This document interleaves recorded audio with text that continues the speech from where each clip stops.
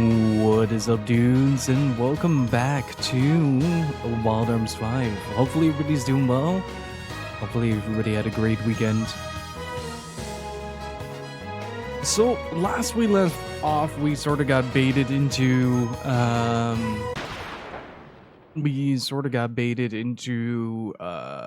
participating in what it can only be, described as the JRPG rendition of Takeshi's Castle.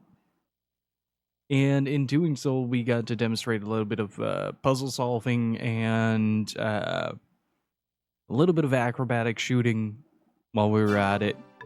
Wait, which one? There we go. No, yes. And we finally met some Varuni, who are a somewhat enigmatic, apparently alien race that has some superior technological advancement over the natives of Filgaia, and are currently suppressing the population. Now we're on a quest to become something called a golem hunter. It's not exactly explained yet what it entails, but it's akin to what I reckon an archaeologist would be as a real-world equivalent. So now we're on our way to show a bunch of orphan kids some sick backflips and gunplay. And probably throw in a motivational speech or two, but we'll see. Loin, Adrian, Flame, how's it going? Hopefully everybody's doing well. Hopefully everybody had a great weekend.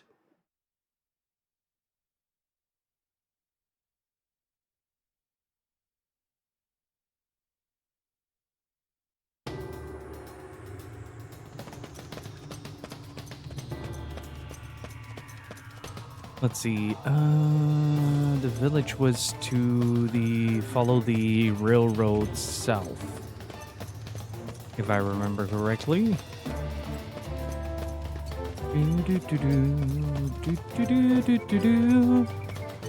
Also, do let me know if there's some background noise. It's still quite warm inside.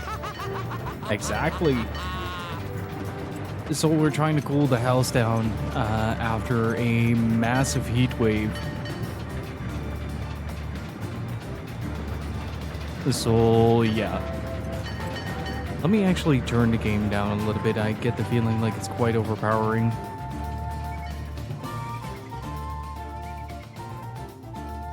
There we go. Hey Steve, how's it going?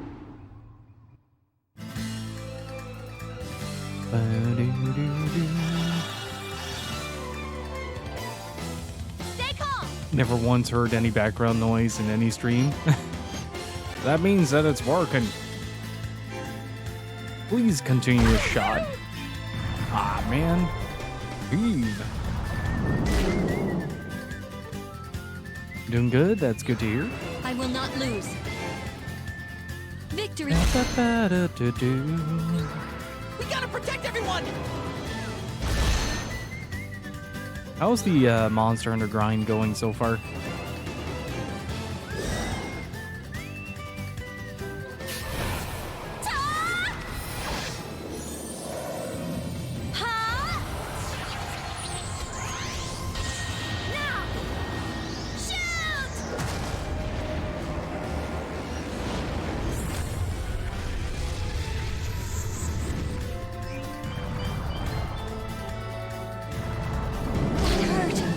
Not enough motivation.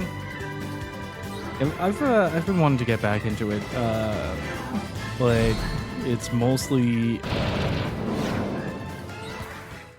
I feel as if something like I mostly play with Gypsy, and we're currently pretty hooked on Arkham Horror. We recently got to the halfway point of one of the cycles that we've been playing, and it has been devastating. We've been caught in left field with our current setup, with our pants down.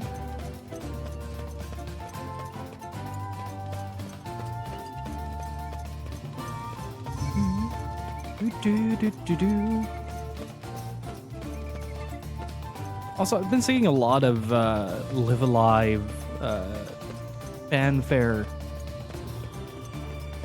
And I'm really happy that that game has turned out as well as it did. I was admittedly quite worried about it, and I'm just really happy to see that it's just being praised up to high heavens. I can't wait to get my hands on it myself. I got a copy laying around, but I haven't gotten around to it. Pastel! Oh right, she was sick.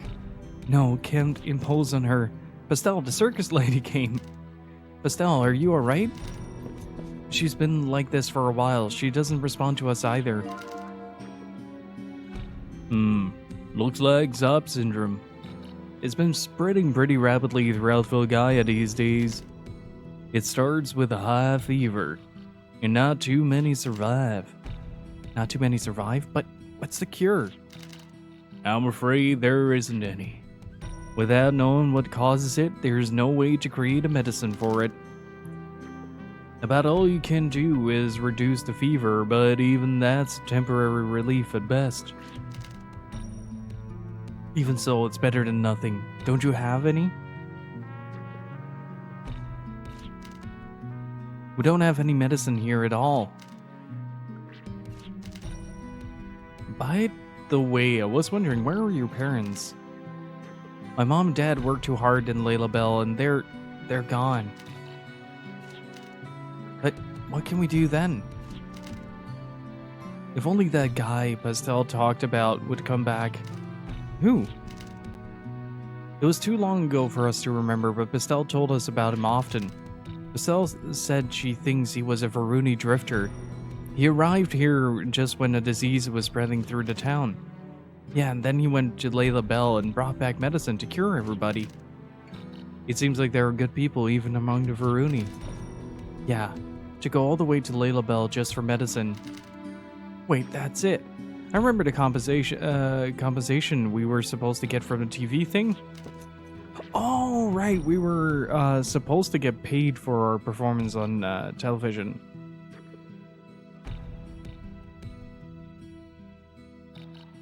Which still feels a bit weird. Like the tonal differences between the Western themes and the more sci-fi, more Phantasy Star adjacent aesthetics.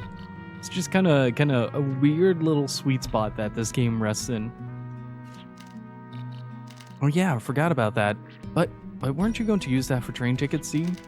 Don't be silly. This is Pastel's life we're talking about. Nothing's more important than that.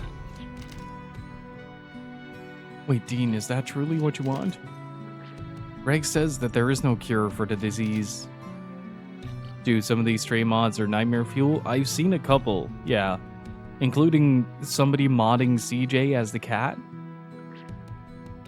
Which is an experience. Even if you bring medicine, there's no guarantee Pastel will survive. Is that not an inefficient use of your resources? Who cares about efficiency? You never know until you try. Even if it doesn't work, there's always something else as long as you don't give up. Never surrender. As long as you don't give up? Yeah, you can do anything as long as you don't give up. Hey, techie man, how's it going? Bill Murray Garfield is among those I've seen. Oh boy,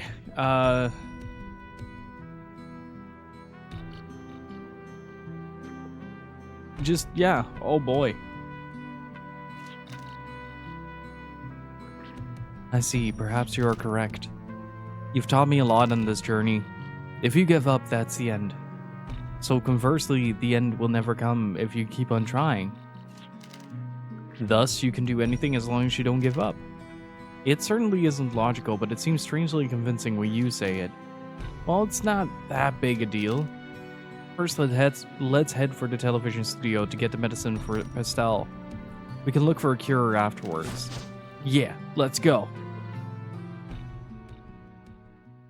Dean casually mastering the art of the tokusatsu swoosh.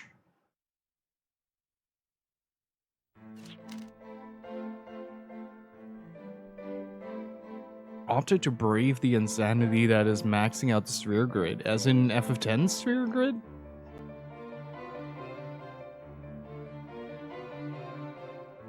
Wait, hold up, hang on.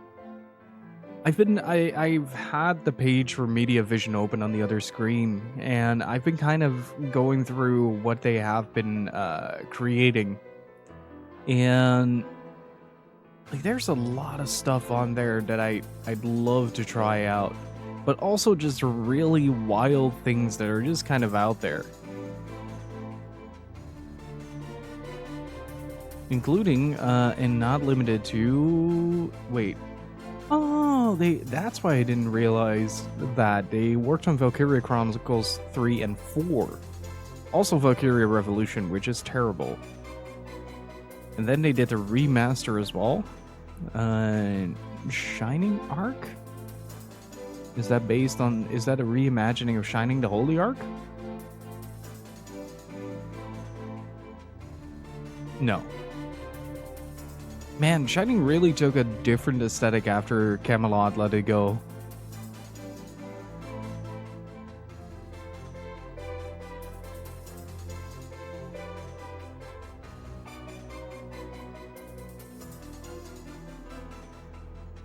Doing a hobby shop run this Friday with a mate, spend all the monies? Nice. Get some good miniatures. Oh boy, good luck in that. I think I did that once on a very, very bored weekend when I was like 14, but I remember it being an endeavor, to say the least.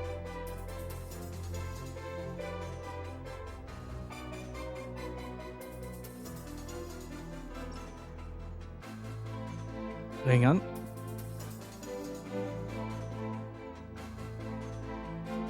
Also, my cough is getting a lot less. It's mostly hay fever based now. So, have you made up your minds? Yeah, we want medicine for Zop syndrome.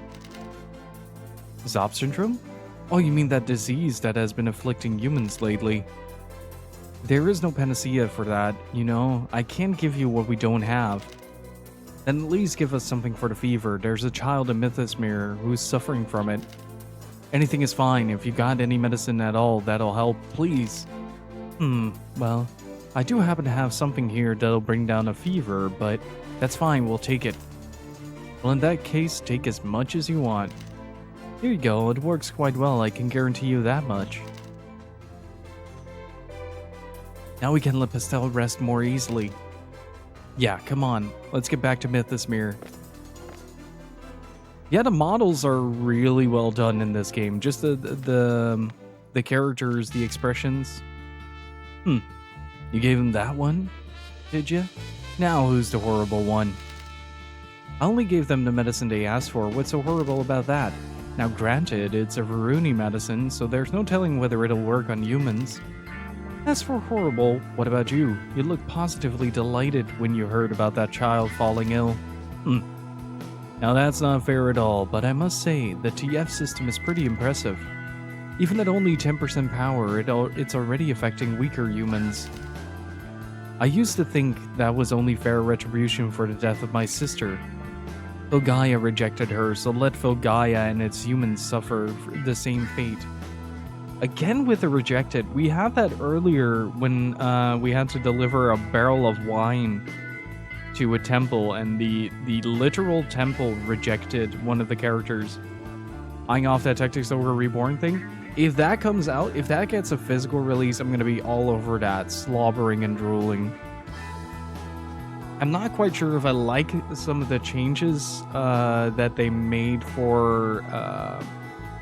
like, they made a few changes to the combat system that I wasn't super into. Let's see. Revamped AI, class leveling ditch. Yeah, the class leveling ditch entirely for character leveling. Music re-recorded live. I don't remember much of the soundtrack, to be honest, so that could be interesting. But I'm just generally really curious. I hope it doesn't get the Dragon Quest on Switch treatment where the little sprite thingies are just kind of demolished, and it becomes yet another one of those Square Enix AI upskill projects.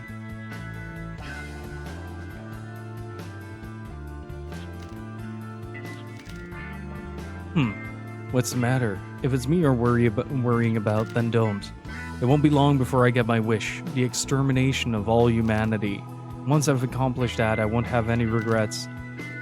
I'll finish myself off in style. Wait, so Nightburn is trying to eradicate all of humanity? Why? Why? Must be some wild reason for that to happen. Pastel, we brought some medicine.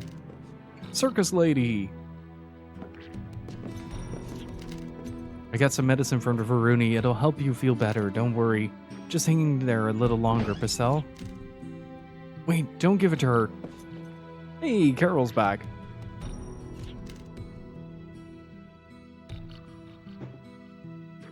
I really like that Carol's weapon of choice is a backpack missile. It's just, whenever she's attacking, it's just like she opens her backpack and a rocket comes out. Carol, what are you doing here? I was looking for my companion who's still lost, but I got lost myself and I ended up here. It's nice to see you again, but now's not the time for greetings. I heard you say that you got the medicine from the Varuni. If that's true, you shouldn't give it to her. Why not? We did get it from the Varuni, but I can't imagine it's poison or anything. That's not the problem. The problem is, Varuni bodies are built differently from human ones. That medicine may work well on a Varuni, but that doesn't guarantee the same effect on a human. May I take a look at it?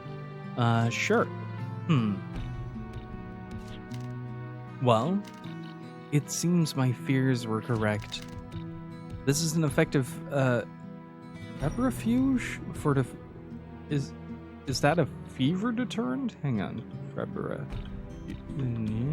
I still can't type without looking on this goddamn keyboard. Yeah. It's kind of like ibuprofen. But it can have deleterious effects, side effects on humans. In the worst case, it could send the patient into shock and, well, what? You're awfully smart, aren't you? Yes, my companion is a scientist, so I've learned a lot as well. Oh, I'm sorry. My name is Carol. I'm Greg. Nice to meet you. Likewise. I'm just glad I got here in time. That mistake could have been fatal. Fatal? I'm sorry. You don't need to apologize. But if we can't use this medicine, then what now? I don't see any other possibilities. Wheeze. I wish I could see that acrobatic shooting again. She's just like I used to be. The way I used to watch that circus act, wishing I could do it. I won't let this happen to her. Of course not. We can't give up yet. If you want something to reduce the fever, this should be effective. Thanks, Carol. Wait a minute, where'd you get that medicine? It doesn't look like it was made by humans. That's right, it wasn't. One time when I visited the Baskar shrine, I developed a fever. The Baskars gave this to me to treat it. Baskars? A group of Varuni scientists that are doing research on Filgaia at a shrine near here. They also study humans, since humans are the native inhabitants of Filgaia. And this is something they developed during their research. Then maybe they'll have something to cure Pastel. Though it's a bit worrying that they're Varuni. Yes, it's true they may have a cure, but whether they'll give it to us... To be honest, I doubt I could have even got this febrifuge without the help of the professor. Professor? Is that the companion you've been looking for? Yes. He's a big fellow with a... Oh, god damn it.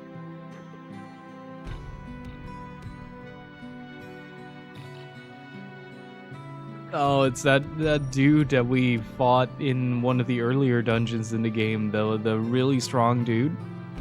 with a big curly mustache that has secrets passed down the Armstrong family for generations? I bet I know who you're talking about. In any case, let's try going to that shrine. Even a small chance is better than no chance at all. If you like, I'll show you the way. I was going there anyway to look for the professor. Thanks, Carol. We really appreciate it. No problem. It's the least I can do.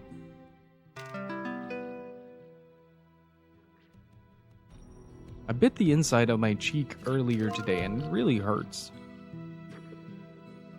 The shrine where the Beskars are studying is northwest of here. Let's go, before it's too late.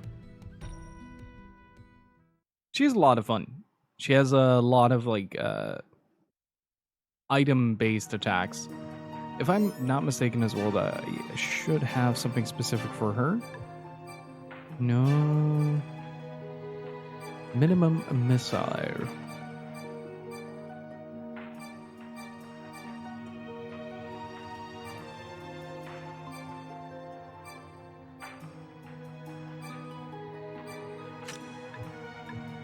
Okay, let's put that there for now. And this game really is stunning, especially if you consider, like, it being late PS2 and it still has better facial animations than certain JRPGs now. It's all really well crafted.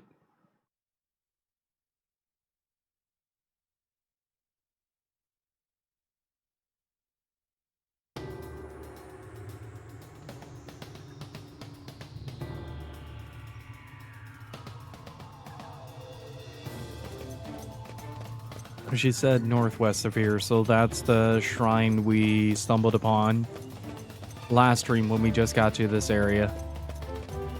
If I'm not mistaken. At least we ran into something, so I can just retrace my steps there. Because that, if I remember correctly, that led to a closed door and we couldn't enter that. So I turned back, went into the little town. That's that.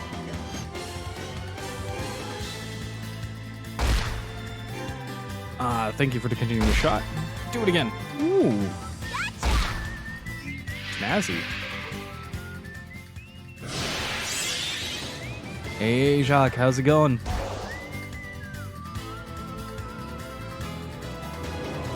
How's the Grandia been treating you?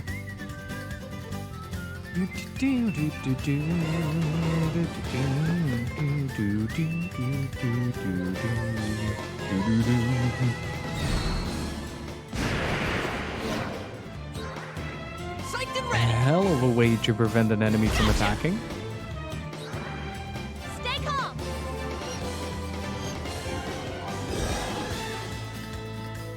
Looking forward to my playthrough this week. Nice. I've been looking off and on, and it's been a hell of a ride.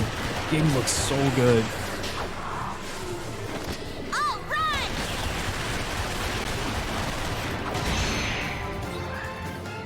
Can't we find someone with a little more bite?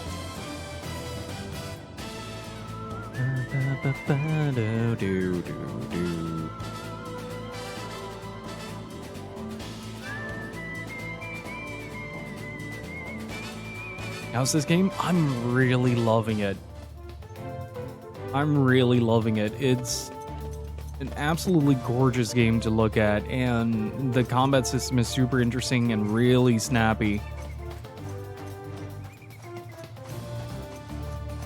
Combat systems like this have a tendency to really teeter on the edge of being just a bit too slow or just a bit too cumbersome, and this game balances it out beautifully.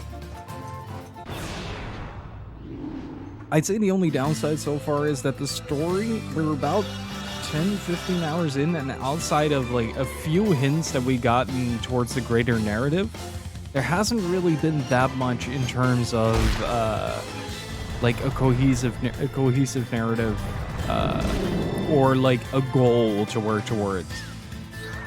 Prepare It yourself. mostly results in the game just going, yeah, the Varuni are bad. Yeah. All shall be Just burned. no to Varuni. Say no to Varuni. they're bad. Psyched and ready. But it never quite explains why. Just that they are from space. And I'd say that's pretty much the only downside to this game so far. The characters are a lot of fun. Dean is a delightful goofball. I've never seen a more protagonist-ass protagonist than Dean.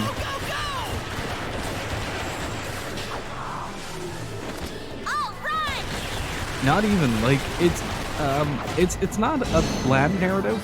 It's more personal. But here and there, the game will throw in a couple of cutscenes that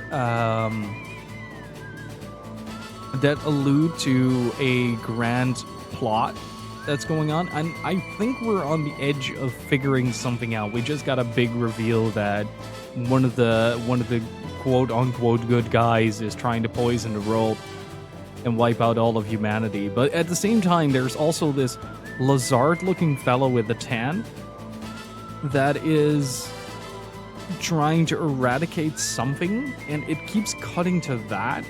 Like, it keeps dropping hints and hints and hints and hints and hints, and it's probably going to pay off at a certain point, so probably at the end of the first act, where we're going to start heading into the main narrative, because everything is now very personal. Because we came to this town to see if Dean could become a hunter and Rebecca could become a circus acrobat, and Dean got denied entry into the guild, and Rebecca's dream basically got crushed because the circus is dissolved. In the meantime, we're trying to figure out why Avril has lost her memories and what the words Johnny Appleseed mean. But so far it's used in like 7 different contexts, so it does tend to get a bit messy.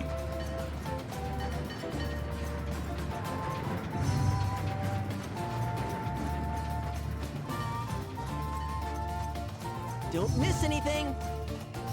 Can I just walk out into the ocean? No, I cannot, and I am lost. Yeah. Don't miss anything.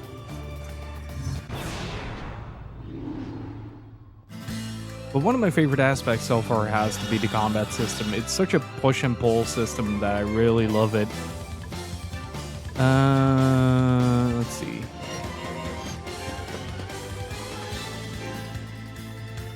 Have you played Valkyrie Profile 2 extensively? One of my favorite PS2 games. Jesus Christ. Rebecca's on a homicidal rampage. Let us hold back. That's where Desi mode comes from. Should I move there? And that. Any regrets? We gotta protect everyone.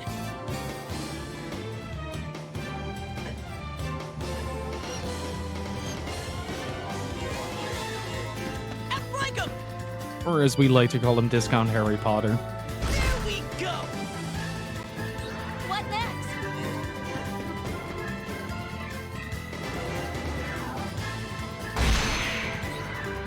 Can't we find someone with a little more bite?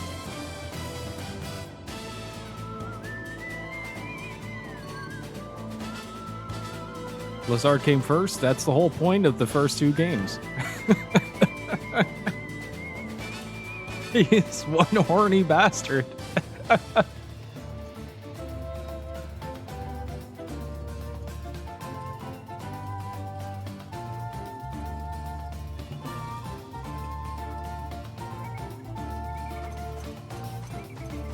Man, we should replay Valkyrie Profile at some point. I'm really looking forward to seeing what they do with the Lenneth remaster. It's probably just going to be a port upscale of the PSP version, but I don't think we've ever played Lenneth on stream. So it could be very interesting.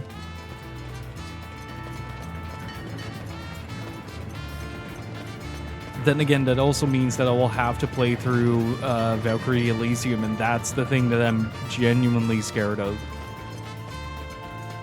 I'm not sure if that's going to be a lot of fun. It doesn't look like like a good game. But I'm ready to be proven wrong. What next? Large part of me saying that is also just due to the fact that Gotta move fast. I'm a bit salty that we didn't get our rest game. Uh-oh. Somebody is about to die.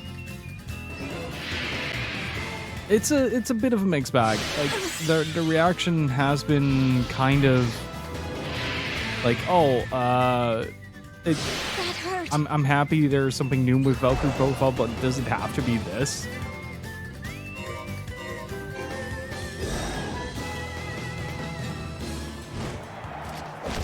Like that? Here goes. And I'd hate to be cynical about something like this, but like Valkyrie profile is such a hard game to Targeted sight. I want to say recreate. Gotcha. Like the amount of love and care that Tri-Ace put into it is unprecedented. It's such a drop dead gorgeous series of games that Where'd they get you? it's just kind of baffling how well everything looks and how well everything is presented, from the soundtrack to just the way that the presentation works in That's oh yeah, uncalled she's dead at the for. start of her turn. Wait, can we save? Can we save? We can. Yeah. Save her from the poison cloud. Deny the farts. But it's kind of hard to describe like why. I don't know if it's gonna work. Because it's mostly due to the fact that it's like a very specific look and feel that a lot of Valkyrie profile has. And it's even like Covenant of the Plume is incredibly strong in what it does. Like it's very different from the first I two hope I games, was but able it to still help out a adheres a little. lot to the to the feel, to the architecture, to the presentation.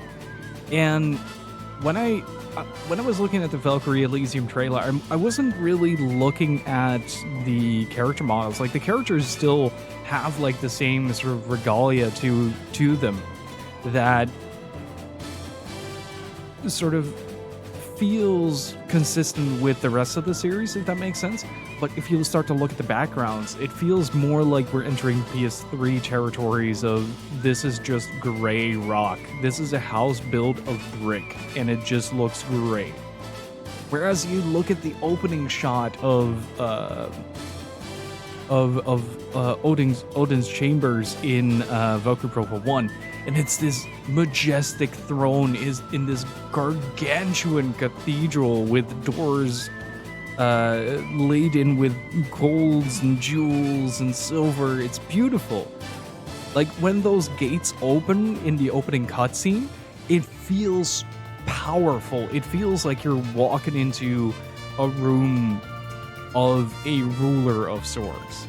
And I never got the sense of that with any of the locales in that have been showcased in Elysium.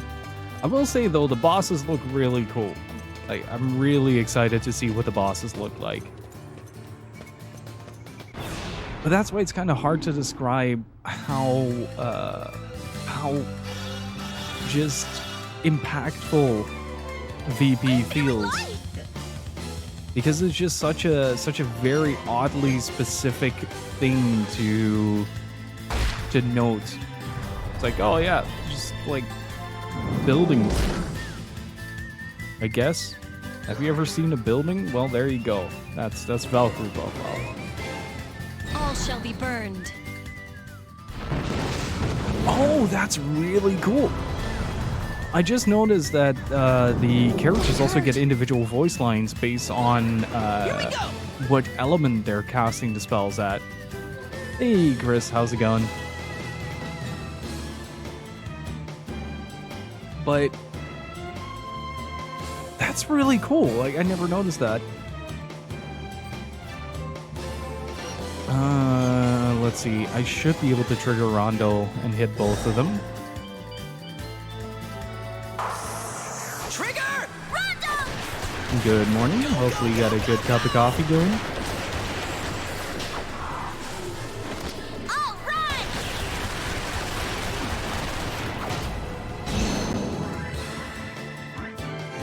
Don't miss. This is for my friends. People's life depends on it. Can't we find someone with a little more bite?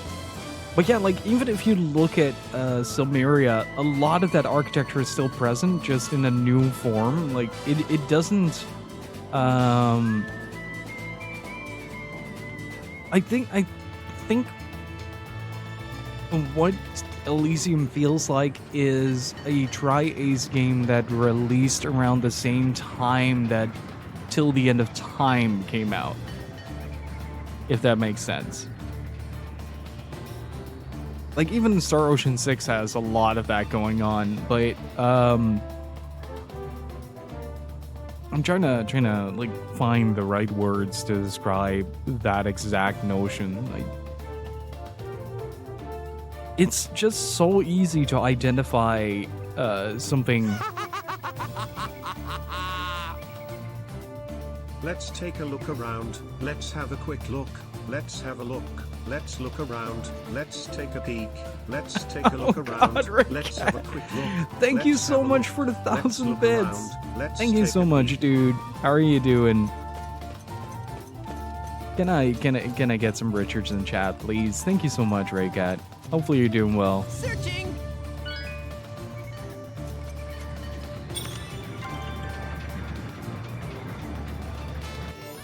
Doing alright? That's good to hear.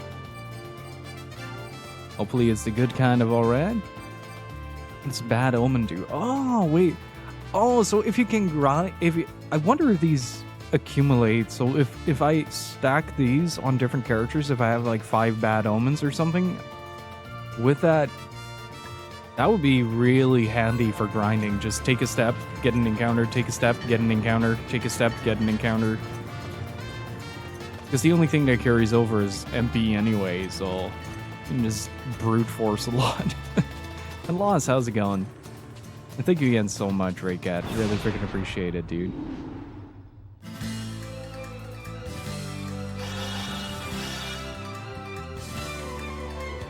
I'm still standing. I don't think... Wait, does Wind Element oppose... Okay, it doesn't really factor into that. Surviving summer? Yeah, I just saw the 35 degrees that you posted on Discord. That is rough. It's now like 21 degrees here, and I'm starting to just very slowly cool down the house. Rank up! You're going to have a look without saying howdy? Duran, thank you so much for 22 months of support. Really freaking appreciate it, my dude. Can I get some Kevin's and Riches in chat? How are you doing? Gotta get out of the poison zone. Let's see. Rising Inferno, set them aflame. There is even... Shape now! Interesting, there's even different voice lines for crits. I think this is the only part about PS2 RPGs that wasn't the best. Eventually you'll end up in a large sprawling field or town that is as active as a nightlife district in a god-fearing town. Yeah, I mean... I reckon a game, especially a game like this, would have a limited capacity for things, if that makes sense. So I don't really fault it, but yeah, a bit more design. Like, desert areas aren't exactly the most graphically appealing areas to go through, unless you have like a beautiful sunset or something like that. So just sit here and absorb the cowboy vibes, get a little yeehaw in your day.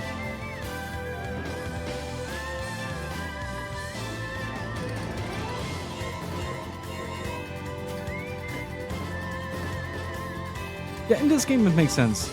In this game it makes sense, but I get what you mean, yeah.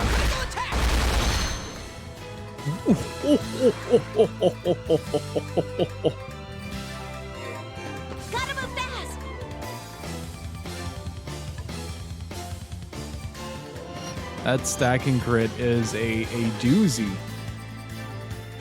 Good lord. Trigger! But on the opposite side of that, we were just talking about Valkyrie Elysium and Valkyrie Profile in general.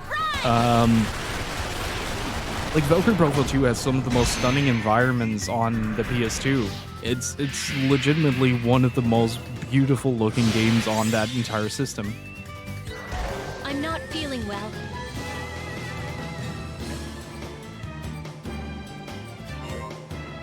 New position. Can I can just blast him from here, right? Yeah. I'm on a roll! Take them all out! But I reckon having a large sprawled out map, like having large flat surfaces, make things harder to render on a system like the PS2. I don't think they actually took advantage of that until like well into PS4 territory, because a lot of PS3 JRPGs have a lot of bland environments as well. It's usually like it would be the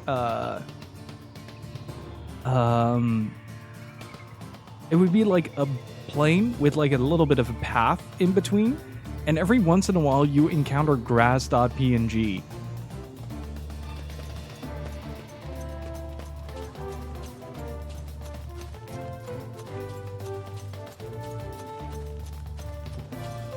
See anything? Grass.png, my love.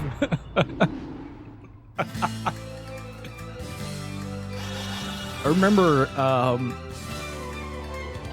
there was a time where I pretty much hadn't touched my PS4 in years, and at some point someone in chat convinced me to play Horizon Zero Dawn, and like, I shit you not, during the tutorial I found a tree that had ants crawling over it, and I think I lost my mind for like 20 minutes straight. I hadn't touched my PS4 in such a long time, and like going from PS2 into that and seeing such a senseless detail make the world feel so much more alive is mind-boggling. It's fantastic. And hey, Mind, how's it going? Yeah, it does have a certain desolate mood to it. I wouldn't call it gloomy. Like, it's a little bit too vibrant for that, except for the parts that are just actively destroyed, but desolate is definitely a good word for Rising it. Inferno, set them aflame.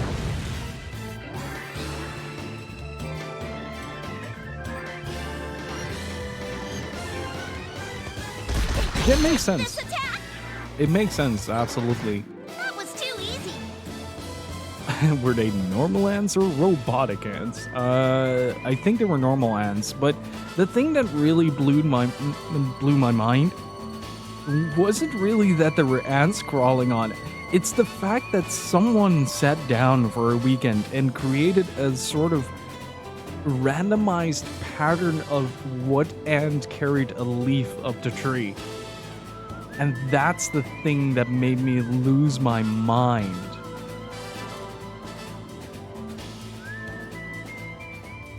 Was each ant model?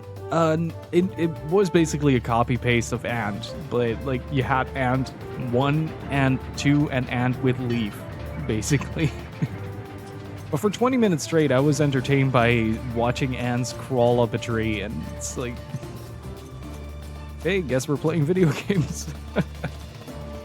But it's such a beautiful moment where you can just enjoy such a little thing in a video game and just go like, yeah, this is exactly what I'm looking for.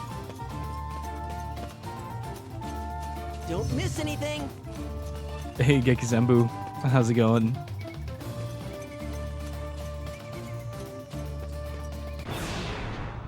And I'm not even that big into ants. I was just really excited about someone modeling something that is probably going to be missed by a lot of people, and then eventually you end up with a tree that has ants crawling all over it. I'll take an ant over literally any other bug, though.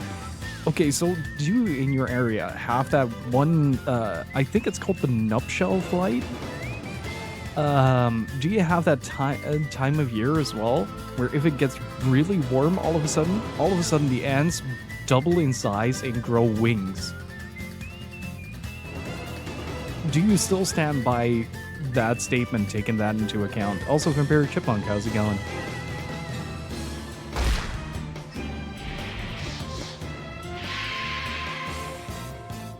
Missable details are the best, to be honest. I prefer that over getting my camera force-zoomed on the environment screaming, "Look at it!" I'm okay with that as well, but that's why games like Xenoblade Chronicles X, for instance, really hit like a sweet spot of open world exploration with JRPG.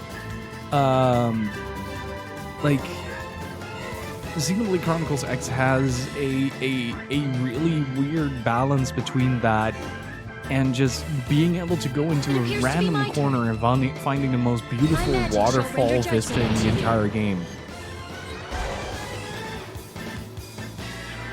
The Ninja chapter in Live Alive made me feel incredibly bad at games while it gave me the full Takeshi's Challenge experience. That sounds par for the course for Live Alive. I'm really happy a lot of people are getting into that, though. That game deserves a lot of love.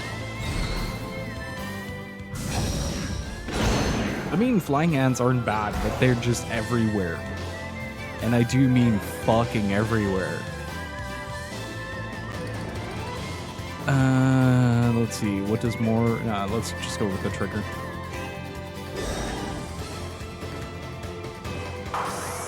Trigger! Random! Go, go, go, go, go! All right!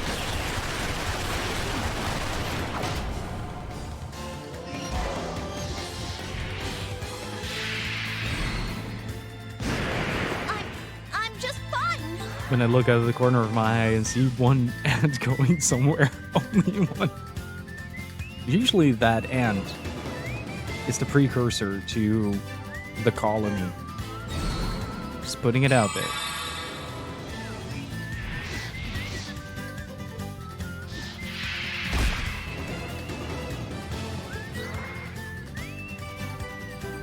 Let's see, overhead sorcery is the wide-angle lens of casting spells, also known as Blitzball.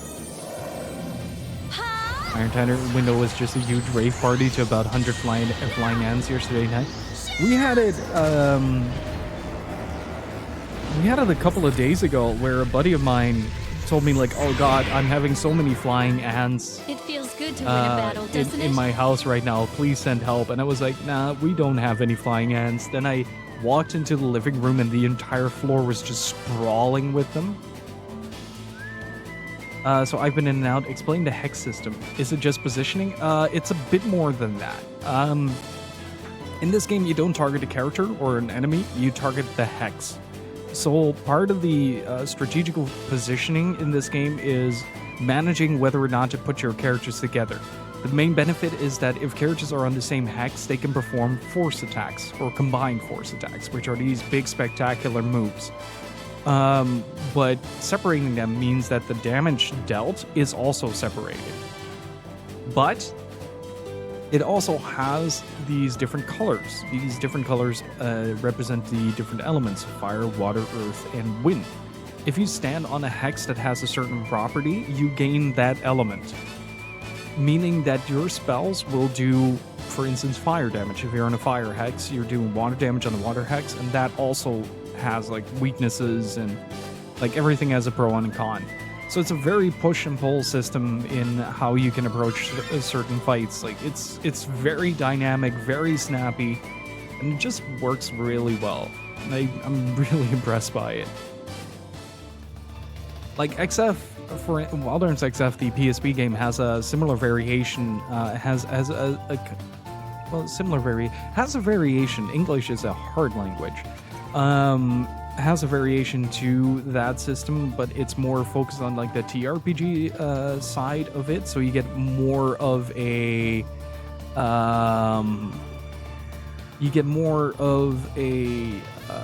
like Final Fantasy Tactics feel to the pacing. It's a bit slower. It's a bit more like fights take a bit more time to complete, and they sort of compress that into what this is.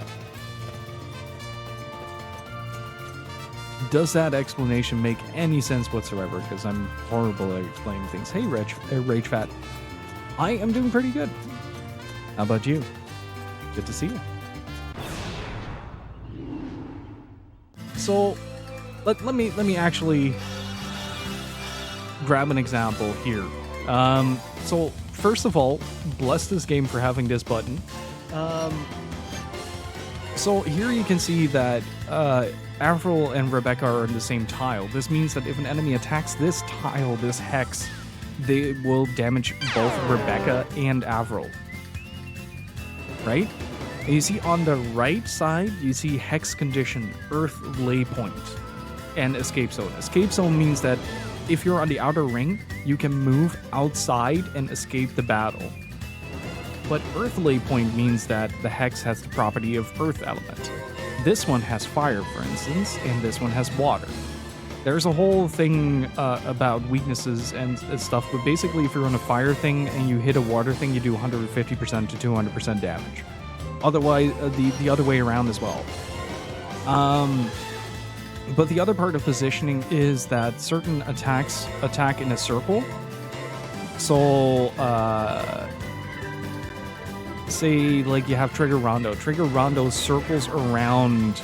So if you're surrounded by 3 enemies, or say you're in the middle and you have 5 enemies surrounding you, you will hit everything around you. But there are also attacks that hit in a line.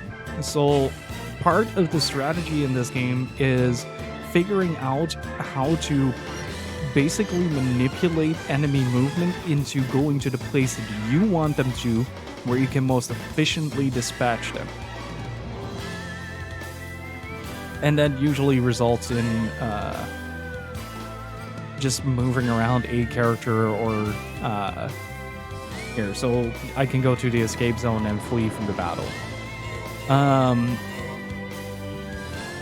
And each turn is basically divided into a move and an attack. If you move and then hit move again, you guard, which means that you take like 75% damage or something like that instead of 100%.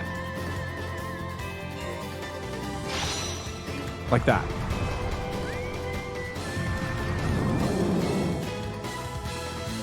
So, like, a lot of that is, like, then you also charge force points. It's a bit of an information dump, so my apologies for that. You have force points as well, which charge up, and these are like the cooperative or the special attacks. Like Lay Change, for instance, changes the elemental orientation of hexes. Widespread makes the effect of a spell apply to every hex. So if you have a blast spell, you can hit the entire field with blast.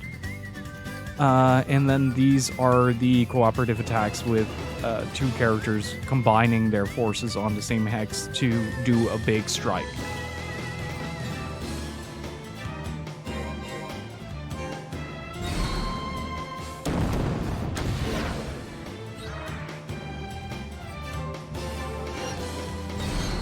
So, like, one of my favorite aspects of this battle system is that it makes things feel just a lot more dynamic than you'd normally be used to. Because in any, like, Final Fantasy, or for instance, you have different types of spells to do different types of damage. So you have fire, which does, like, single target, but then you have, like, the AoE variant of it as well that targets all enemies. Here, it's largely dependent on how you're positioned or what effect you apply. So what did you stack in order to get this?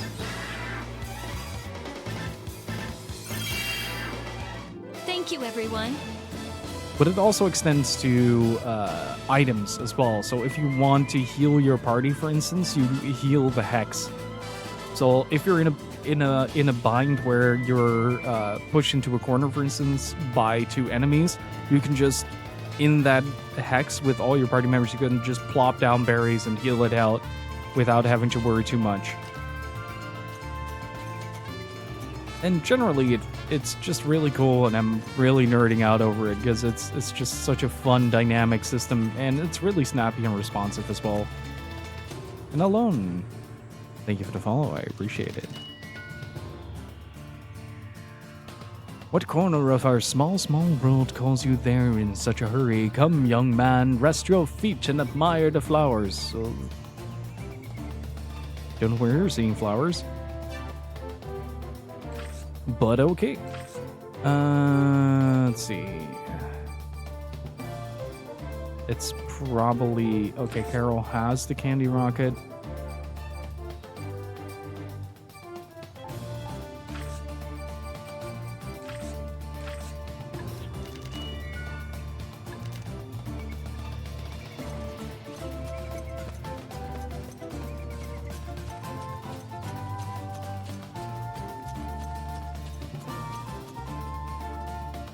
Chat.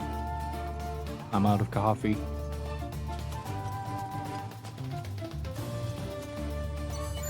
And also one of the cool things about this to kind of make the process feel a little bit less tedious is that HP restores at the end of combat. So you don't really have to worry about a character staying low at the end of a fight. You just have to complete the fight and make sure that at least one character is alive for everybody to recover. Most of the items are only in battle use. Is it bad to be out of coffee? It is. But I also had quite a lot of work today, so I'm not gonna get seconds. I'm still standing. Well,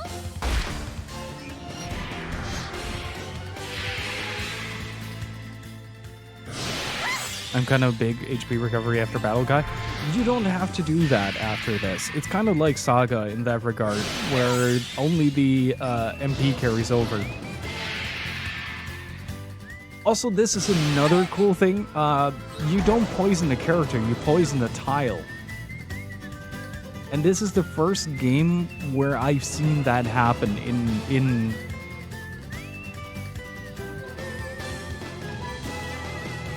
in just, well, the video game. Searing wind, cut them to ribbons.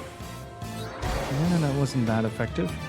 And it's also a set amount of damage, which is really nice. Thank you for that, Warham's creators, for blessing us let's find a better with not spot. just good tunes, but also just the ability to mitigate poison and predict poison damages.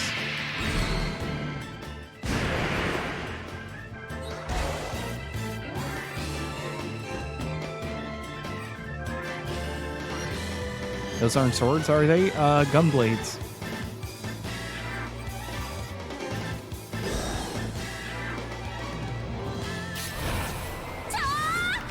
Like, it depends on every person. I think Avril has, like, Swall's Gunblade.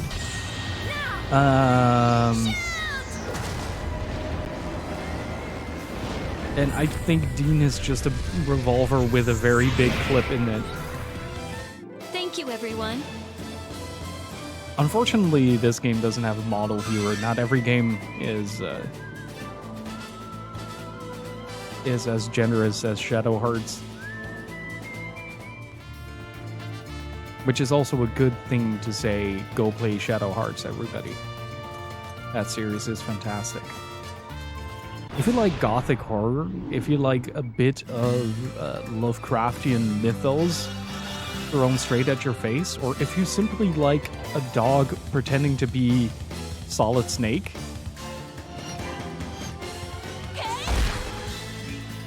then it is a good video game for you.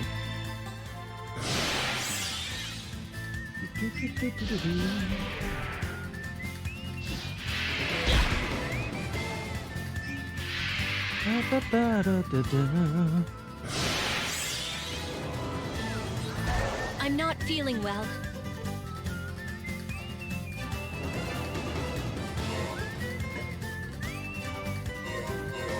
Should I move there? I don't think this is a good idea, but...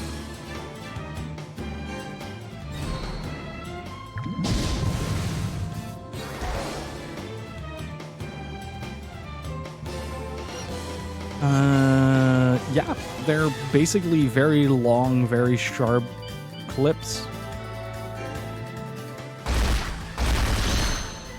Jeez.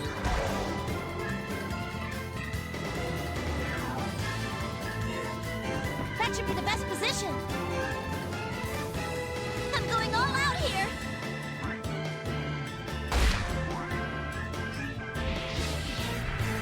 I still really like the idea of just Rasputin punching a blimp in the second game, as your stray dog It appears to be goes my on an turn. infiltration mission to break you out of jail while trying to battle other dogs to It become feels top good dog. to win a battle, doesn't it?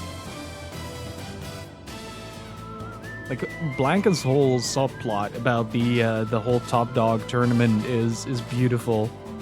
Like, it's riddled with philosophies about fighting and stuff like that. I think one of the dogs even starts quoting Sun Tzu at some point.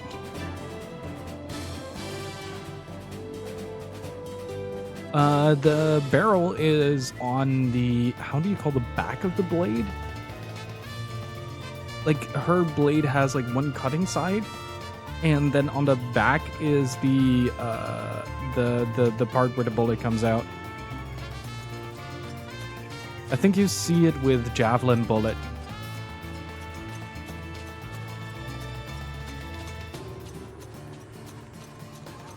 Let's just make like a little safety save over here. I will say though, this game is excellent into in leading you into a false sense of security, and then the minute you let your guard down, it throws a boss at you that just utterly annihilates one of your party members instantly, and you're like, whoa, well, I'm still standing. That should be the best position.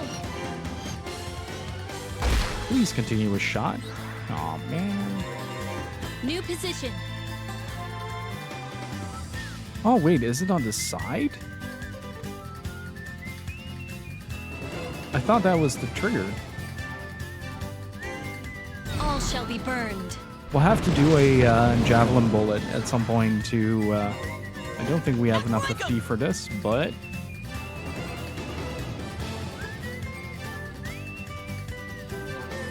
Oh, hey, we have a new crush. What does Heavy Crush do?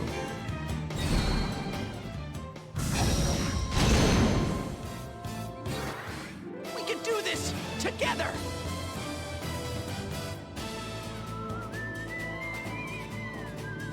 I remember you said earlier if you want a dog having Solid Snake segments, then try Shadow Hearts, because I remember old NeoGaf, someone named the thread title something like, I recommend this JRPG with a wolf with Solid Snake segments, or something like that.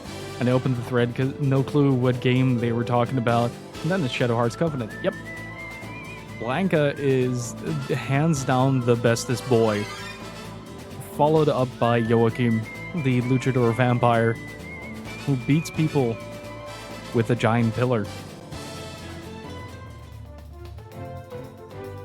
It's like, the only reason I ever got into Shadow Hearts was, well, Kodelka being one of them. Kodelka is like the sort of prequel to the entire saga. But when Covenant was hitting gaming magazines, there was like a demo disc that had the trailer for it, and that trailer opened with Rasputin transforming into a demon and punching a blimp out of the air with his bare hands, followed by a dog doing stealth segments. Like, that was literally the cut that they made. I was like, I gotta have this game. Where are you going? We have to save Pastel? Wait, isn't this the temple?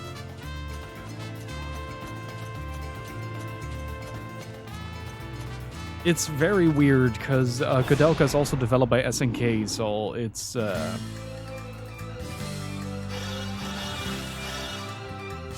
like a very weird little Let's find a better thing spot. that makes sense when you get to the point where you understand why Koudelka is part of Shadow Hearts. The trailer with the train and the badass main character. That is... Well, that would be both Covenant I will not and... lose. Yeah, that would be both Covenant and... My magic shall render judgment unto you. like, Covenant... freaking hell. Brain. Yeah, Shadow Hearts starts with Yuri on the train, if I recall.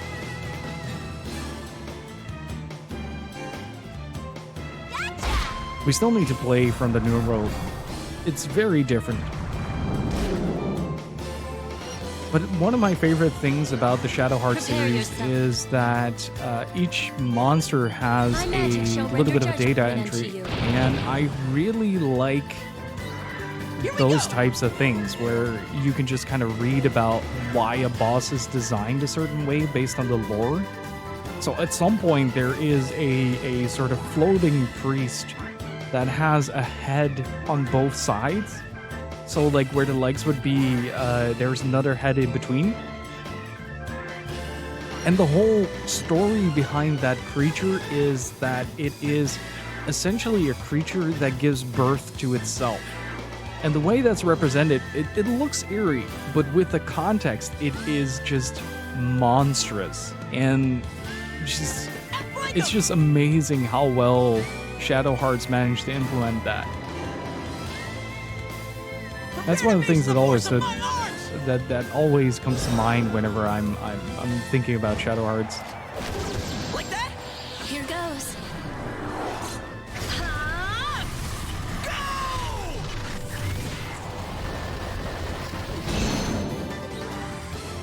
With these arms, I'll never lose. Shadow Hearts 2 was also released in the crazy gaming year 2004, which almost every week got a masterful game.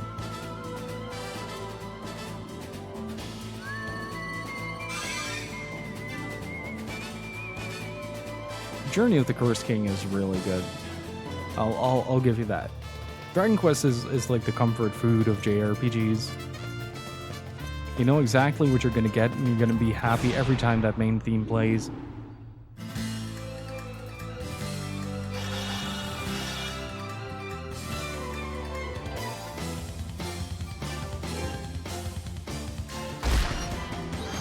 Keep it up. Wait, we unlocked a High Blast. Should I move I want there? to see what happens with that. Let's see. Become one with the power of this planet. Oh, jeez. Psyched and ready.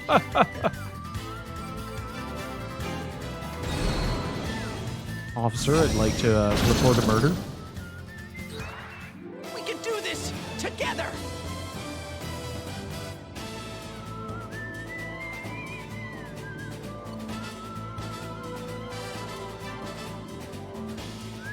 The handheld version of 7 is much better, yeah. It's, I mean, it doesn't fix the pacing, because it's still a very long game, and also very long-winded at times. But they did fix a lot, streamline it a lot, I should say. I'm very excited for Dragon Quest X Offline. I'm very curious about that one. And the DQ3 remake looks so good. If we can just get more of that, please.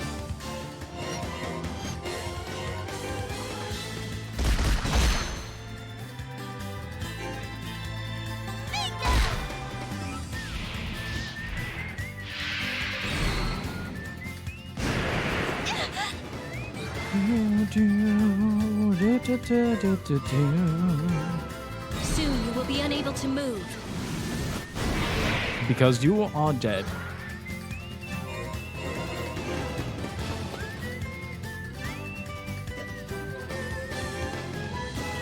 How's this? Gotta move fast. Trigger Rondo. Nab, thank you so much for the raid. How are you doing? How's the rest of your stream? Go, go, go, go, go! All right! How's it going, Nab? I can't lose. People are depending on me. Also, let me give some shout outs real quick. And welcome on in, everybody. My name is Gil. We are playing Wild Arms 5, a sci-fi western JRPG. So if that sounds like your kind of thing, then feel free to sit back, relax, enjoy, and welcome on in.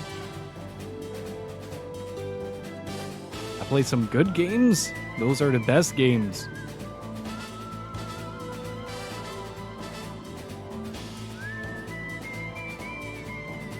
If y'all want to check out some comfy streamers, do check out Nab Who Does Nothing and Jock Not Shock.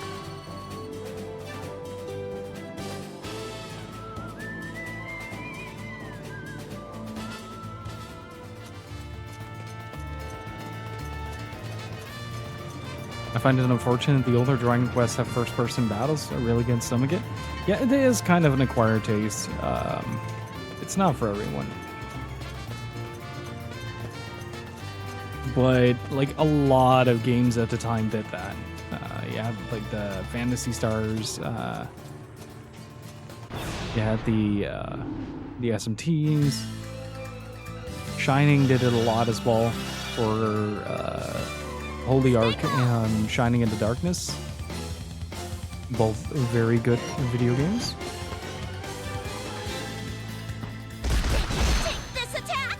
Ah, she needs that double crit. Should I move there? Victory is mine. Psyched and ready! Do.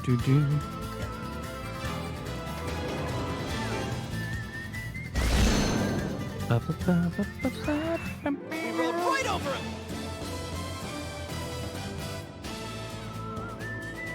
him! Something sword. Sword of Destiny? No, that's a PS2 game.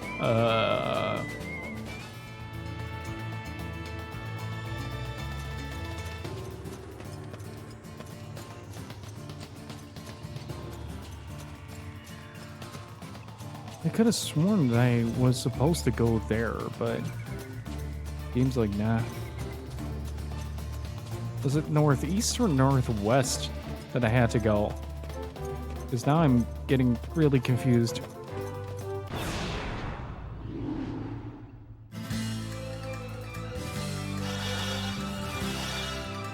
Masked Queen. Wasn't it just called Dragon Quest Swords? That's where the swords part of the title comes in.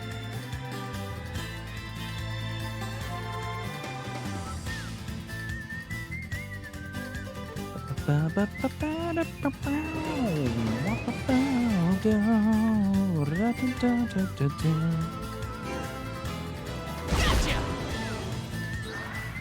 Oh wow. Just kind of do whatever. Take this attack.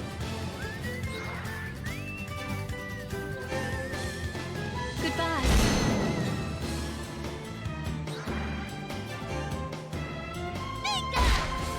I love guns. They can just shoot in a straight line. May you sleep peacefully. I feel as if something similar happened before.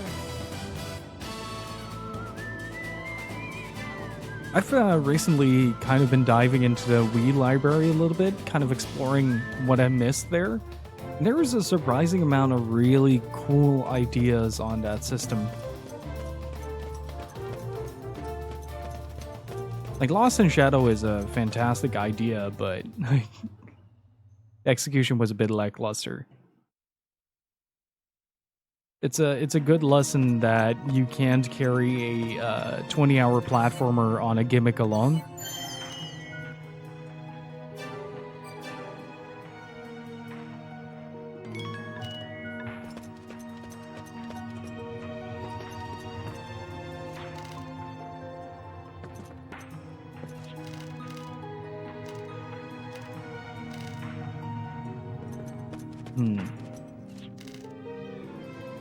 If it's alright with you, I'd like to pitch in and help you out as well. I come from a long line of artisans and craftsmen who can draw out the power within items and use it to create entirely new objects.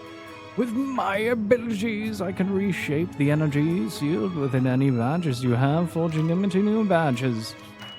Oh, nice.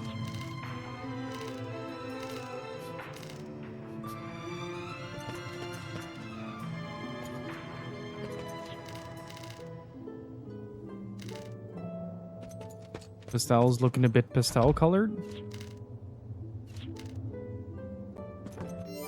Is there a way to...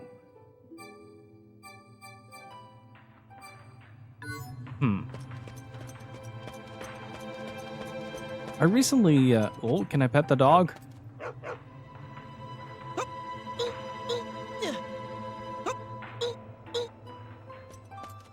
I count that as petting the dog. I recently got my hands on a copy of Pandora's Tower. And I am really curious about that, so likely once I'm done with Live Alive, we'll check that out.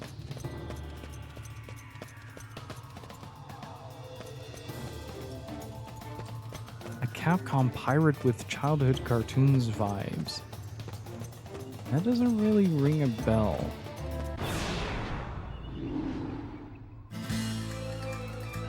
Wait, I'm gonna catch myself. Hey, Matt. I can't lose this!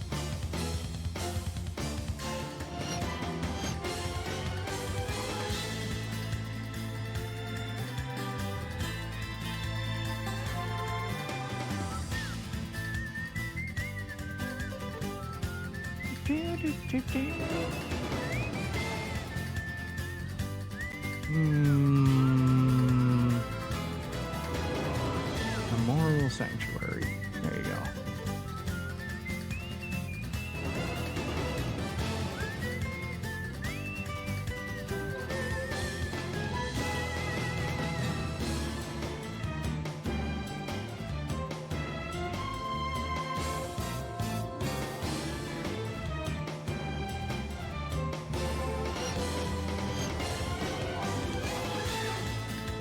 Let's see.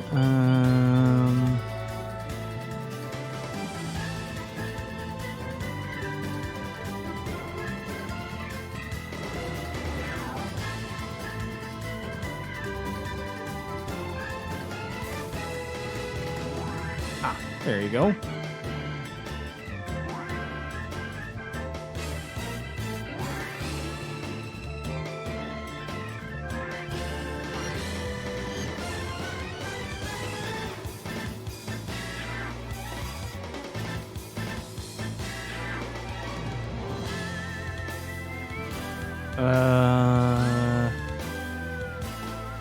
Well, it doesn't really say where I need to go, so.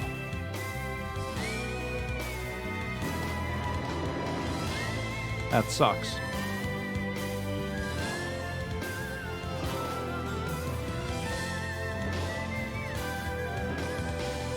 Ah. Go straight to the railway track. From there, go north and follow it. Follow the West Mountain Wall. Okay. Hey, Zafon, how's it going?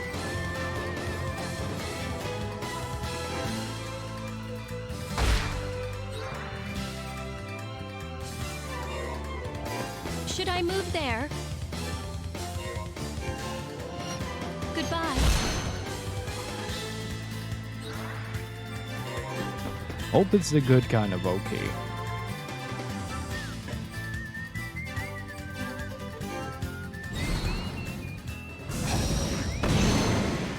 Well, it kind of is the spaghetti western of JRPGs in that regard. I can't lose this!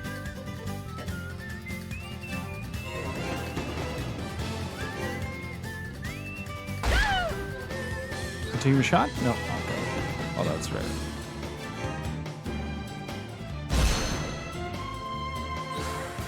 I hope I was able to help out a little. Also, thank you all again for the massive support last week.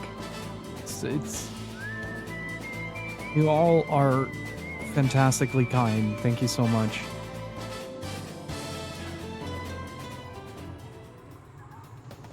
Okay, so follow the west wall. Oh, wait.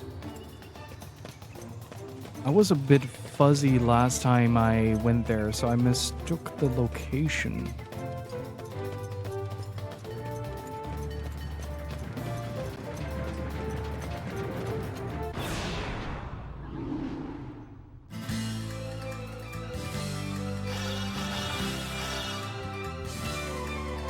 Okay, let's see.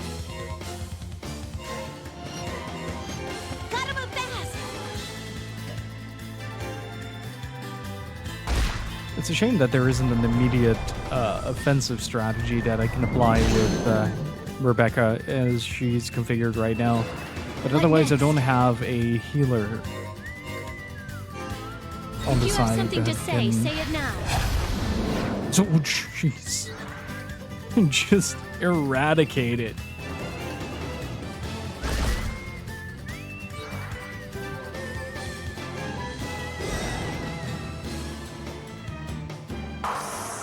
Trigger! Rondo!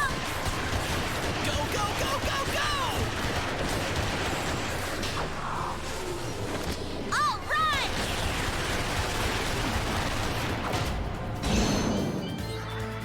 That was too easy. Do do do do do.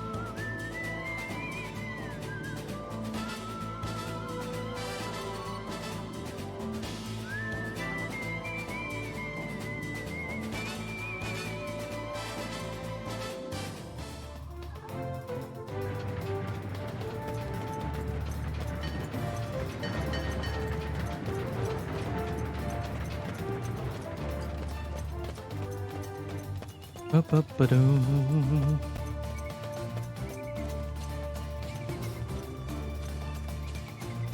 There has to be something here. My instincts, every instinct right now is screaming at me that there is supposed to be a treasure chest there.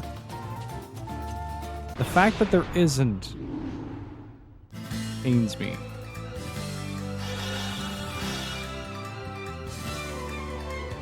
What next?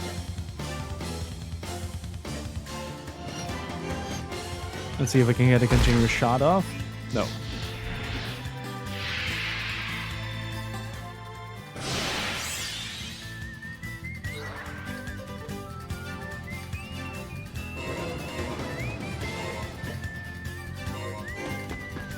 Okay, so in this case, it should allow me to... Yeah, there you go. Become one with the power of this planet.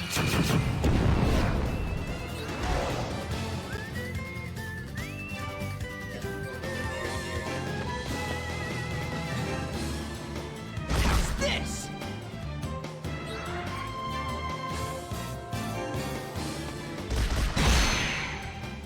Man, Rebecca is on a Can't roll lose. with People are critting. depending on me. I think every other fight she hits at least one crit.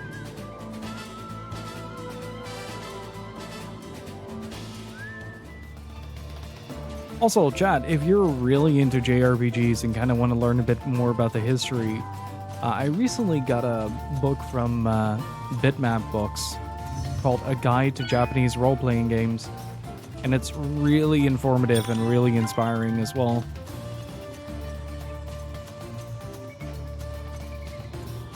It has the unfortunate side effect that my backlog has nearly tripled since I started reading it, and I'm like a third in.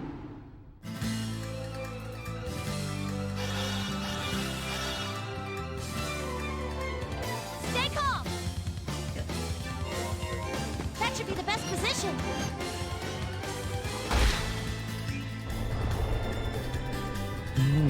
That is a good opportunity in the making.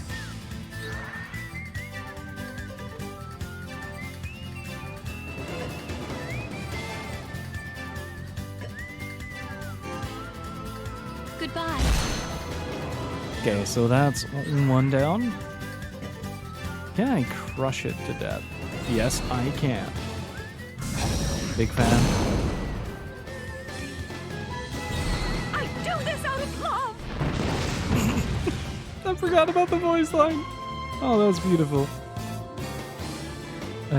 Being up to date with their backlog, be it video games, books, TV shows, anime, movies, music albums, you name it. It's such a difficult taste, not to only financial but time-wise.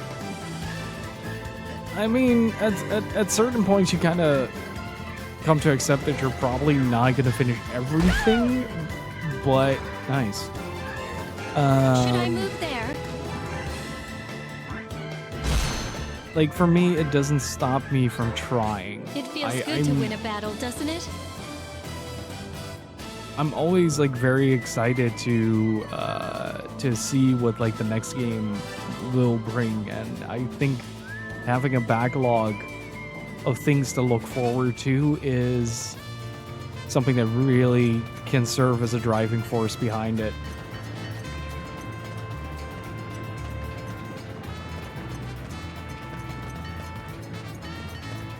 Oh, for sure. There are a lot of games that I find super interesting that I'll likely never get to.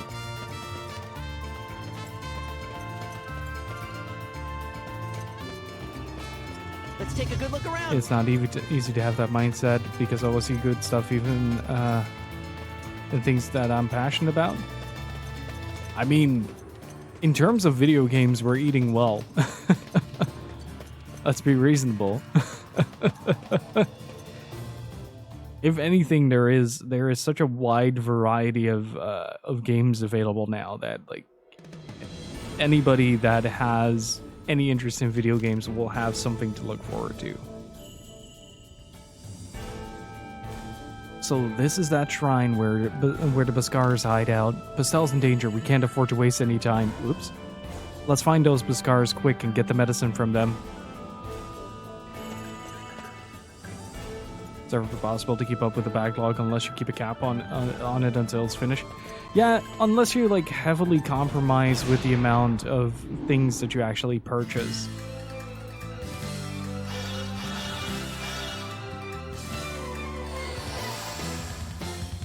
Okay, I'm a big fan of that design. Not a fan that it moves first.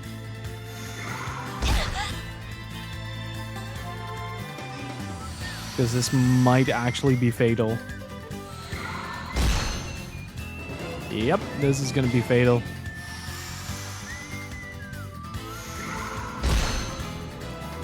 Oh. I don't have revives. That sucks. Wait, yeah, I do.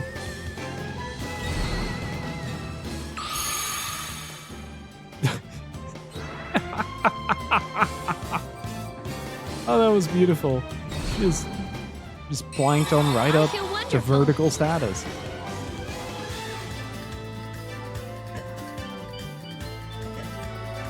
Wait, that does mean... So, okay, so... To answer Raycat's question, this is why positioning is important. Trigger! Rondo! Go, go, go, go, go! All right!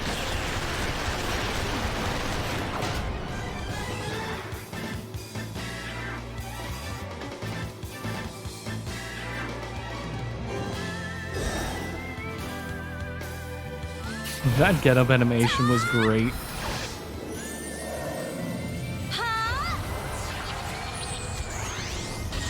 Now! Shoot!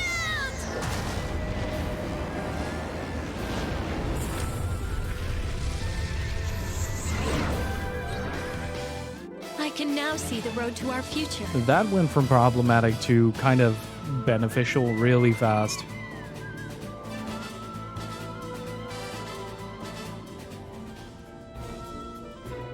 But I also feel like I might be slightly underleveled.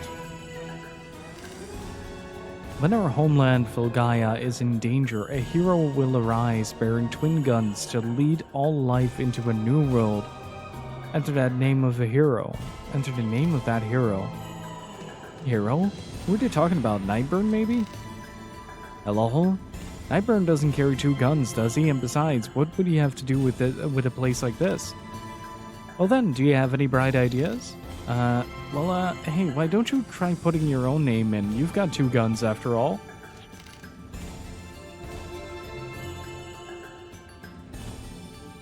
Now you're being silly, Rebecca. You can't possibly think it would actually open for me.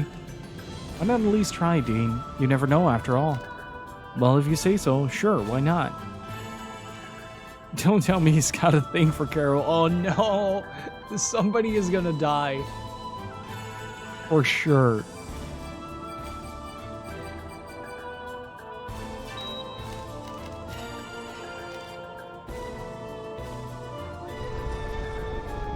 I'm getting huge vibes from like the middle point of Wild Arms where suddenly a lot of like those little details that you get with Rudy. I'm trying to keep this as spoiler free as possible, but sort of align all of a sudden. Is one of the party members really called Greg? That's what I name my stupid D&D characters. He does, and his hat is about as stupid as that sounds. No way, it really worked? That's amazing, Dean. So does this make you a hero? Well, now that you ask. No, of course not. I still wonder why it opened. Who knows, maybe there really was a hero once who just happened to be named Dean. This is just crazy. Like, let me see if I can find Greg's stupid hat. There you go. I can get over that hat. Oh, wait. You can sort of look at the weapon here. It seems to be coming from the side of the blade, actually.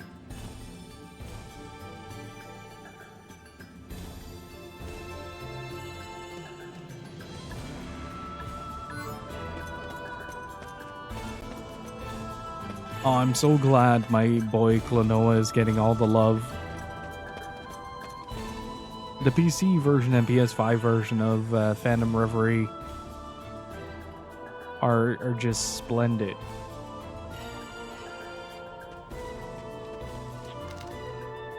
So you think the Beskars here might have something to do to cure Pastel? I don't know for certain, but I think there's a good chance that they do. Their recent studies in particular have focused on the interactions between Filgaia and humans, so they've probably learned a lot about us. These Beskars seem to be very involved in their research. Yes, they are. They taught me a lot the last time I was here. They told me about the history of Filgaia from its formation up until the present, and how it's changed over the ages. They also do research into meteorology, geology, even human society. So, sociology. But lately, what they're really focused on is... What's the matter? I was just thinking how great it is that you know all that. You certainly have studied hard for one so young. Yeah, I'm sorry, Carol. I had the wrong impression of you. I was about to say that Dean is not about to call this a lost child, but here he is.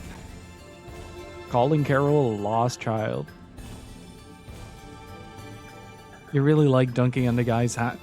You know, the man is a gunner, okay? So he has a long-ass rifle that he uses as a gun. And nobody bothered to tell him that vision might be a good part of aiming that gun. So he got a stupid hat. Now he can't see. Now he's a liability. Meaning, the first time we met him, he blew up a train.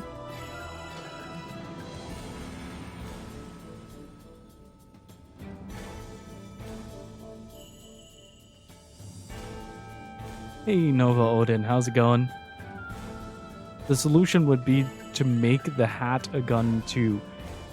Now we're treading into science territories that border the insane. I love it. It's like that moment in Armored Core where you realize you can stack guns on guns. I guess you really can't judge a book by its cover.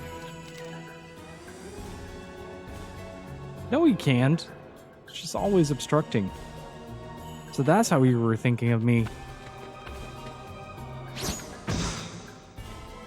I mean...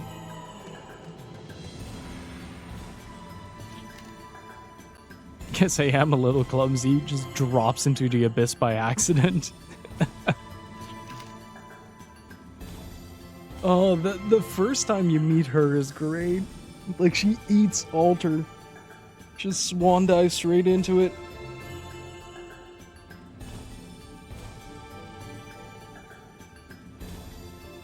It's that disparity that makes you so cute. I'd better try harder myself. Huh? Try harder at what? Just the density. Like, he is approaching critical density. It's been... We've been playing this game for what now? Nearly 20 hours? This man hasn't picked up on a single clue.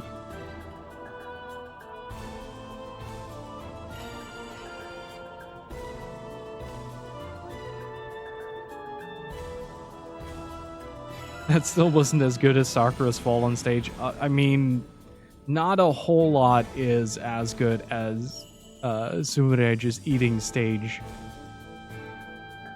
That was a very, very powerful face plant. And Abandoned Hope, how's it going? And Alone, how's it going?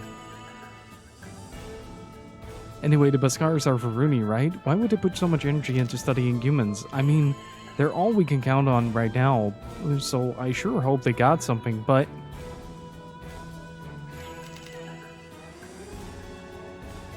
well, they're most certainly interested in humans, there's no question about that. In fact, their top priority right now is investigating the connection between humans and the planet's decay. The planet's decay? Yes, Filgaia had at one point decayed almost to the point of death. You've heard of the Age of Lost Technology, right? Isn't that what Wild Arms 1 is about? Yeah, that's definitely Wild Arms 1. The civilization that flourished 12,000 years ago and left behind what we call, lost technology. Sure, I know about that. The golems and the shrines and such are all from that time, right? Yes, that's right. It's said to have a lively society. It's said to have been a lively society with a high standard of living. But overuse of resources, along with pollution caused by the use of golems or various industrial activities, began to drain the planet's life. What? Pollution resulted into industrial drains? Well, to put it simply, technology progressed too far and began to weaken the planet. It got to the point where life on Filgaia itself was threatened. Of course, this was only to be expected, given the air, water, and soil pollution that was interfering with the natural cycle of life. With 2 days' comparatively simple level of technology, the planet has recovered considerably, though it still has a long way to go. So you were saying that the reason Bastel got sick is because the planet is weak? I don't know whether that's a direct cause, but it's certainly a possibility. Apparently there have been Varuni who've died from similar symptoms as well. If anything, the disease used to be limited to the Varuni, but lately it's humans who seem to be affected the most by it. So the Baskars are interested in the changes that are occurring to humans who contract the disease. But why? If human and Varuni bodies are different, what good would it do them to study humans? They're interested in the relationship between humans and Filgaia. Humans have been living here with no trouble for the past 12,000 years. Yet they suddenly began to fall ill and die for some reason, presumably related to the planet. If there's been a change in the relationship between humans and the planet, the Baskars figured that learning about it may help them deal with their own illnesses. So they're using humans in order to take care of their own problems, huh? You certainly have a way with words, but yes, that's more or less what they're doing. Still, their research has led to the development of various medicines, so makes no difference to me. As long as the medicines works, that's all that matters, right? You better have something for us, Biscars, or I'm going to be really mad. Do some acrobatic shooting.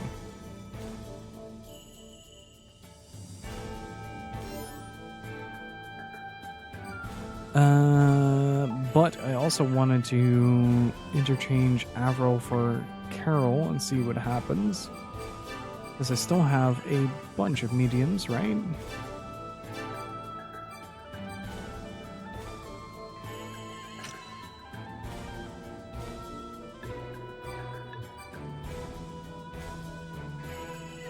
Hey, Astronomal, things are going well, man. How are you doing? You went to TwitchCon, right? How was it?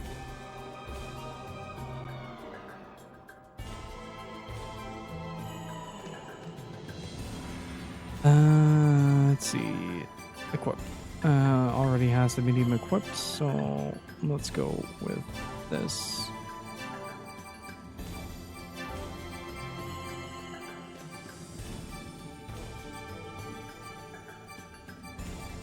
Don't really have anything that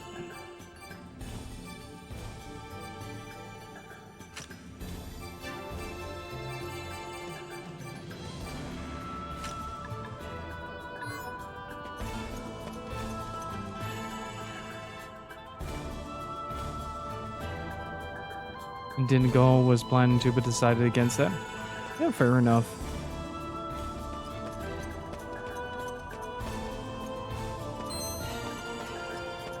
I can imagine conventions like that still feeling somewhat iffy.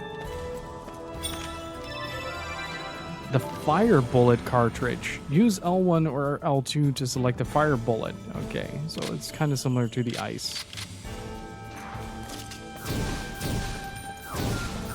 Oh no, they gave us a gun.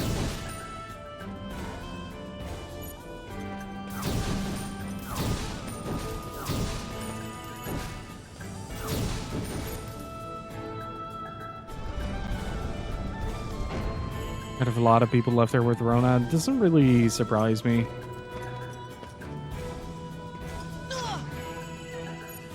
Man, I can't even fall to the next floor.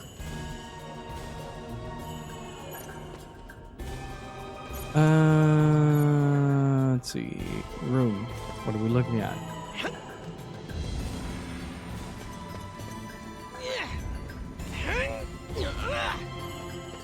The Dean noises are great.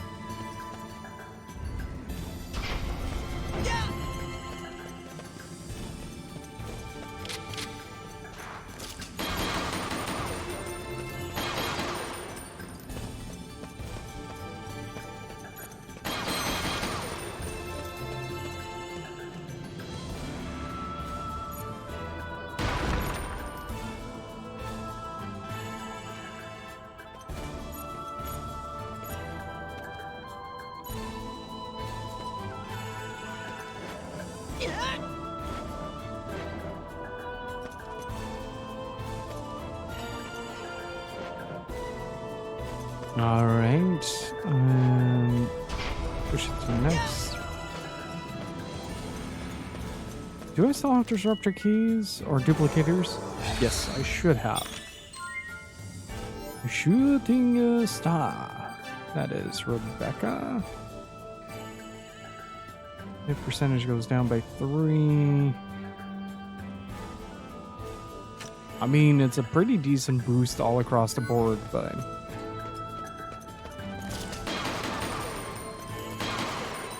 when was Xenoblade Chronicles 3 dropping, actually? Does anybody know? Uh-oh.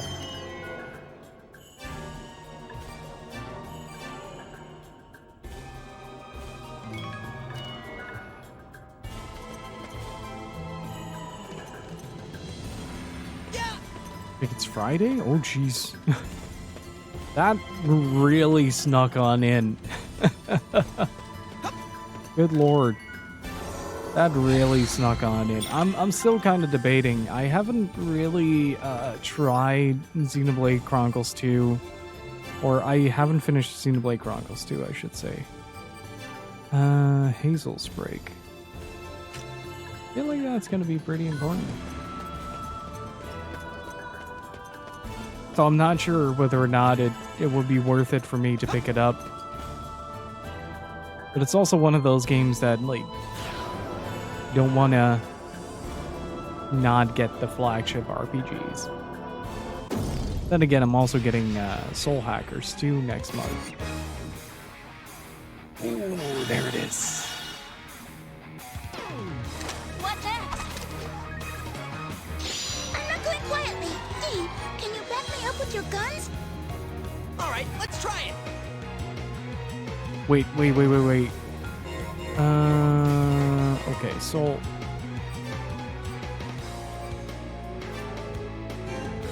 Can I slow him? Oh, I stopped like 50 hours into the game. I really did not like Xenoblade Chronicles 2. But I am a big fan. It looks like this monster's contagious. I think that it's the second time we used her. Also, she still reminds me of the receptionist from Samurai Pizza Cats. Don't worry though. Diseases can be cured with medicine. Characters in hexes with a disease status are unable to recover HP. Recovery actions will have no effects on such characters. To avoid this, either use a medicine to remove the status or move the character to a different hex.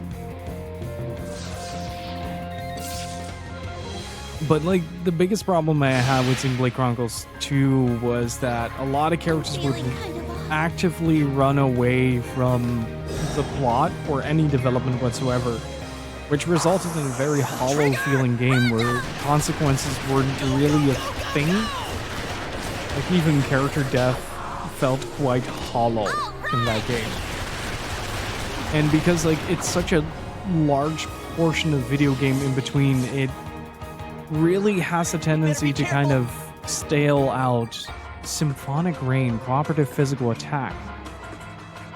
Target enemy hex all adjacent. Oh.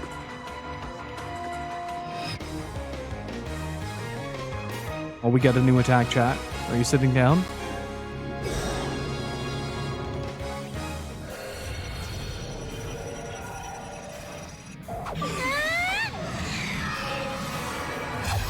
Rip him up. A torrent of rain. Rain down on him. Oh, jeez.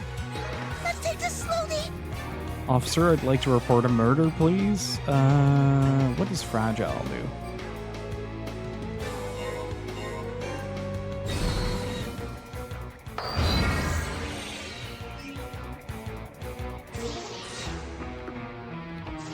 This is terrible.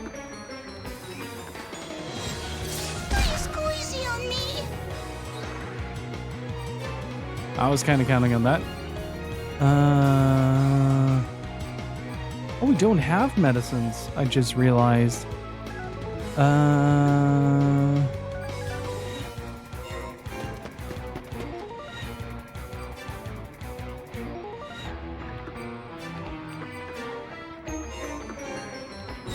You're okay, right?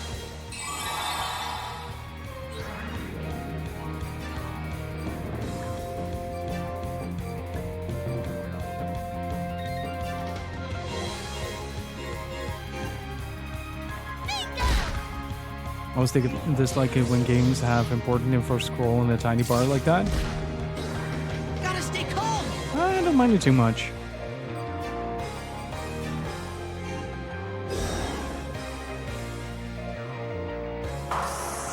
Trigger. Okay, that should stop them from diseasing hexes, unless the boss does it as well. All right.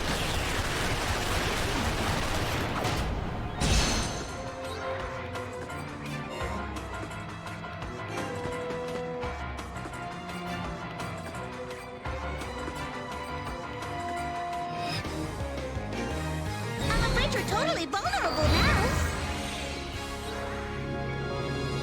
I'm still standing.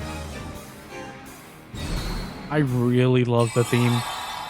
So good. I don't know about this. What? Let me show you how stubborn I can be.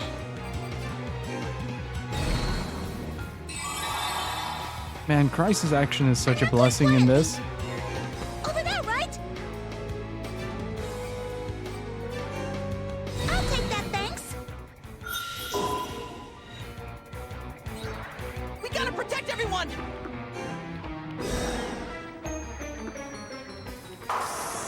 Trigger!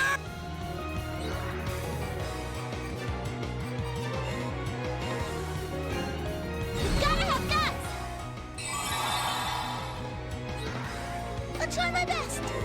I'm going to move. Okay, this might be a bit dangerous, but I need to see this one again. It's such a cool attack.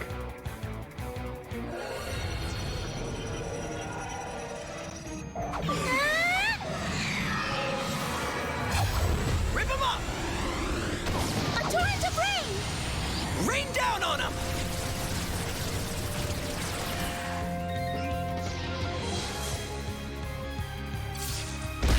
I'll get you for that!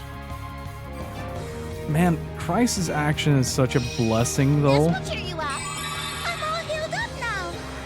Psyched and ready! It's genuinely just a really powerful tool to utilize.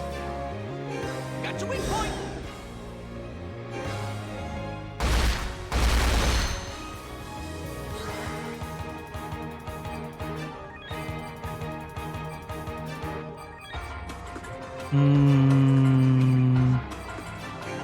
Let's just heal. I'm gonna restart. I get the feeling like I'm about to be hit pretty hard with that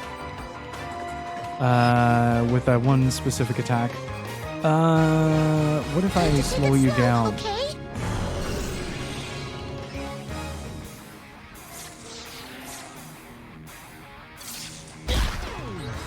I'm not going quietly.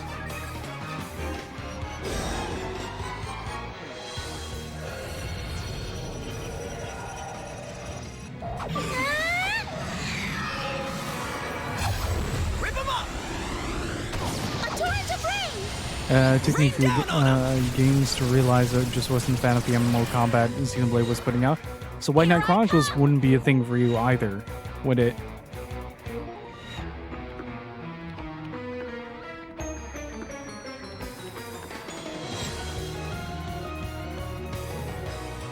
You know, Xenoblade Chronicles was fine until there was Xenoblade 2 was fine up until like two specific moments. One of them was I should have a Crisis Action left, right? Hang on. Do I have something that allows me to recover MP? I do not. Oh.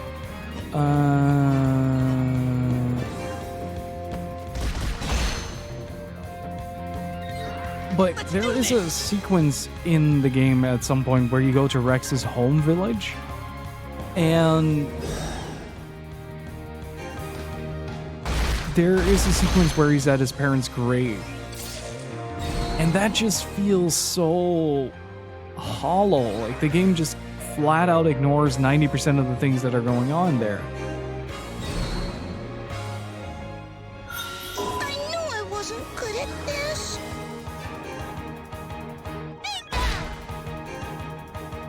And at certain points Watch this! in the game would constantly run away from plot development like that, where there would have been a very touching moment where Pyra would learn a bit more about Rex, and they'd have like this genuine bonding moment, right? Or maybe Rex is a bit more sentimental and he introduces Pyra to his parents or something like that. But instead, the plot immediately has to kick into fifth gear at that specific moment and just kind of move away from any development that happens during that. And it later happens again during a sequence where Rex is feeling a bit down and you have like this whole hype up moment, like the entire party becomes the hype squad. And instead of resolving that situation, the game literally goes, yeah, we gotta go, and the cutscene fades to black.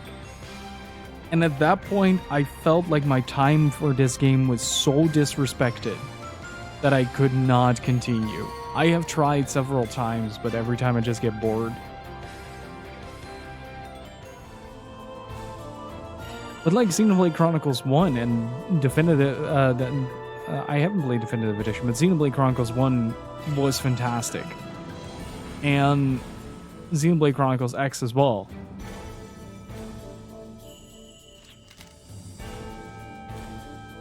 What's wrong, Avril? You don't look so good. The atmosphere in this structure feels oppressive. It seems to be rejecting me as a shrine near Ganon did. Again with the word rejection. Are you gonna be okay, Avril? If it's tough on you, you can wait outside. Don't push yourself. No, I'll be fine. It might be difficult by myself, but not with all of you along. And I feel as though I must continue into this shrine as well. Okay, but let me know if it gets any worse. I will, thank you. You know, Carol, I was thinking how amazing it is that you're taking this big trip a big trip like this all by yourself.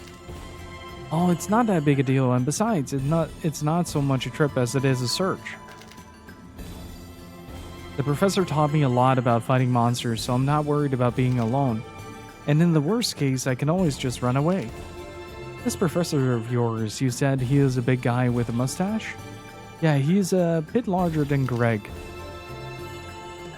It's gotta be the guy who stole the mirror of the Soto. What? He stole something again? Ah, this always happens. Whenever he gets caught up in his research, it's like nothing else in the world matters. I keep telling him not to cause trouble for people, but it almost sounds like you're the one who has to look after him. I know. But even so, he's a well-respected authority on Filgaian archaeology. He taught me a lot during our travels together. The Beskars consult with him a lot. Yeah? For all his idiosyncrasies, he certainly seems to be taking good care of you. Is he your father or something? Well, sometimes I wish he was, but unfortunately he's not. I was, well, discarded by my real parents, I guess.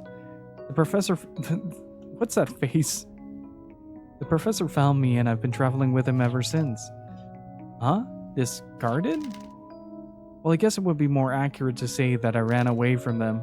They mistreated me all the time, so I just left. Wow. That got dark fast. Mistreated? That's nothing to laugh about. How could they? It's not their fault. They weren't trying to be mean to me. My parents were farmers, but most of their crops were taken by the Varuni. Varuni and humans again, huh? It can't be helped. The land belonged to the Varuni after all. We were only borrowing it. But there was almost nothing left for us, and my parents were always irritable and upset. I can understand that. I can't think of anything but food when I'm hungry. Dean, the skill's a little different, you know. But it's still the same thing. In tough situations like that, people just don't have the room to think about others.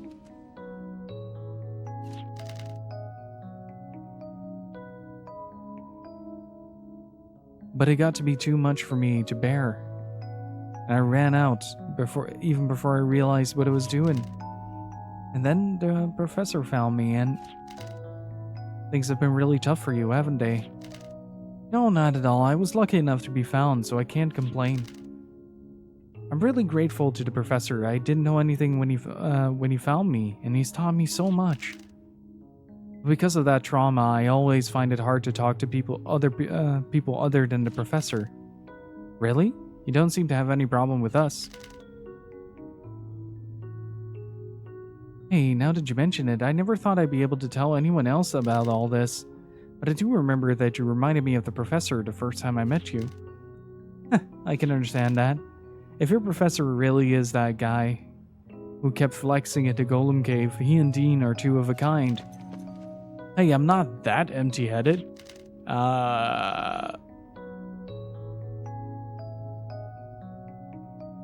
My dude, space isn't even a vacuum in comparison to the emptiness of your brain. And here I was trying to say, not to say how you two were alike. Actually, it's not Dean that reminded me of the professor, it's Avril. Me? Avril, huh? That's a surprise. But I guess she does have a similar aura of intelligence. No, it's not really that, but it's hard to pinpoint exactly what it is. But anyway, you're all such nice people, and that probably makes it easier for me to talk to you. That went from victorious to just downright sad real quick. An alcoholic, thank you for the follow, I appreciate it.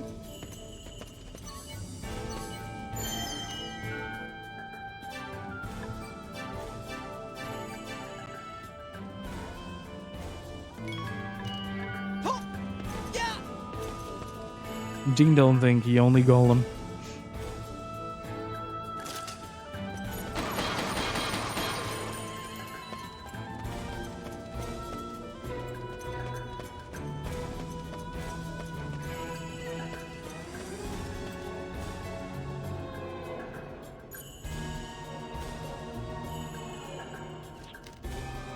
Ew, that's one deep hole. Everyone watch out that you don't fall in.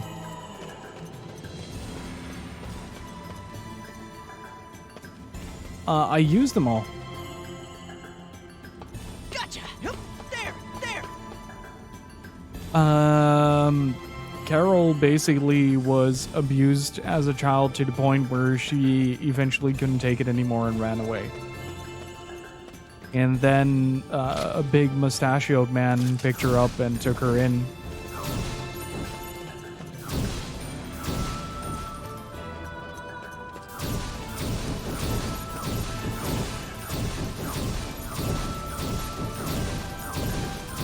As basically like a surrogate father.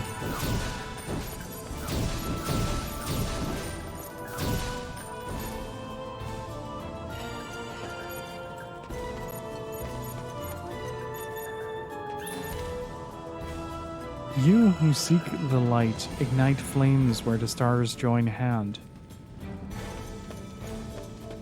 Ignite flame where the stars join hand.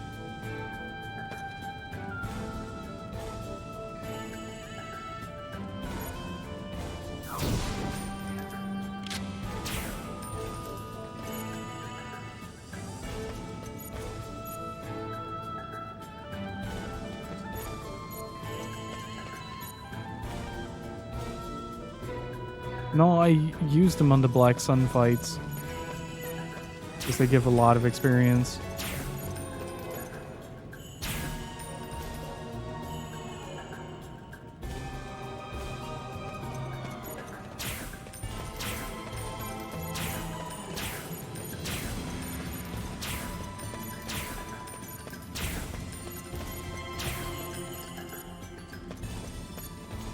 Like, somehow bosses do give a lot less experience than some of the side content. Yeah.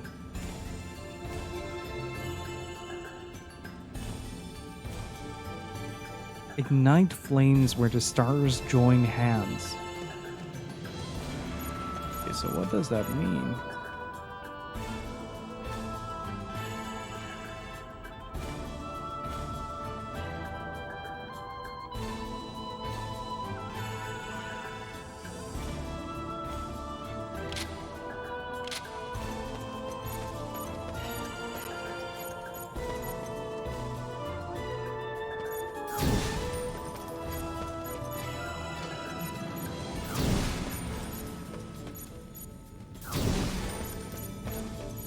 Let's see if I'm correct on this.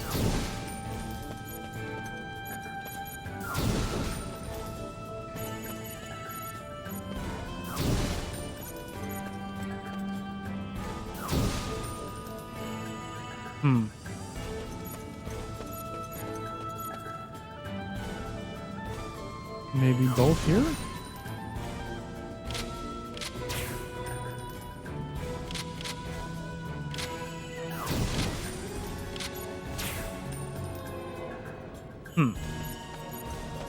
Where the stars join hands.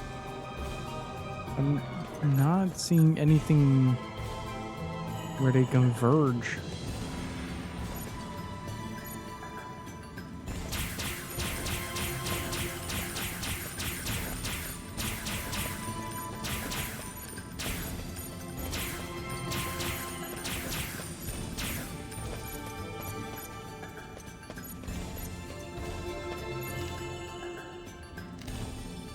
Let's seek the light.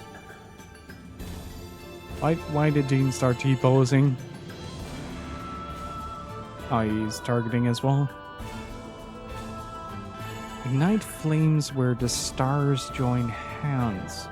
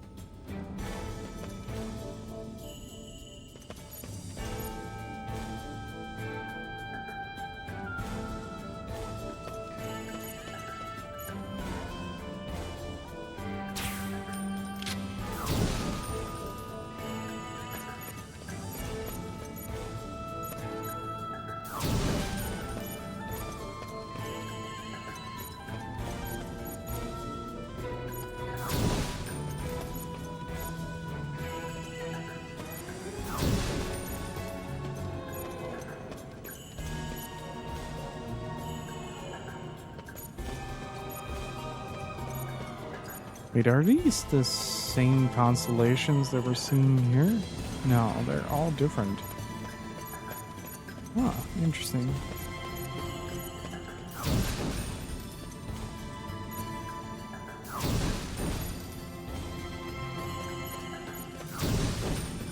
Wait, I'm probably overthinking it, and it's gonna be something like this.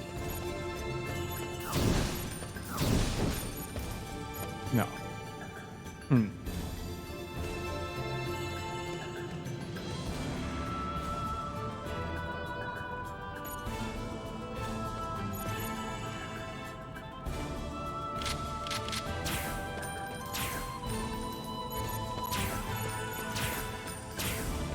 I think Wild Arms 3 was very puzzle intensive, if I remember it correctly.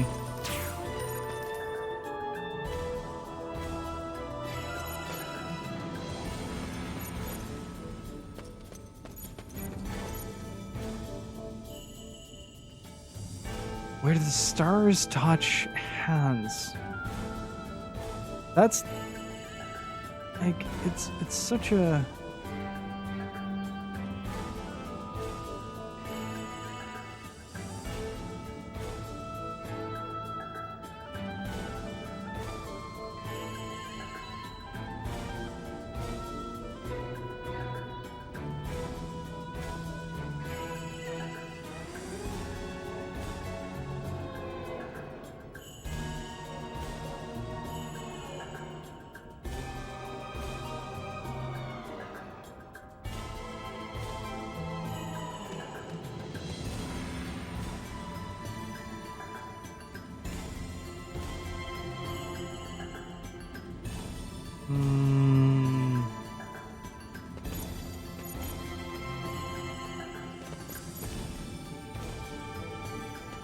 because this could mean a lot of things, but I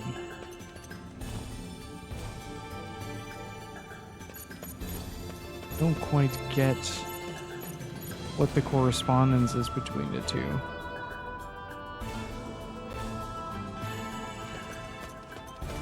Like, that's the downside of having it on each side. It would have been easier if it was the just one underneath.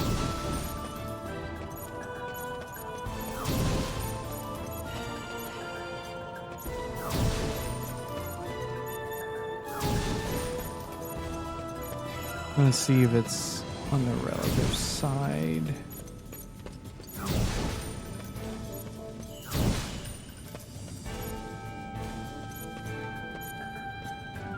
It is also not the case.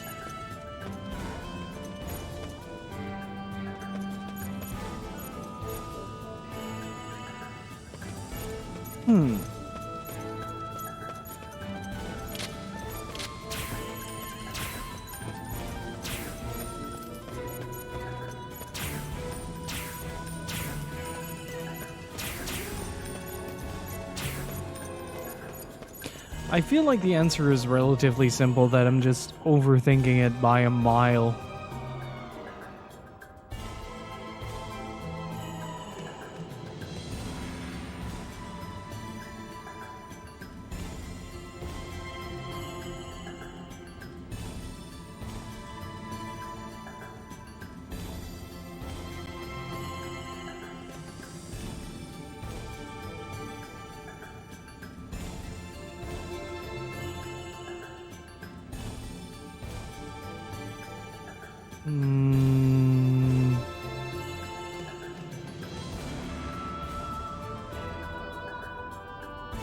I'm gonna check something, because maybe I missed it.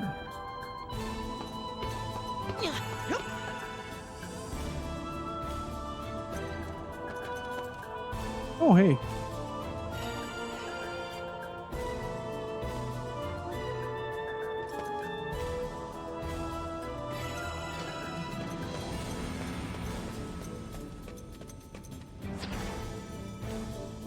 I'll Yeah, get it that next time. doesn't work quite as well if you fall down, Dean. Doesn't work quite as well.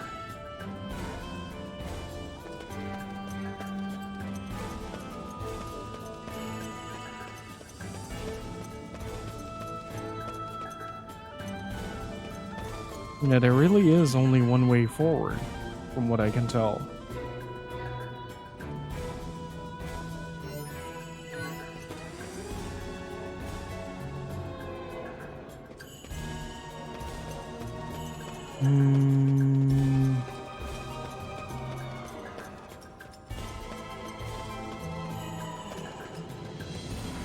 Stars.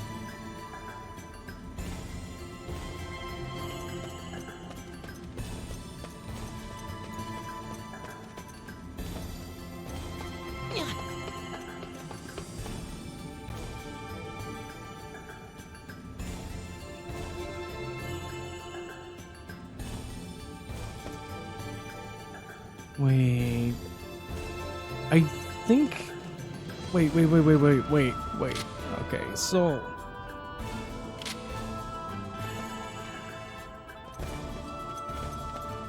Yeah, I have been overthinking this, I think. The one with the two lights have been throwing it off. Ignite flames where stars join hands. Let's try this. All connective. Because that's like the only way that you can actually dictate, right? Oh!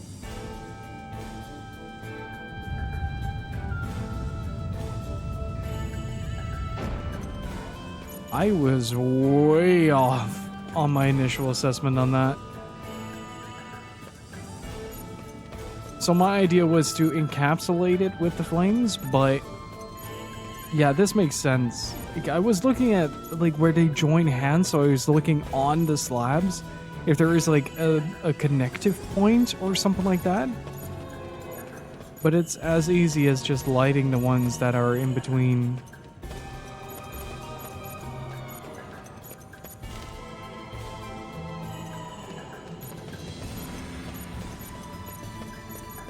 At least that doesn't say anything new.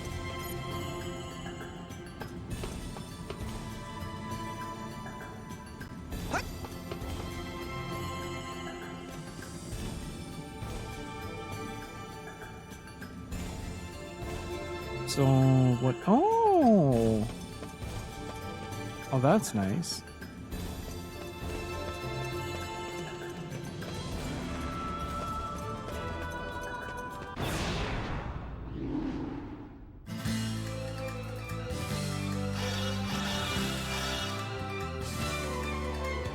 Oh, well.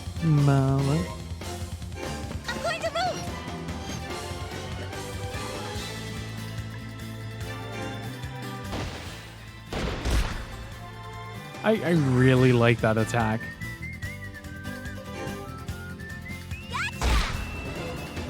Ah, no continuous shot. That's a shame.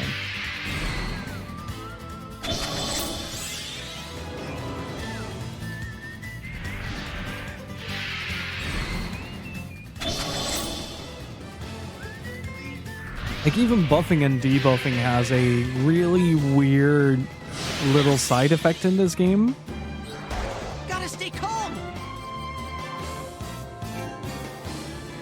Prepare to face the force of my arm. Mostly because, like, it's space related, not character related, and I keep forgetting that.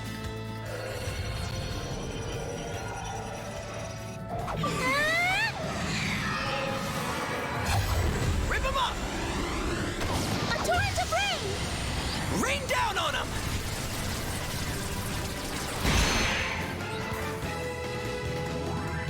Wait, did that kill one of them? Right! That's the only way!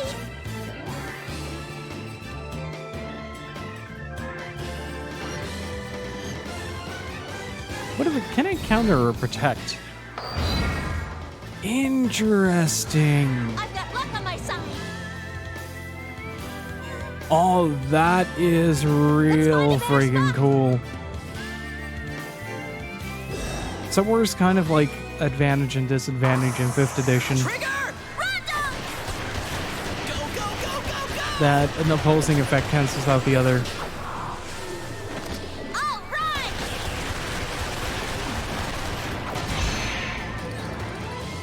Dean's really something, but I'm gonna keep up. Doo-doo-doo.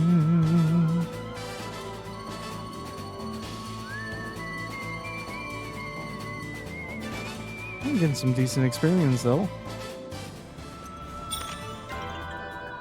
Hey, 2 more duplicators. How many does that make?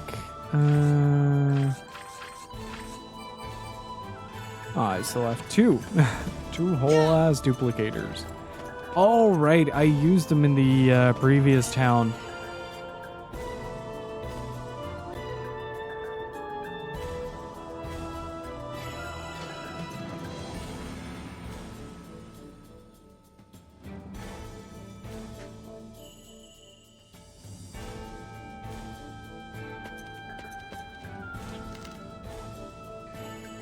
Hey, you know how you were talking about Filgaia being weakened and all? And how that might be why Pastel got sick? We're already double-cheeked. Ray, how's it going? How are you doing? Are you sure about that? I never even heard it mentioned before. I've heard rumors about it, but only rumors. My guess is that the Varuni leaders are keeping it a secret. I doubt there are even many Varuni who know about it. Yes, that's it, exactly. The professor knows, of course, but he's not permitted to tell anyone else. Though he did tell me, he said I ought to know too. I wonder why they don't tell people about it. I mean, it's something that affects everyone in Filgaia, right? If I were to guess, I would say that it's in order to avoid a revolt and protect our own position of power. They are digging up golems and pinnacles of lost technology, and using them freely after all. Yeah, causing even more damage to Filgaia, right? As if things weren't bad enough already. Thanks to that, even Pastel's in trouble. But golems are also extremely powerful, and the ruling class sees them as a symbol of their own power. Their claim to be studying lost technology and using the golems as resources is probably nothing more than a ruse to allow them to fortify their own positions. But then, those acts weaken the very planet they're trying to live on. And so they won't say anything. Because they know the moment they do, they'll be dragged right down like the idiots they are. That's just stupid. How bad are things anyway? Not good. Judging from the professor, I heard him once talking to himself. Just a few more years and this planet won't even be habitable. What? A few years? That's all? But the professor's working really hard to find some way to avoid that. Now that you mention it, I recall what he said to us back when we were looking for the mirror of the Soto. I'd expect you to thank me for my vital research for the sake of the planet, not suddenly cast your aspersions upon me. So that's what he meant by for the sake of the planet. That wasn't all he said. If I lose the opportunity presented by this full moon, my research will be delayed. That cannot be allowed to happen. I cannot afford to waste even a single second. Wow, Avril, that sounded exactly like him. You remembered his every word, didn't you? It seems so. Perhaps with my memory gone, I'm now able to remember better? Avril, that's totally missing the point. But everything finally fits together now. I'd never even guessed Filgaia was in such trouble. Oh, that must suck for Dean, though. Realizing that the very thing he's been so excited for has been the very thing that has been killing the planet. But I have to take a short break because I have to feed the fish. So I will be back in about 5 to 10 minutes. Don't go anywhere, dudes. Hello, hello, hello. How's everybody doing? The fish have been fed. I have tea. Life is good. Let's play some Wild Arms. I'll try my best. Ooh. Stealth Stalker. Hey, Anza, how's it going?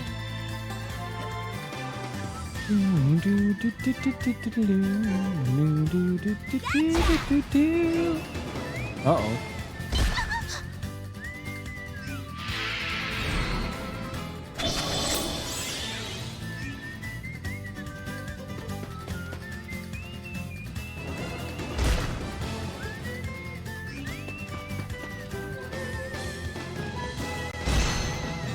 Whoa!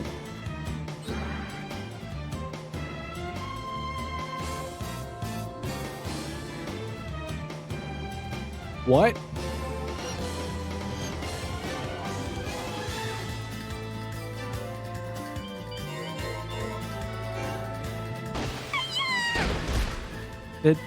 That dude just one shot Dean? You're shitting me, right? Did he go from 2580 to 0? Are you squeezy on me?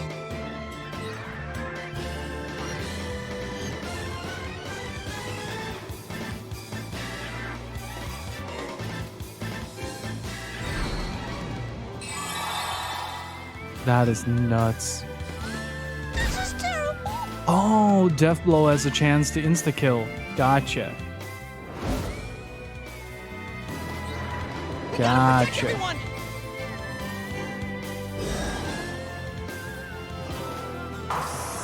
Trigger! Rondo! Go, go, go, go, go!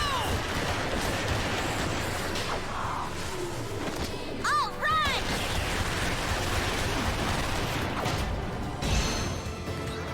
I'll try my best.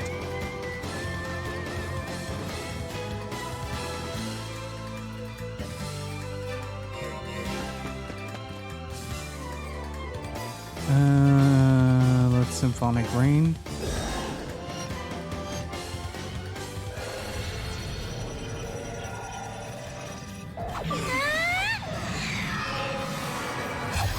Rip him up! A torrent of rain. Rain down on him! Also, Nab, what was that? What was that one game that you were playing on stream? The NES title. It looked familiar, but I couldn't put my finger on it.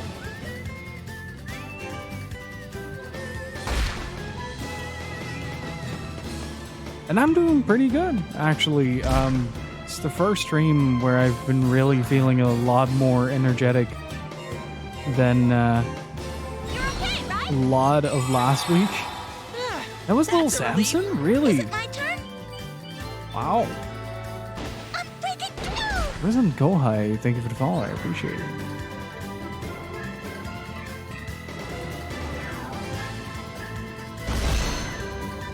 I don't think I've ever played Little Samson. And Alpha, thank you so much for the sub. Really freaking appreciate it. Can I get some Kevins and Richards in chat, please? Thank you so much.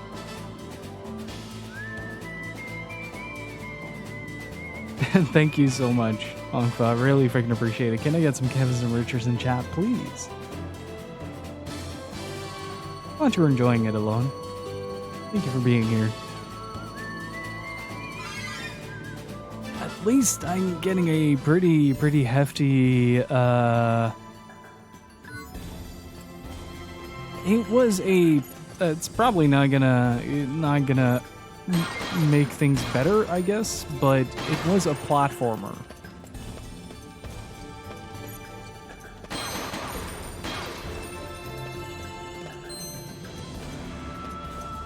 And now you get to spam the data emote. I can only offer you suspicion. Well, for $3.99 local currency, you can fix that. I'm kidding.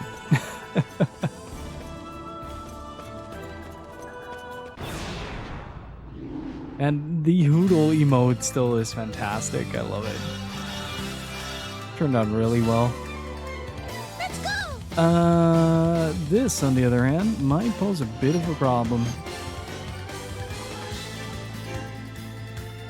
You won't get away from me!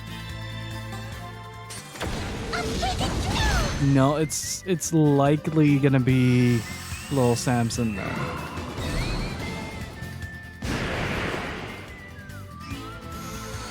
That's my guess, at least. This is terrible!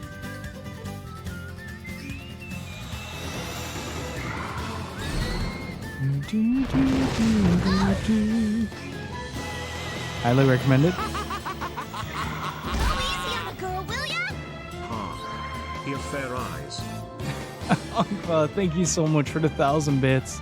Really freaking appreciate it. Thank you. Thank you for the kind support. Can I please get some Kevins and Richards in chat?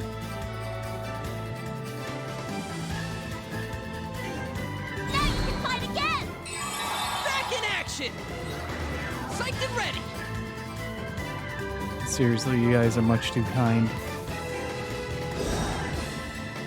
That just means that I have to murder these fairy lights. Go, go, go, go, go!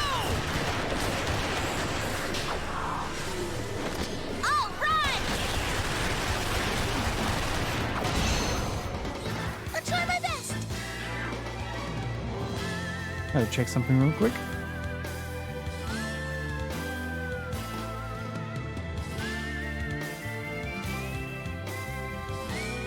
Let's see.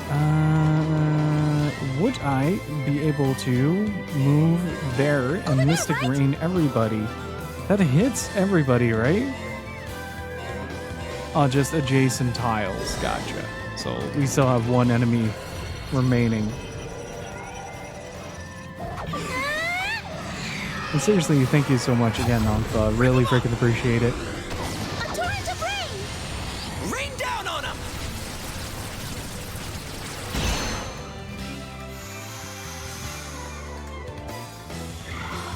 Slup. I like how confident Rebecca was that that wasn't going to be a problem because we didn't get the crisis turn.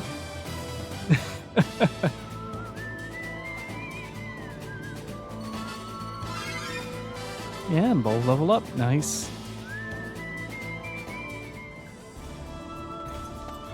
I could use a save point though to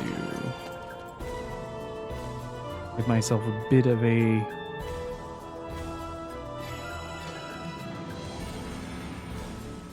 when Garrow's a bit more of a sweet tooth, her symphonic rain with combo becomes chocolate rain.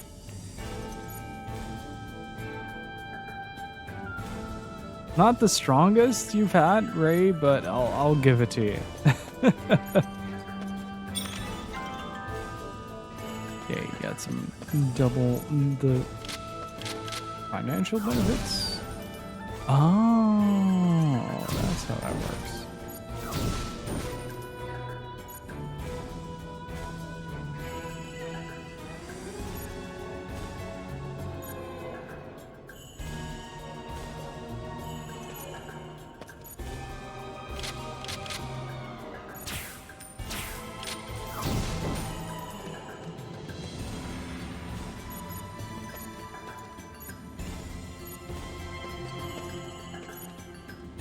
Ooh, okay.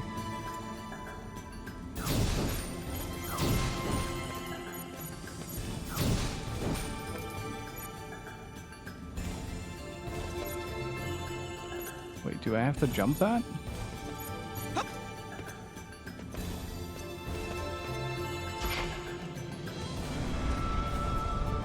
Where is that?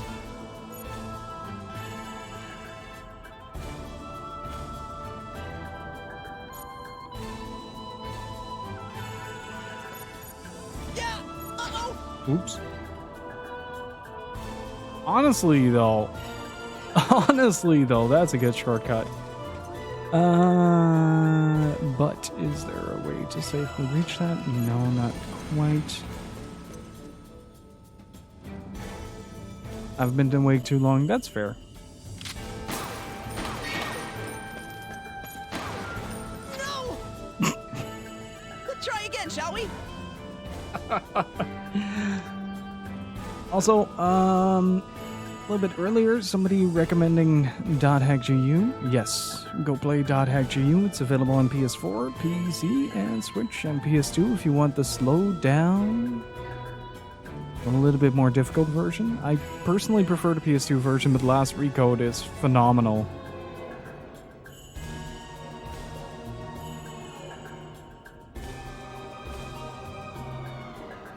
Plus, it gives you the extra episode at the end.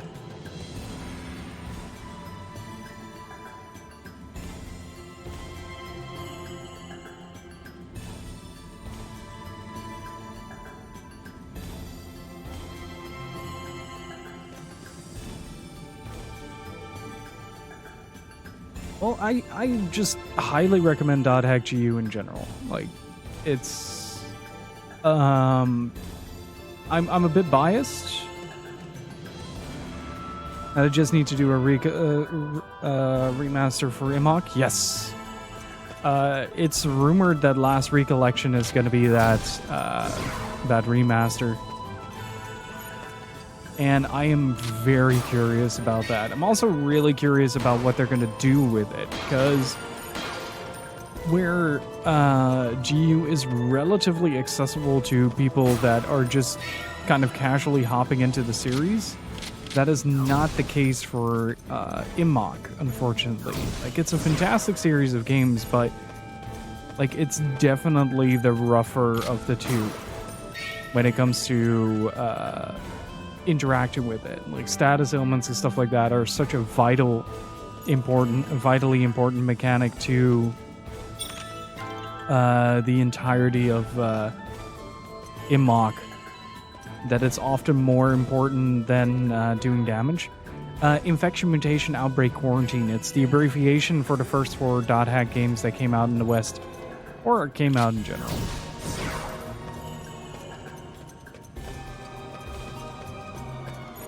Like, you've probably seen them linger around in shops. At least Infection should probably look familiar.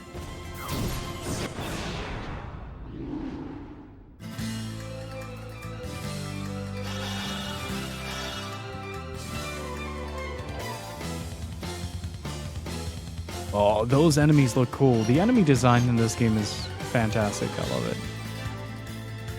Ooh.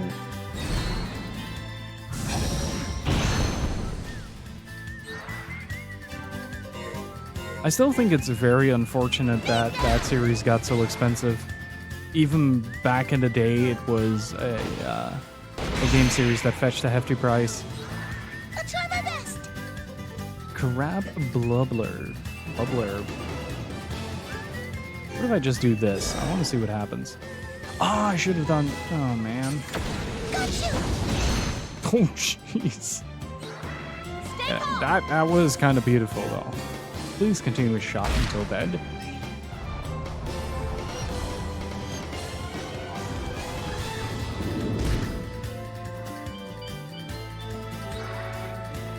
It sounds like a Mega Man X boss. Yeah, a little bit. I want to see if it has counter.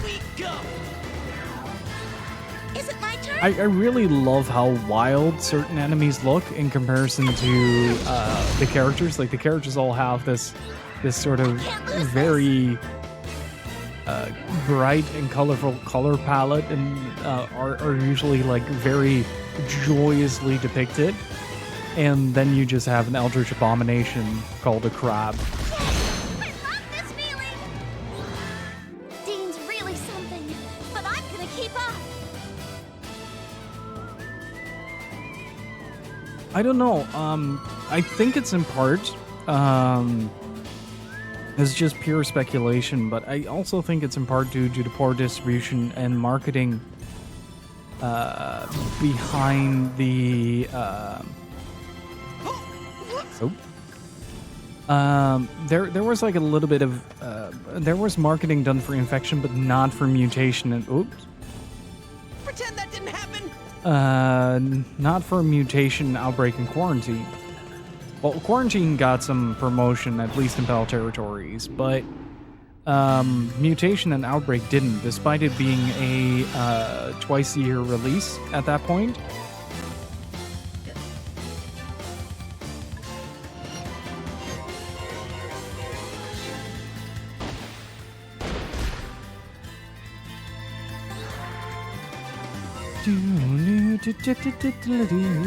That should be the best position.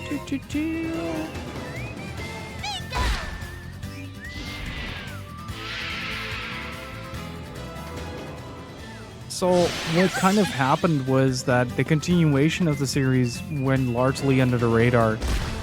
So you kind of run into the problem Squishy on me. that Let's just beat us. you miss out on the middle part of the game. I'm in Like tough shape in now. principle, the first Thought Hack is released as an episodic release where basically each part is a part of the game. Well, usually it's like that, but it's the same game. And because Infection got promotion but Mutation didn't, a lot of people skipped out on that, which is why Infection had a larger print run in comparison to Mutation, Outbreak, and Quarantine. As a result, if you didn't get the other ones on release, you'd struggle to find them outside of specialized game stores, whereas Kingdom Hearts was widely promoted and distributed. So it had this weird adversarial Try this tone magic tracer round. to it in the marketing, but all in all, it was still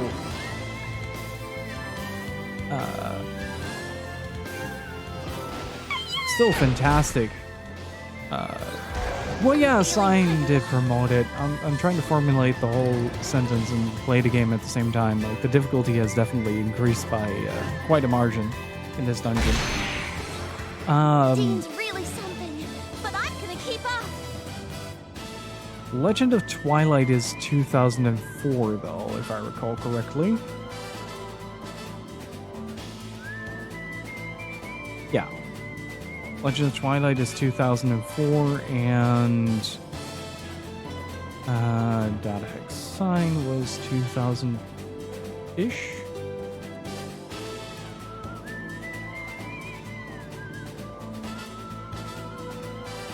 In 2002. Wasn't it that the video games predated Dot Hack Sign, if I remember? No, they were released simultaneously across a year and a half. First one releasing on June, September, December, and then April. And then you had Fragment, which was the Japanese only sort of fan fiction game.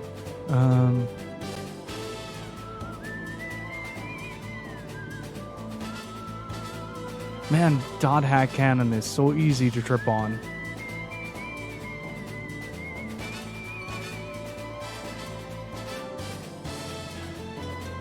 But if you look at the releases of the original games, so Japan got them on pretty much a bi-monthly schedule. And that sort of persisted in Europe as well. But because like Mutation, Outbreak, and Quarantine released so close to each other, they also didn't really have a chance to roll out. And as a result, you got that a lot of copies of Infection were sold, but subsequential sales diminished because like people were just overwhelmed. And at the time that you got through the games, they were no longer available, which sucks because it's a fantastic series. I still haven't seen any series do the whole trapped in an MMO idea as well as .hack. Because I still feel it's much more about the psychology rather than the actual situation for the most part. At least in Science case. Display floating in midair seems to contain notes from a researcher. Read them. Our mother world Filgaia, her blue oceans, her white sunlight, all are unique in the cosmos, jewels beyond price. The Veruni, criminals with blood on their hands, return home, split into 3 factions. The radicals, the moderates, and the Beskars. Oh, we heard about the moderates. Only by facing the situation without turning aside, one can hope to move forward.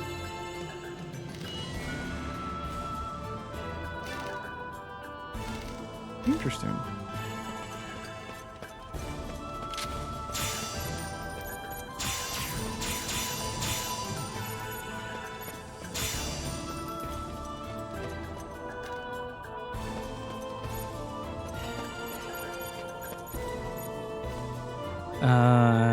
Left a lot more to the grander scheme when it came to the MMO road being a road.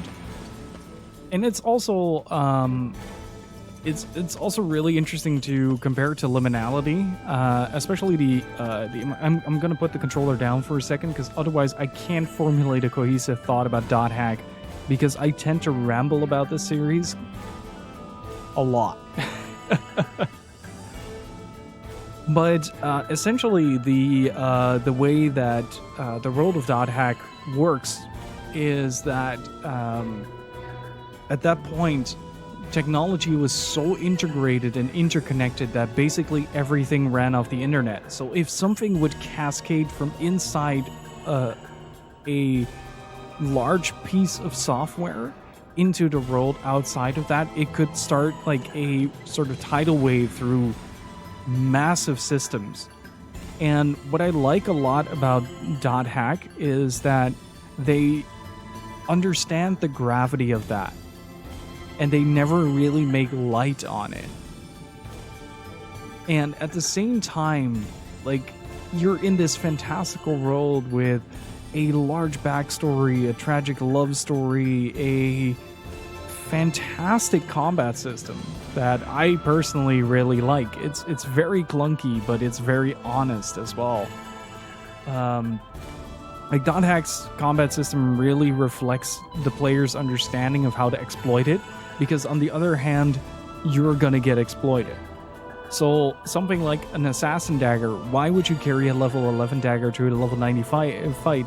Because the higher your level is distant from the status ailment that you can inflict, the higher the chance is. And if you can inflict death upon an enemy, that means that you don't need damage modifiers if you can instantly kill them. And there's a lot of stuff like that in it. It perfectly depicts an escapist paradise and an oppressive, depressing role. Yeah, in a lot of ways it does, especially with like the various reasonings why the characters embrace the virtual reality. Because, like, you had... sorry about that. I have to look up a character's name. He is from Roots. Because you have Philo, for instance. Philo is a sort of cat character. He's kind of like the wise sage. But he is a very old and lonely man in real life. And the reason for his... staying inside the world is that he can experience a story. It's not that he wants to escape from the reality, it's just that this is a comforting layer to his life. He's just there, like, enjoying the view of a sunset because he can't get out of bed anymore. So he's just kind of making the most of his situation and just making friends and just having a good time. But there are also, like, real people behind it. And I feel like that's the part where a lot of these trapped within a game shows fail. Is they fail to understand that there is a human factor behind it. Hell, Sign is 26 episodes of just figuring out why somebody is depressed. That's basically it. Like, the whole reason that Tsukasa allows for himself to be trapped in the world is because he doesn't want to face the reality of his own. And that's basically what the entire series is about.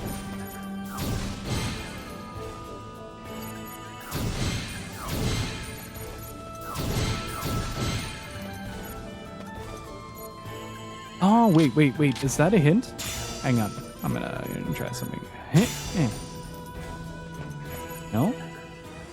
Wise Man 2, a young guy obsessed with the game because he became obsessed with the lore and world and became a wise man. Seems really mature and informative, but in reality is just an enthusiastic youth. Yeah, I really like the reveal that Wise Man is like 12 or something like that. It's really funny. He's like, it's like this kid that gets so invested in the world that he sort of manages to embed himself into the hierarchy because he has such a good understanding of the world that he starts to manipulate like even the executives, and he's like 12 or like 15 or something like that. But that's a real cool part about Dot Hack, in my opinion. Hey Zomo, thank you for the follow, I appreciate it. So what if I just shoot it? Activating the elevator. Ah.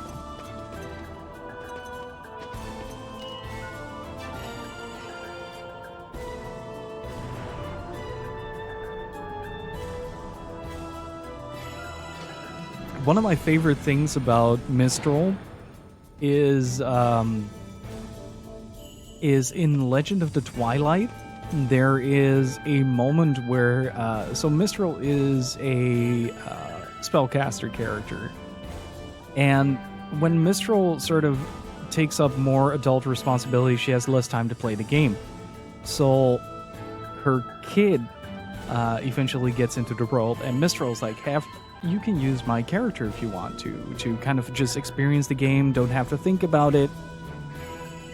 But this kid is really into this character, right? So like the RP, very RP heavy on the treasure hunting and stuff like that. And one of the things that I really like is there is a moment in the show where Mistral, like the mom, calls the kid for dinner, and for some reason that made me so happy. That little detail about like, oh look, this character that I enjoyed so much time with in the games has grown up to be a responsible mom and is now cooking dinner for her kid who's in this show. There's a load off. And then that gives it a sense of time passing and a sense of character, right? It's little things like that. Here we go.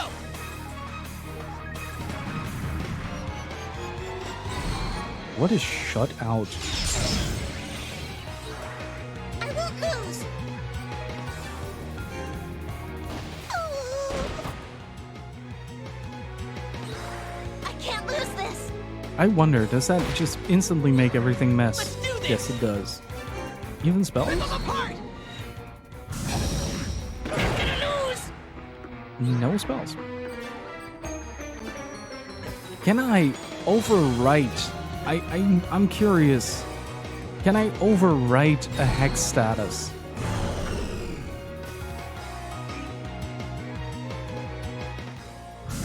Hey Shock, how's it going?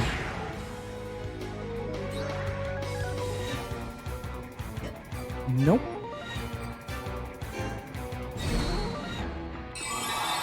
Back in action.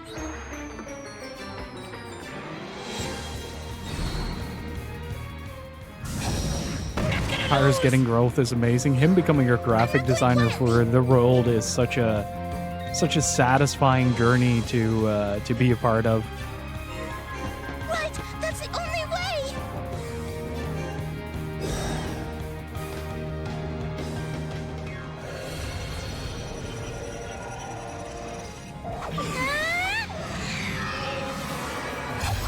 Rip him up! A torrent of rain. Rain down on him! Not gonna lose! Let's go! Pyro's is also the offline screen. That dude's whole spirit is my spirit animal. That man is great. I won't lose. Let's try that again. Didn't pay attention to see if it actually hit. Not gonna lose! It does. Let's go! It's good. This is terrible.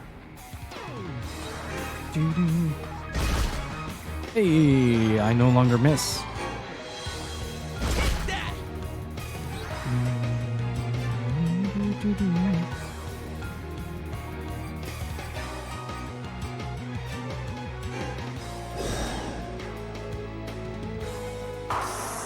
Trigger! Rondo!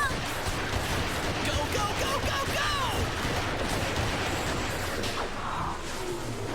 All right!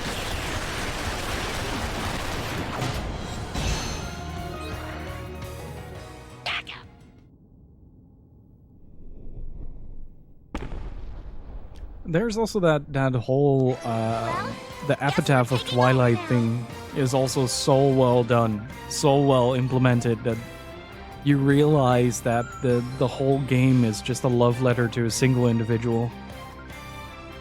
That a poem inspired somebody so much that they decided, like, I'm gonna make a video game. It's a very rich series in a very clunky jacket. Like, don't get me wrong, there are certainly very big moments of unfair interactions, like unfair feeling interactions. Like, not, the game doesn't really explain why status elements are so important, Quietly. but like, it's such a core piece That's of gotta game be the mechanics. place. A plague beetle. Speed skates. Here I come. Nice. Gotcha! Doom, doom, doom, doom, doom, doom, doom, doom. Ooh, that is some hefty damage. The wind will blow right through you! I think that's a spell crit as well. Ooh. That is Let's keep potent. this up. Doom, doom, doom, doom, doom, doom, doom, doom.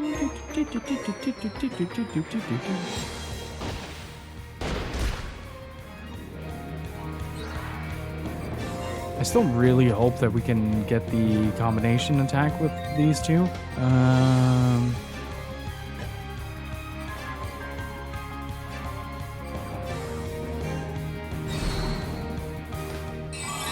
all healed up now. Oh, that is nifty. I like that.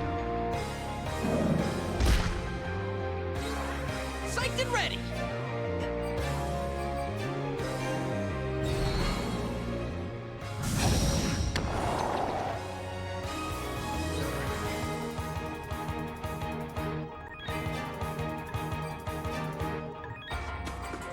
What does Mystic do?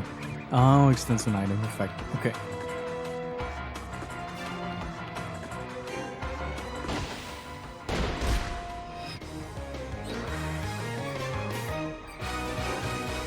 You're okay, right?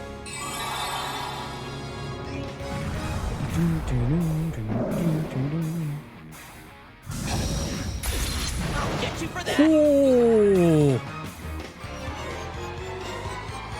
Oh, that was nasty. That really hurt. Fight again! Crisis action is such a lifesaver, though.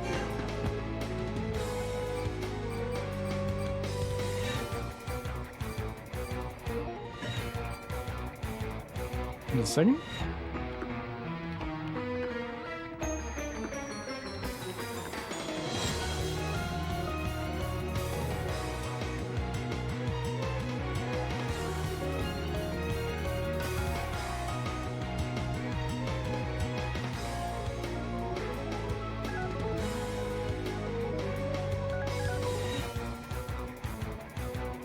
Okay, the cough is less, but it definitely intensified.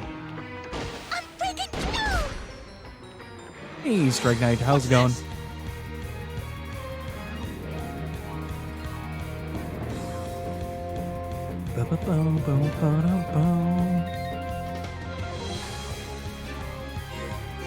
Footwork is everything!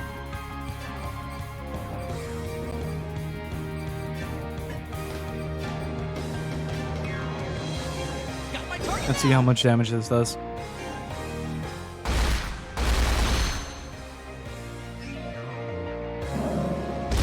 Okay, I can live with a blade arm. Hit me, I hit back harder! You didn't hit back harder, buddy. You just hit. Anything I can do to help? You're okay, right? We can't pass up this chance! But yeah, it's a fantastic game so far. I'm really having a lot of fun with it. And thank you all again so much for being here. Really, really freaking appreciate it. And thank you so much for the support. Rain down on him!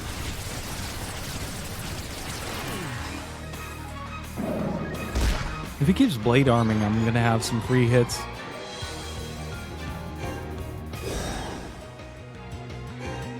Double critical, baby! The game really isn't anticipating this. Okay, right? I'm all healed up now! That is my last heal though, so next turn I gotta make count.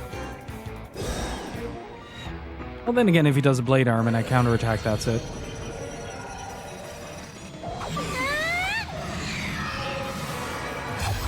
Rip him up!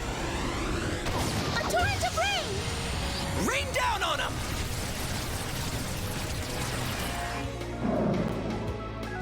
Uh-oh. That's gonna hurt. I won't lose! Do do do do do do do do do do do do.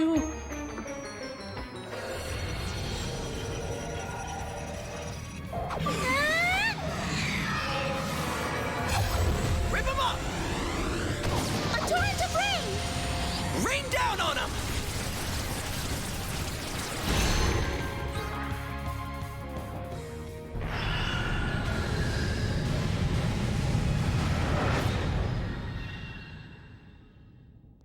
Where did the professor go anyway?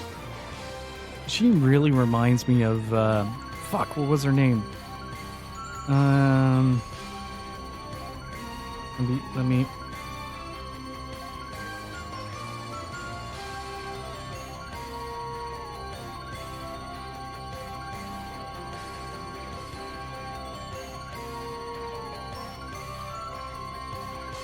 What was her name? It's like the receptionist for Samurai Pizza Cats, but I forgot what she was called.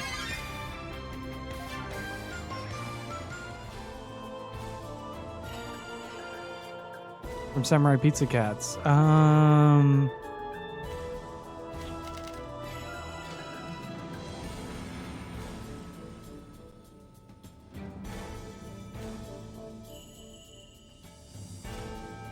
Phew, that was a difficult battle, but it shouldn't be much farther until we reach the center of the shrine.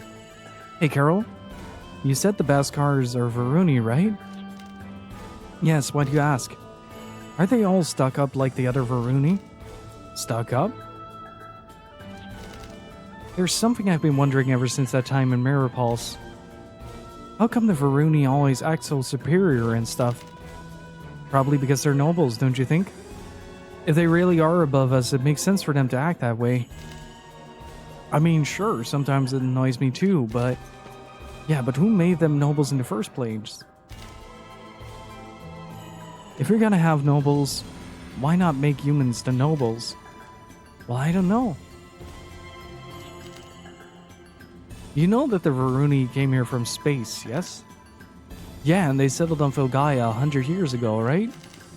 Right. It was their advanced technology that led them to them being treated as nobles. Hey, Thomas, how's it going? Humans had discarded their own technology 12,000 years ago, while the Varuni, drifting through space, maintained most of theirs. Francine, that's the one. Her voice reminds me a lot of Francine. According to the professor, that difference in technology brought about the ruler and subject relationship that exists today. So technological advancement violate the Prime Directive, establish hierarchy. But still, it's a terrible shame that this results in situations like what we saw in Mythosmere. What's wrong, Dean? You've got an unsatisfied look on your face. Of course I do. What's so special about technology? Why does that make them so great? Power. Better technology means stronger weapons. That's all there is to it. Golems, arms, they're all the result of technology. I don't like it either, but that's the way things are. Well, yeah, but... I understand how you feel, Dean, but complaining about it won't get you anywhere. Right now, we need to find that medicine to cure Pastel, right? Yeah, that's our top priority for now. Varuni or not, we have to get a cure from the Beskars. And we're almost to the center. The Beskars should be there as well. I don't trust it, though.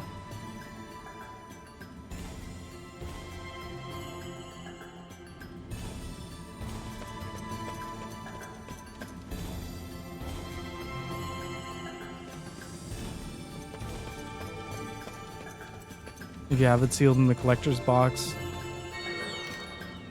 I don't know, like, what you...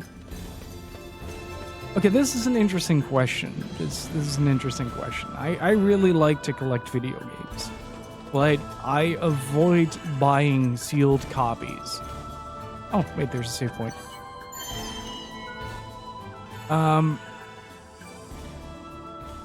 Do you personally place more value on owning a sealed copy of a game or a game that you can play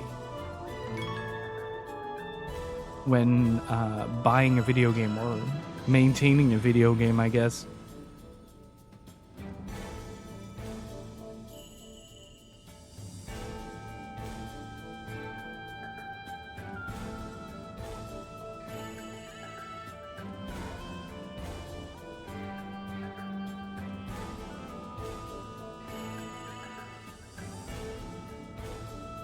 Like, I'm actually really curious about that, because, like, in the last 3 years or so, video game collecting has so drastically changed towards retaining the value of a game. Like, I'm honestly really curious about this. Generally, whenever a game is sealed, I tend to avoid it, even if the price is decent.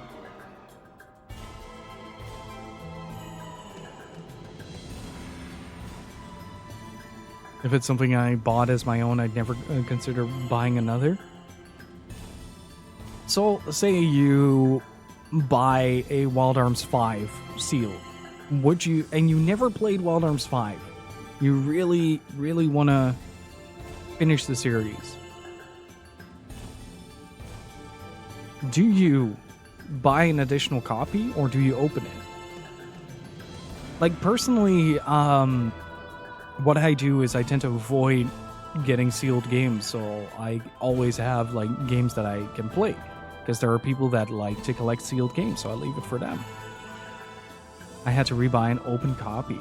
Okay, so you'll buy, like, the second game in order to play it and have one sealed in the collection. But is that for, like, personal value or to retain the value? The wind knows the exit to the endless maze. Let the flame be your guide. Ooh, this is interesting. Oh, that's very interesting. I don't think I've bought a sealed copy to keep. That's fair.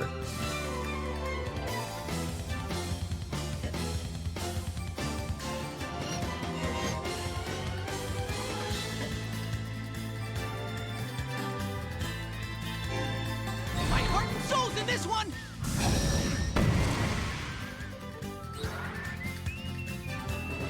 It's very much a pop ability, isn't it? Also, I just realized that we enter territory where we can now successfully outrun enemies. Depends on age. Depends if it's a special edition with collectibles. I like having collectibles be interactable. A torrent of rain! I agree. Rain down Depends on on 'em. aging condition. If it's something I bought them as my own, I'd never buy another. Hang on, get a cough real quick.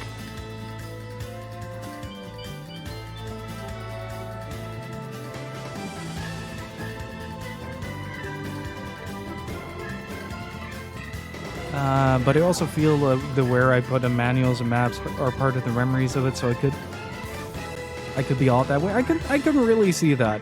Like, I really like it, for instance, when I open a game up that I bought somewhere and there's like handwritten notes in it, or somebody drew out a dungeon map or something like that. I felt that way! That the distinction between sealed and unsealed is mostly If I can help you guys, the it's speculation worth on it. No, there is no speculation on whether or not a game is sealed or unsealed, Thomas.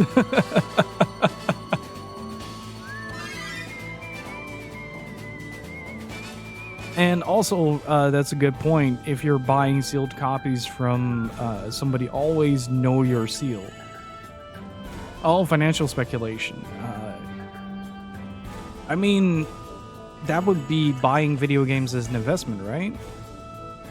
In the gray area in regards to older games, if it's not officially available anymore, I just emulate. That's also very fair. That's also very fair. Not everything is as readily accessible anymore. And a lot of like standard titles are now becoming so expensive that they reach that threshold where it leaves the comfortable price range. Like $40 for a PlayStation 2 game can be a bit feeling like a bit on the high end, but it's still like an acceptable purchase.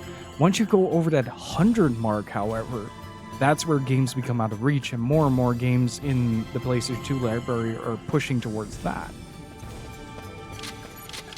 But it's really interesting how the dynamic has changed when it comes to collecting games in general. Is like, I personally, I mostly just have a collection because I don't throw away any games, or I rarely sell. Mostly if I have doubles or something like that.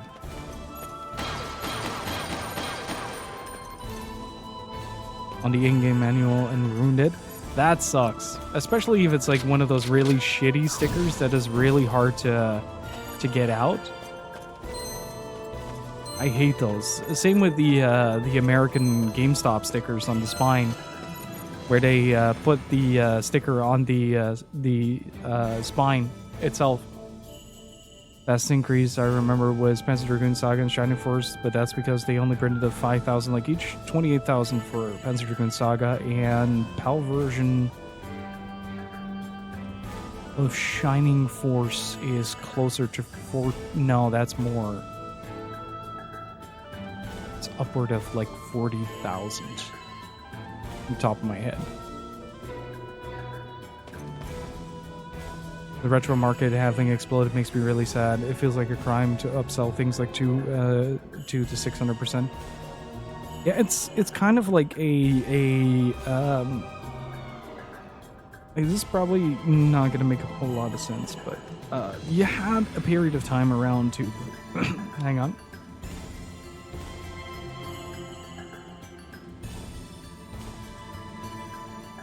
It's not entirely true that it exploded during the pandemic. It has always been on an uprise. But there is a generational shift in supply and demand.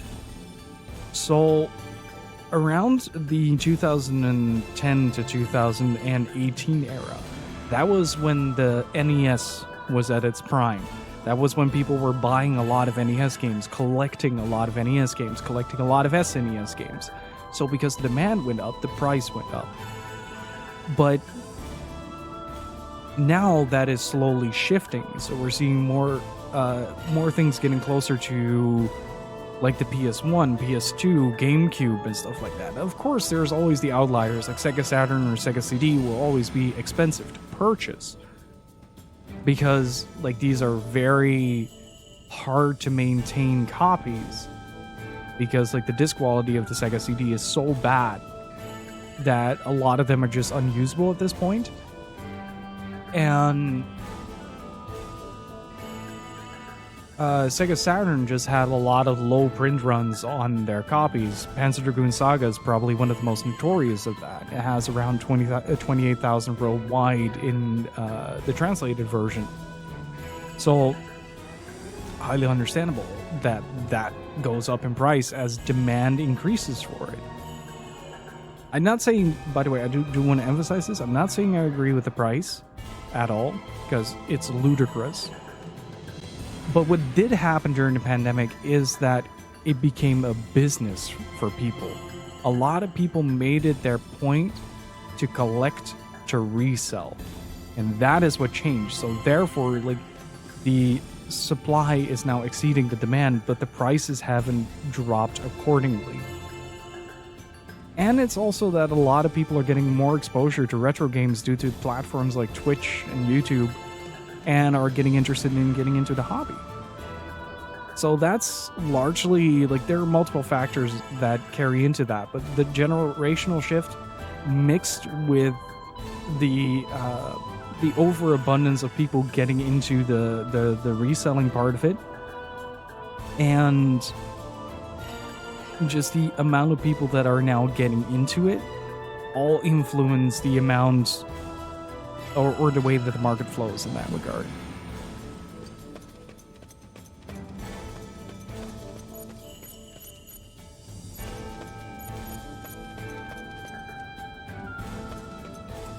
Only have physical games for PS3 and 4, not even a bigger collection as games are pricier. Oh, it sucks to hear, man.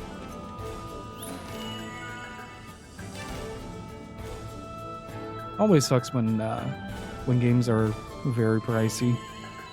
Our mother world Filgaia, her blue oceans, her white sunlight. All are unique in the cosmos, jewels beyond price to ruining criminals with blood on their hands. Return home for 3 factions. Only by facing a situation without turning aside, one can hope to move forward. Is it 5 of them? Okay. I have an idea. I was big into importing them back then as a way to self-teach myself Japanese and doing translate. That is really cool, Odin. That is super cool. Let's blast the fairy lake.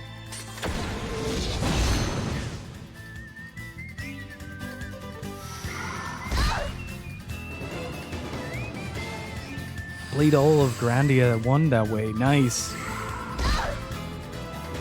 A streamer that I like to hang out at is currently playing through Grandia, so go check him out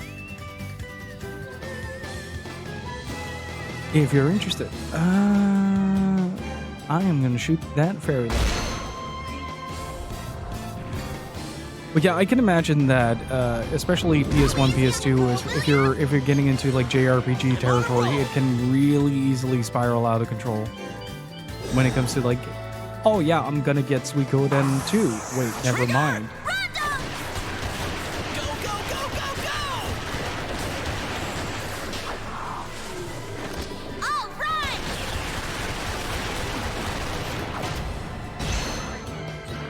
I'll try my best.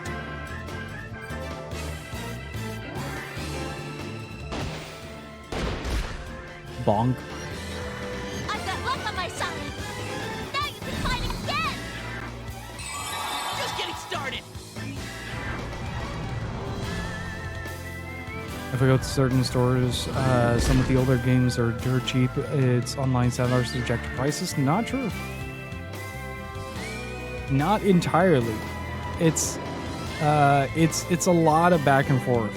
it's a lot of back and forth, a lot of prices. Ow!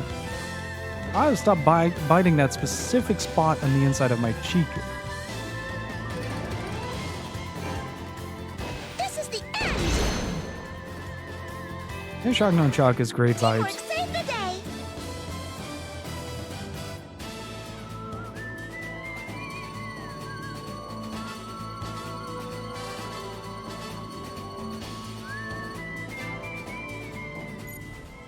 May have already heard of how piracy was dominant in Brazil. Well, a bit better now. Gaming was very expensive hobby here.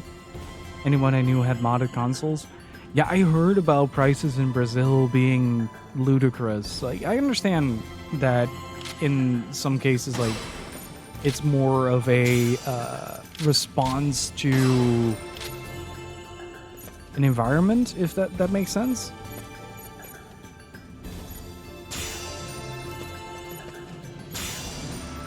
No, Dean, stop targeting the wrong thing. Thank you. Let's see if I read this correctly. Interpretive reading is not one of my best skills.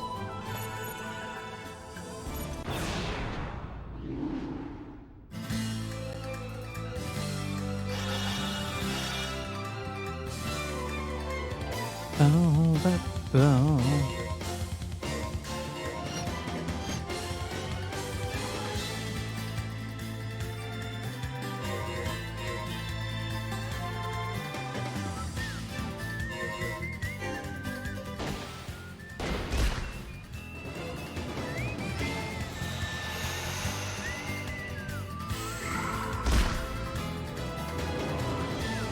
Dean's true talent lies in interpretive dance. I call this the majestic T-pose. Hey, you still don't have one within another. I still want to figure out how to trigger those.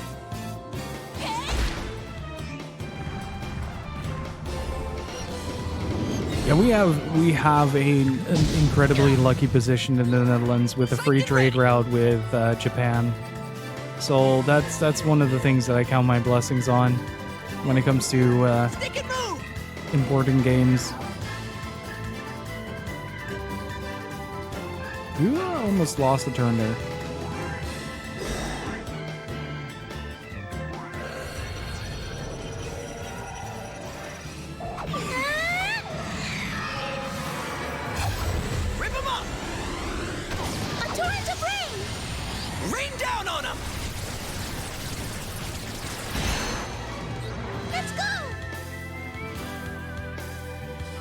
I keep forgetting that there is a Gollum game coming out.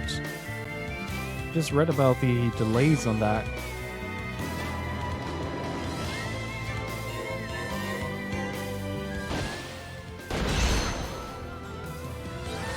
I'm still standing.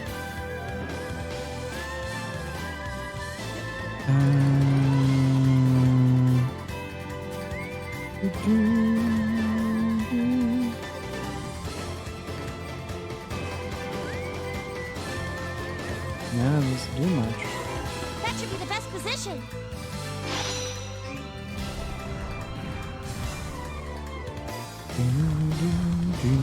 No problem. We gotta protect everyone. Got your weak point. Let's see just how much damage I can chip away from this dude. I'm not going quiet! Indications were slightly off. If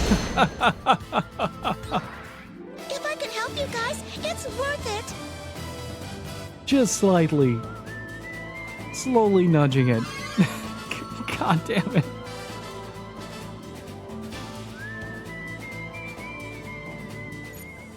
Oh, Trufolio, can I give you a bit of a tip?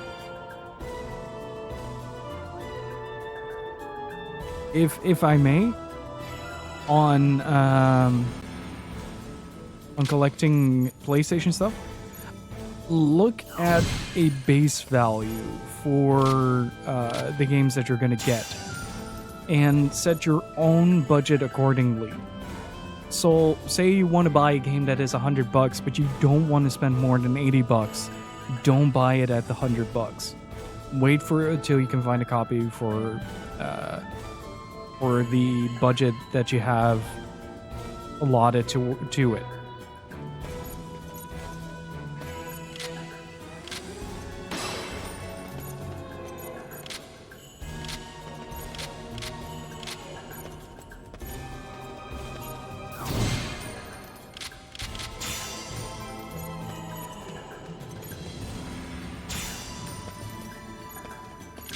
What if I do it the other way around? Still nothing? It's like such a small little thing, but if you go in with, say, like, oh, I know that Shining Force has a value, a market value of this amount, then you know that you can set a budget according to that baseline. And first of all, you won't be surprised by the price anymore, because that is also a big factor. But also you won't overspend. So as long as you keep adjusting the things you're looking for to a baseline and budgeting accordingly, it should be a lot easier to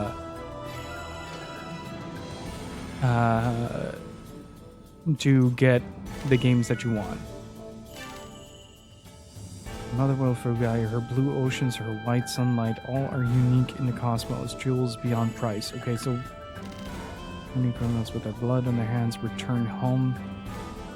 Split into 3 factions. Okay, 3 red. Oh, wait, hang on. What is the hint for the order? Only by facing the situation without turning aside. Okay. Gotcha.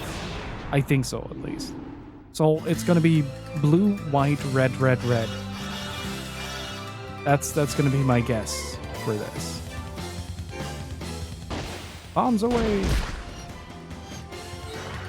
Stay calm. Oh, please continue with shot. That would be beautiful. Thank you.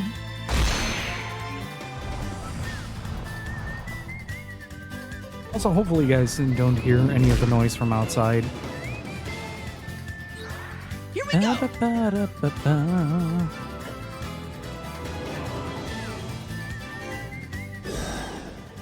Estimations are slightly off, buddy.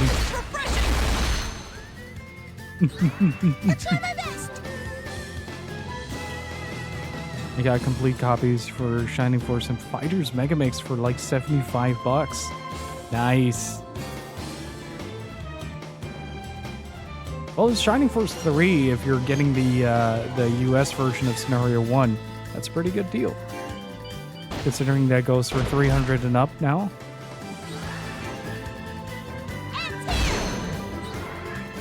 Can't we find someone with a little more bite? And how's it going, Kent?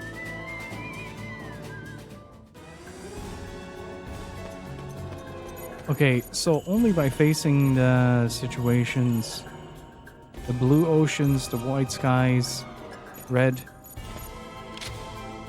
red, red. Only by facing the situation. Is this the other way around?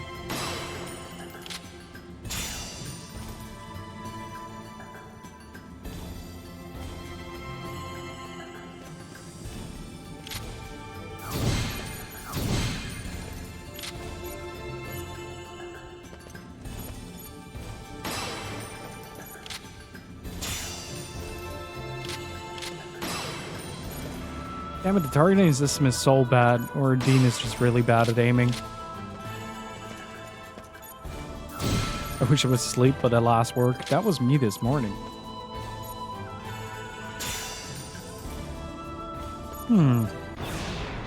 I feel like I'm misreading the whole thing, but could be wrong. We can't pass up this chance.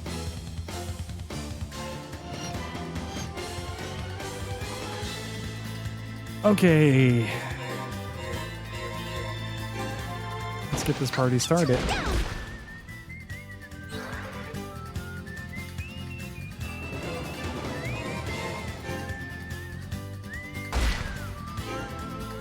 I love continuous shot so much.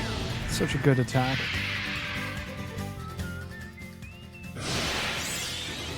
What have you been playing, Ray?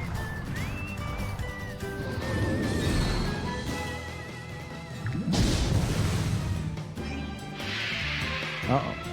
That is problematic. I'm just fine.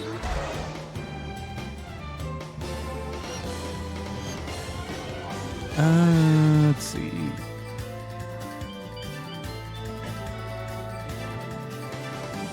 Got my target now. Live Alive. How are you liking the remake so far?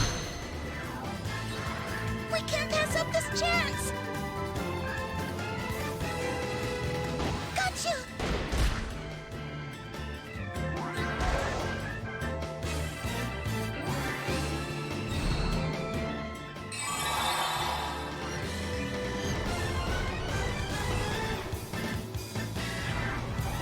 It's been fun so far? Hell yeah. Have you played the original or...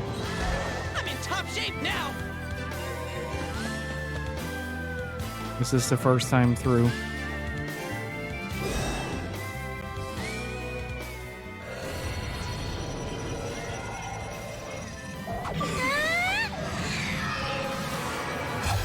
Rip him up. A torrent of rain. Rain down on him.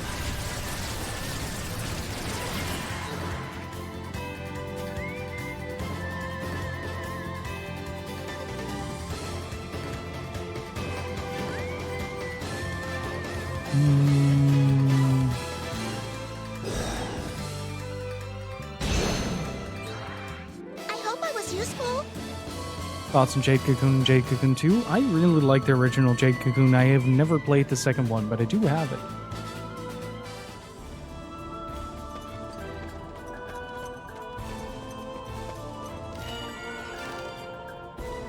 Motherworld Filgaia. Her blue oceans and white sunlight all are unique in the cosmos, jewels beyond price.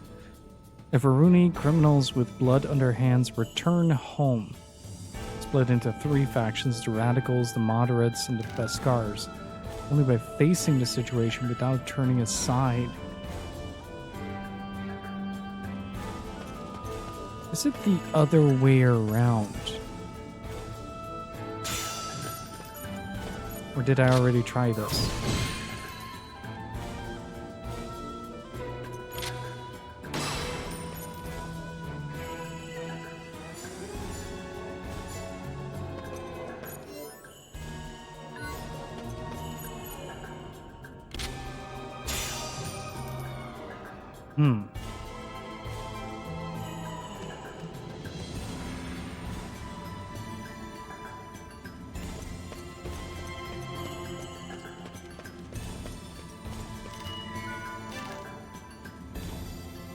The blue oceans or white sunlight all are unique in the cosmos. See, this makes me think that there is only one blue, one white. The Varuni criminals with blood, representing red, return home split into three factions. The radicals, the...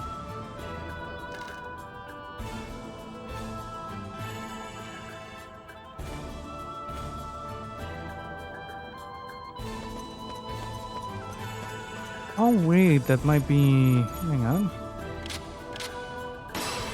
A hint towards the Beskars preservation project. No?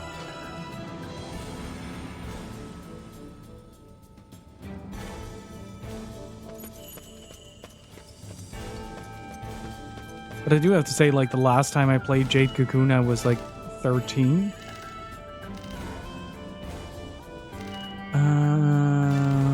Our mother world, Filgaia, her blue oceans. Plural.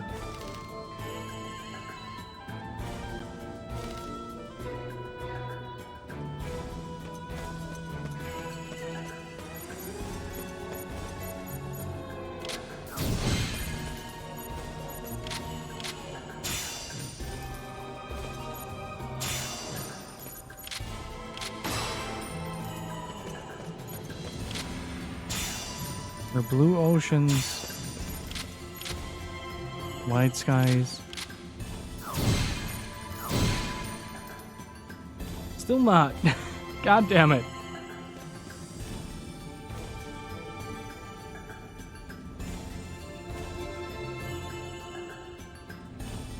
Blue oceans, white skies are unique in the cosmos. Divided into 3 factions. Scar, moderates, and the radicals. Only without they can solve the problem. So maybe something like that.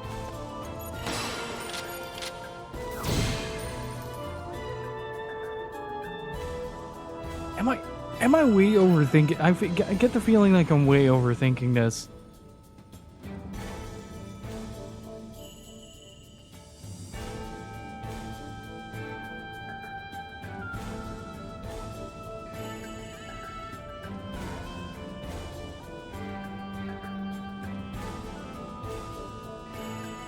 Let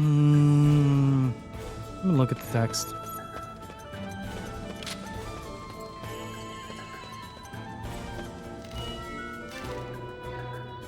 Other real Filgaia, her blue oceans, white sunlight, all are unique in the cosmos. Jewel beyond the price, beyond price. The Varuni criminals with blood in their hands return home split into 3 factions. See, this makes me think that without turning, only by facing the situation without turning aside, one can hope to move forward.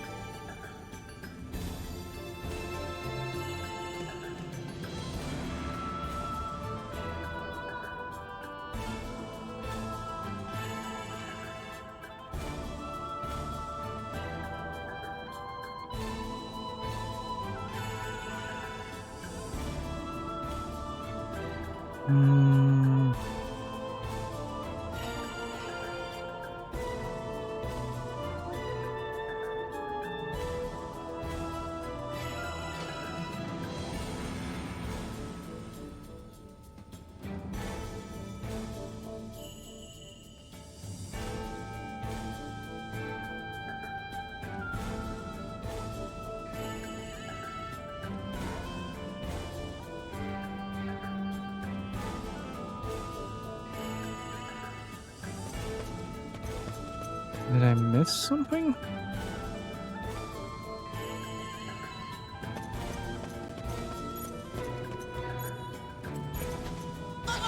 Uh-oh. Oops. Next time.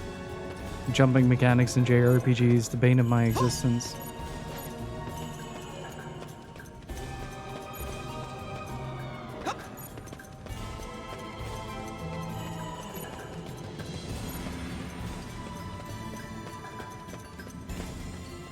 I get the feeling like I missed something in the maze.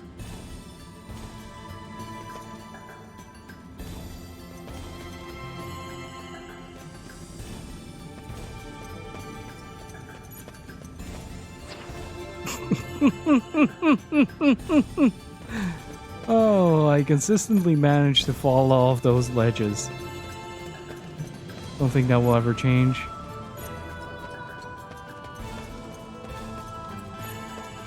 I turned the encounters off, by the way, in case you were wondering why I didn't get any battles.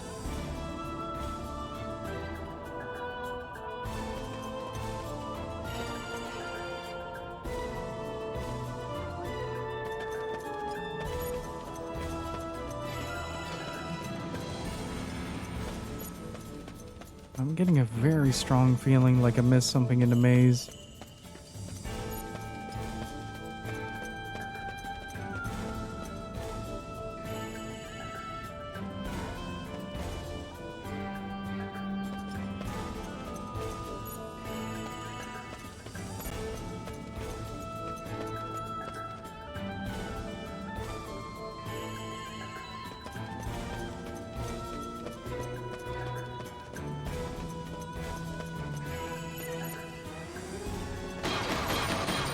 Also, just to reaffirm, Jade Cocoon is the Pokemon of the jungle on PlayStation 1, right? Oh, I needed that. Also, not a bad idea to just recharge. Yeah.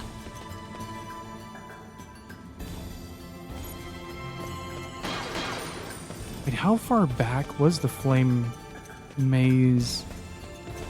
Yeah.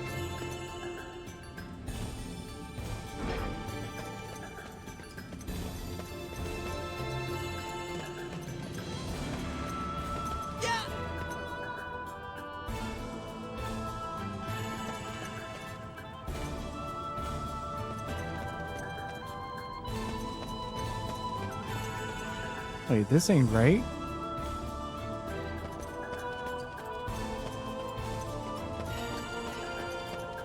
That's the exit. Wait, what? Tower, you can't just go non-Euclidean on my ass like that. That hurts.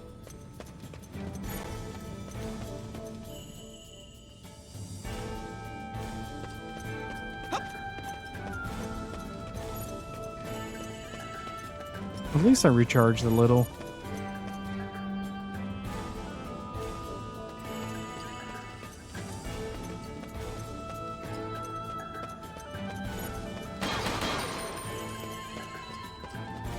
So what has everybody been playing?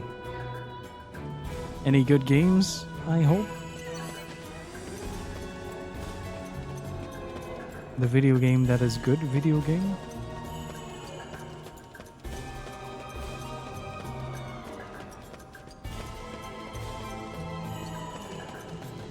Yeah. Am I up to catching Arceus and Legends of Arceus at the moment? How is that game? It looks really funky, but I have never actually seen any gameplay. Oh no, Chaos is disappointing? Has Jack Chaos Man finally done it?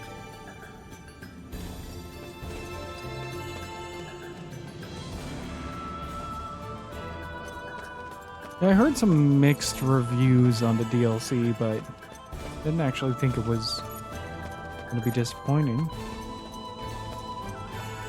Then again, I haven't played the full game, so still need to get around to that.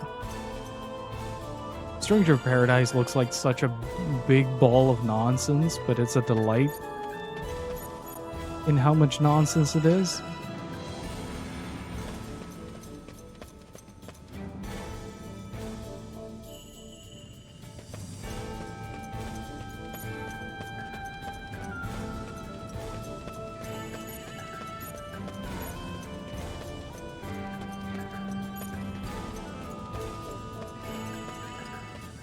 It seemed like it was made specifically for people that wanted to grind and wanted more grinding.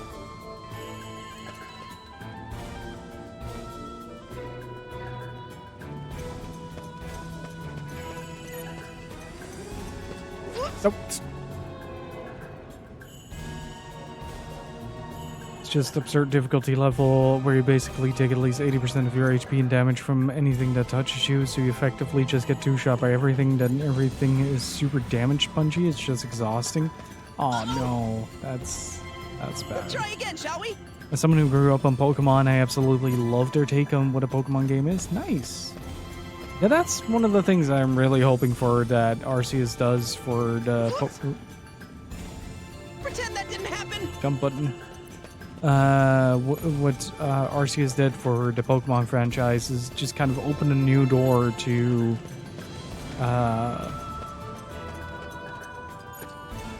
basically, oh crap, to basically refresh the series a little. Uh-oh. I'll get it next time.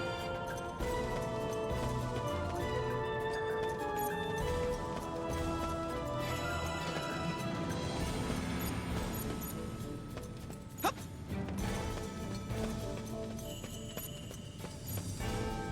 Also, just a second, chat. Alrighty, I'm back. Pretty sure it will. Game Freak did not expect Arceus to do as good as it did from what I've heard. Going forward, I wouldn't be surprised if they had the mainline Pokemon games focus on the Pokemon is battling angle they've been pushing, and the Legends line being Pokemon is capturing mysterious creatures in an explorable world. I mean, it would be doable for sure. I really like what Arceus was doing to the formula. Pokemon felt a bit stagnant for a while, and the adding of gimmicks like Z moves, Gigantamax, etc. Doesn't feel sustainable. So Arceus taking things and reworking them at a baseline like that was refreshing. So I hope they will with Scarlet/Violet in the same vein later this year.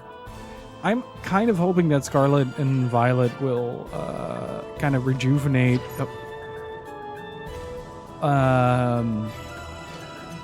me being able to actually finish a Pokemon game, because I haven't finished one since Sapphire. Why does my jump button not jump? Hey Gypsy, how's it going? How are you doing? Are you sitting down properly?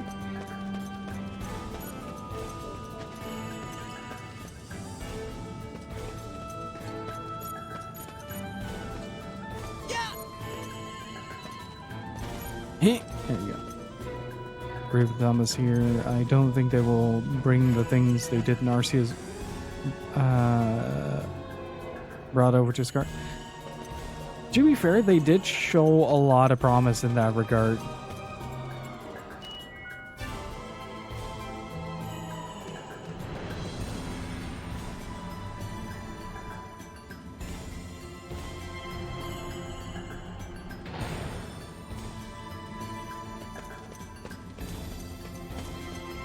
I do hope it's better than Sword and Shield, though. I played like an hour of that game and I was already done. Let's keep going!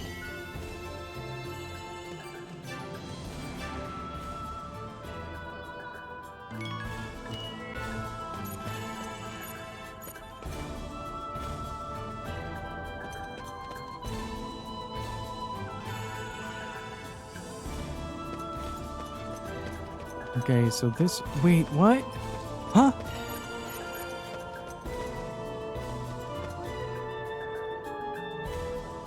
I didn't pass this on the way down. Have I been trying to solve a puzzle that was already solved?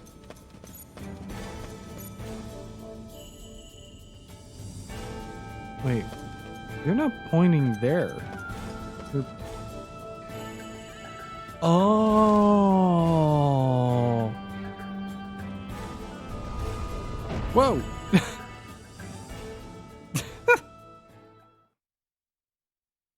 I hope Scarlet and Violet are going to be good, because most Pokemon games these days just don't really catch me. They didn't catch you at all. What's this? Be careful, Dean. You shouldn't play around with things like this. They've caused enough trouble for us already. Don't worry, nothing ventured, nothing, however it goes. Fair enough.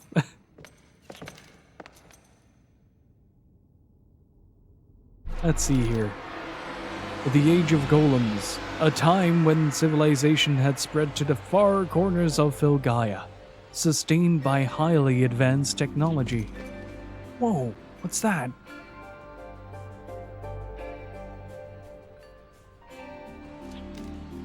Who's talking? I wonder if it's some kind of historical record. Perhaps even something from the Age of Lost Technology. Yes, that's right, I just remembered. The professor made use of it the last time we came here. As Avril says, it's a device that appears to have been built during the Age of Lost Technology 12,000 years ago. Lots of historical documents are stored inside, and the Beskars frequently make use of it too, so don't worry, it's not dangerous. The history of Filgaia, huh? Sounds interesting. Let's take a look.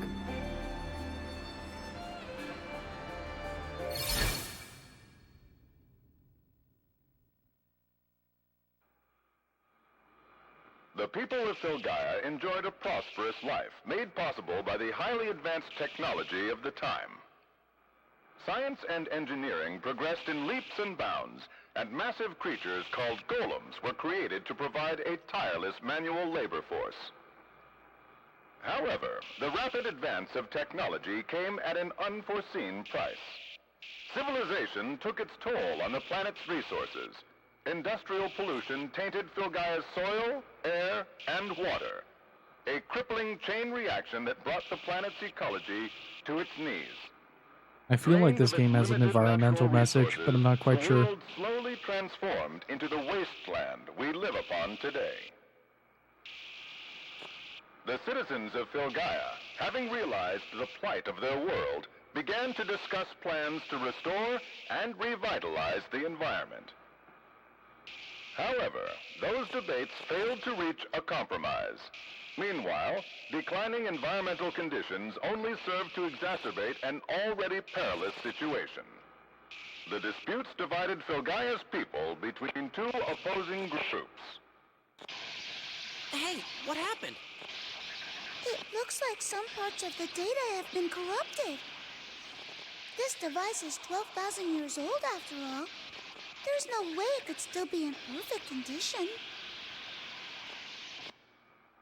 This unexpected interference from the moderates resulted in a wave of dimensional turbulence, interrupting the test.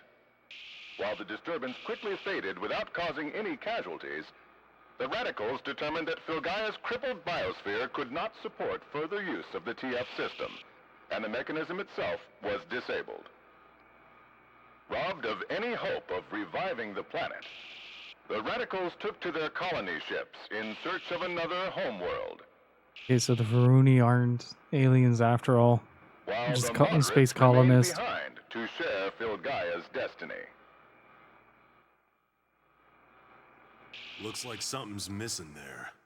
Never explain that stuff about radicals and moderates and such. Radicals? Moderates?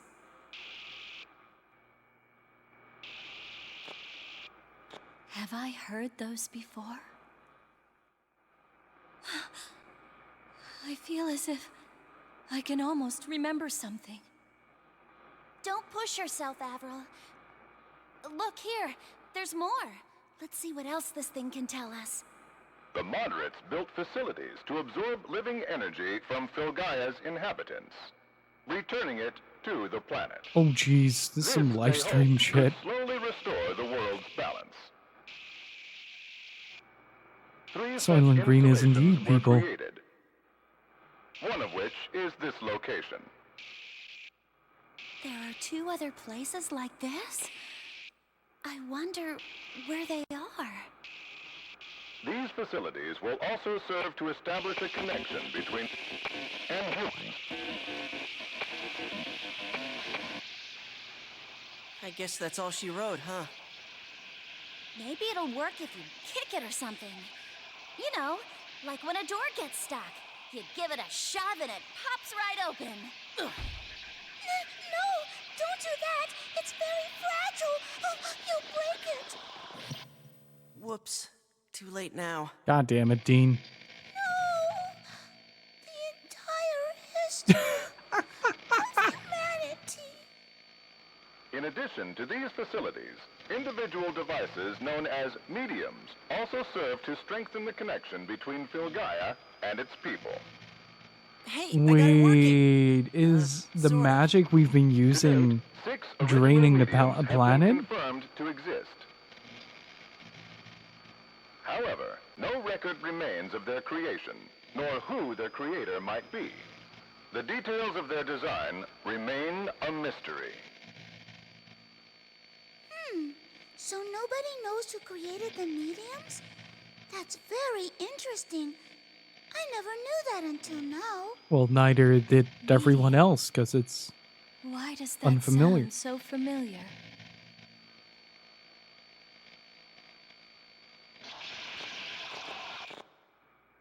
And so the people of Filgaia scattered on their separate paths. But perhaps it was fate that they should meet again here, rejoined upon the land of their ancestors. Humans forsaking technology to live with Filgaia, and Varuni returning after thousands of years in space reunited by their inescapable destiny. Mediums were probably created by someone who clearly wasn't large or small. For fuck's sake, Ray. That was a really good one. Looks like that's the end of it. That last part was added by one of the Beskars. But what does it mean? The thing about the land of their ancestors, then talking about humans and Varuni. So, humans and Varuni were originally the same race? And if this recording is correct, then the Varuni are the descendants of the people who departed Filgaia. What, you didn't know? Yes, humans and Varuni were once the same race. Might be some good information to share with a group, Carol. Humans and Varuni the same? That's crazy. I'm sorry. No, I'm sorry, Carol. It's not you I'm angry with. But things are just getting more and more confusing as we go.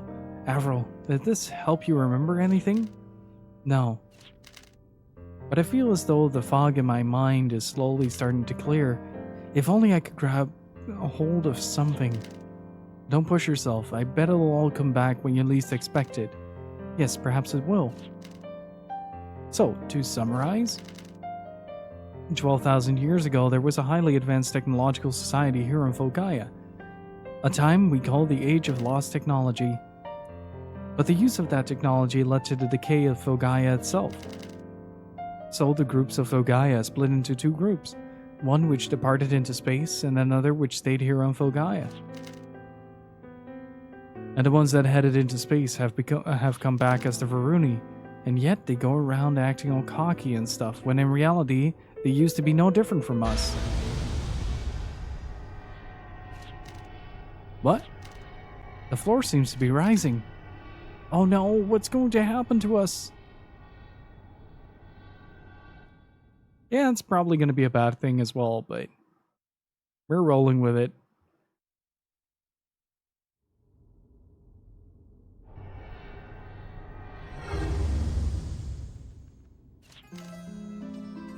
It's the Beskars. Humans. What are you doing in here? You have some nerve to intrude on us. Wait, isn't that... This can't be. The ice... Please accept our sincerest apologies. We meant no offense to your majesty. Are you referring to me? Your majesty's humor is unprecedented. Ha ha ha. What is your purpose in coming here? Well, Rebecca, if you would. Sure. See, there's this girl in the town of Mythosmere that's fallen ill. We think it's Zot syndrome. Do you have anything that can cure it? Certainly, anything Her Majesty desires. Hurry! Please wait, Your Majesty, while I go retrieve the medicine.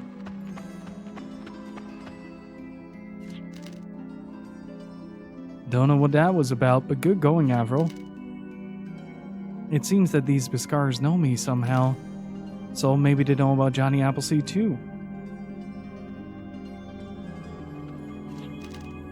Your Majesty, here is the medicine you requested.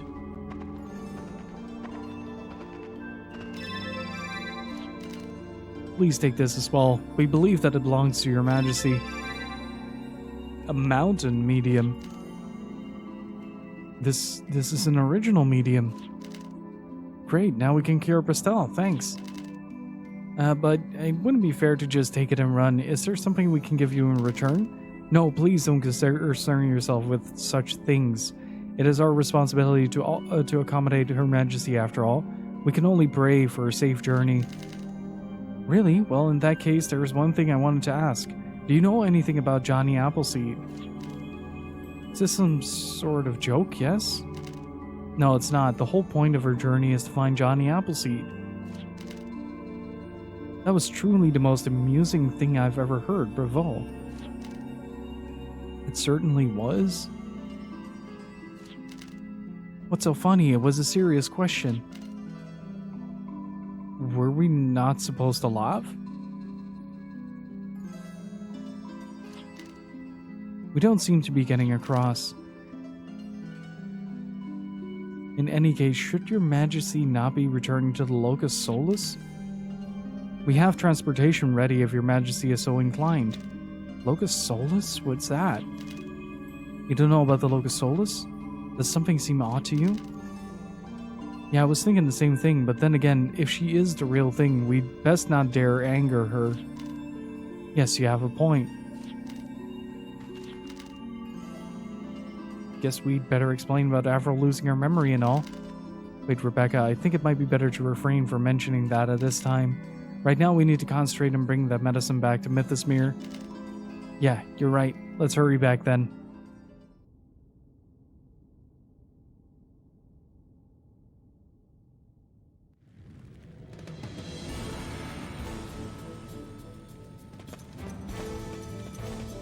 Okay, so... what? To think you knew the password to this temple, astounding. That password is the name of a hero written down in a text we discovered while studying Filgaian history. It is a vital document likely dating to the age of lost technology, but its author has sadly been lost to time. Wait a moment, the author, could it be? It's just a coincidence. You don't need to get so excited. I don't believe in coincidences.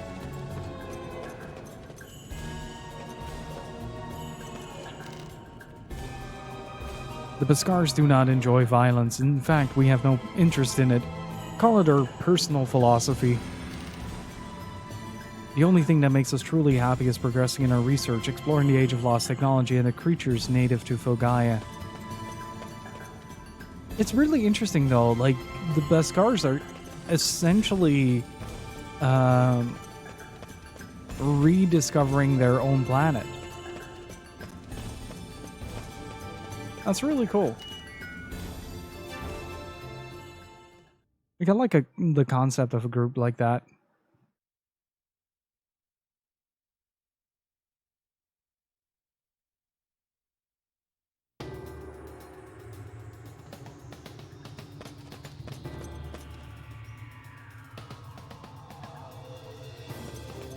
But that also explains why, like, the sky is pretty grim and gloomy and the lands are pretty barren. If we go by that logic.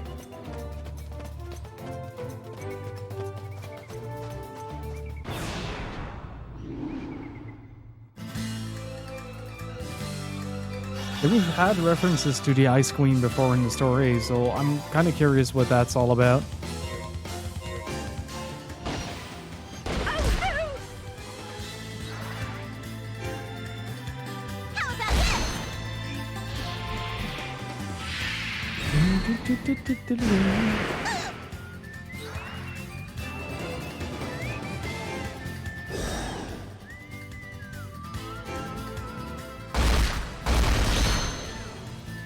Double critical is absolutely brutal.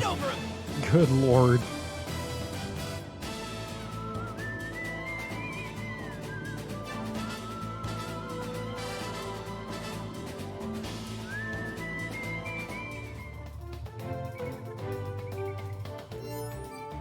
We did get a new medium, so let's see. Can we equip that? Mystic. Turn shift shut out. Oh.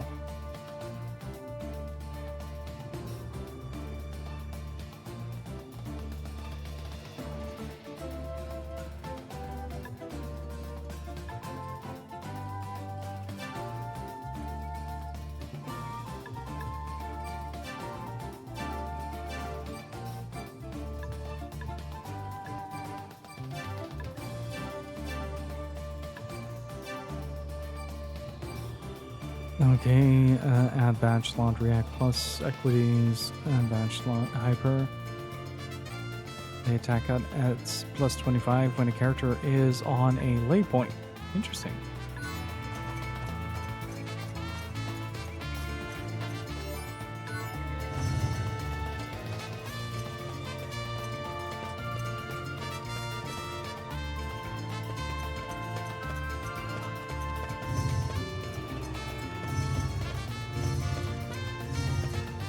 No, nothing. I am sad, I am disappointed.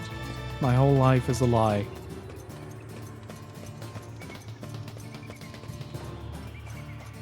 Don't miss anything. Don't miss anything. Don't miss anything.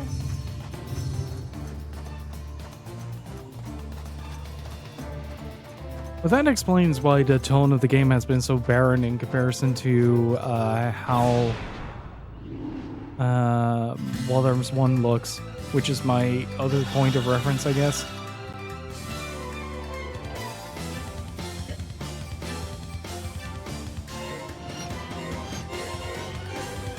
The wind will blow right through you!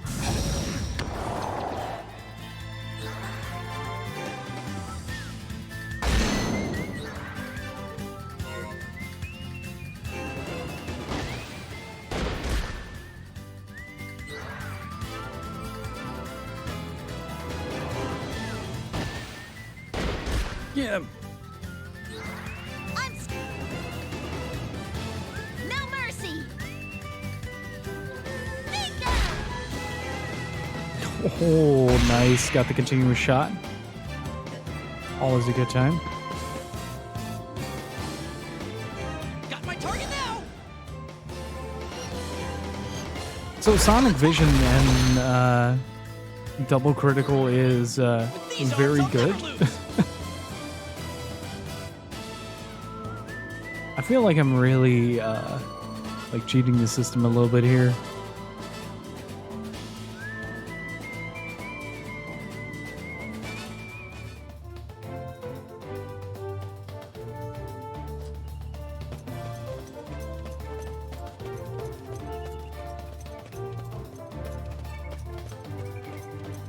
Ba-ba-ba-da. Where was the way out again?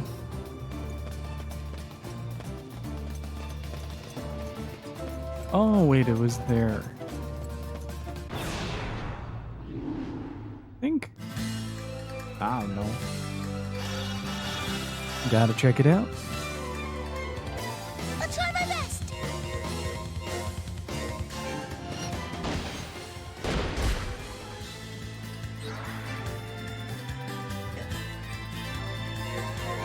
Let's find a better spot! Please continue to shot this. Ah, man.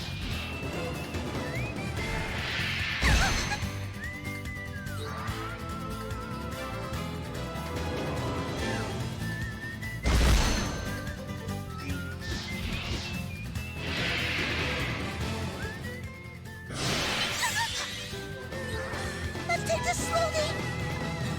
Wait, did she take damage?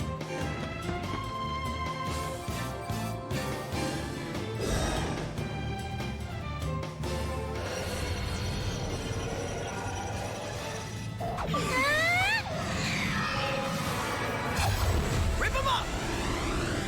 A torrent of rain. Rain down on him! I really like the concept, If I can help you guys, or it's the worth the way that those co-op attacks work. Ooh, I'm smelling food.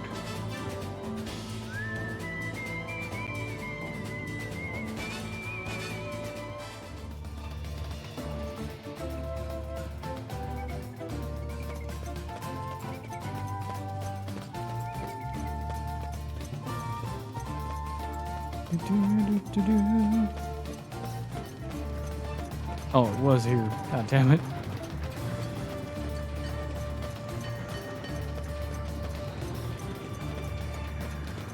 I mean, it makes sense because I had to just follow the train tracks, but I didn't. So that's how you end up getting lost.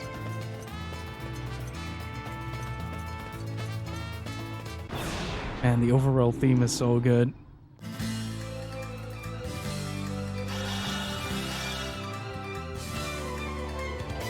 Preemptive, you say? Oh, don't mind if I do.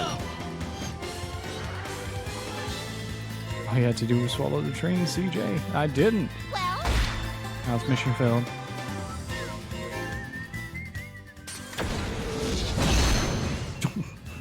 Okay. You can choose violence and you can choose total obliteration. What do you mean double crit? stay calm!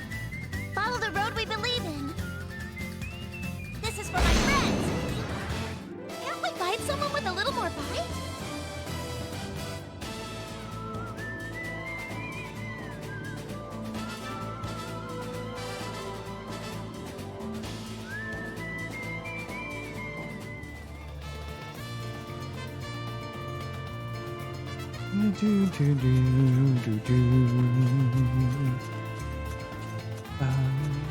Oh, it was literally over the mountain ridge.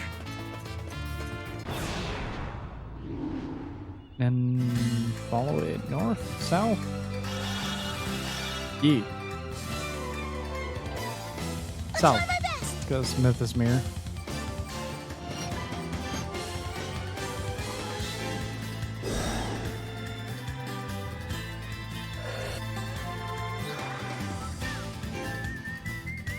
Bada bing. Here we go! Bada, you're pretty dead. How can I miss that? I feel like having Avril on the team does give a lot more damage. Like, I'm not quite sure about the sustainability of Carol. Stay calm.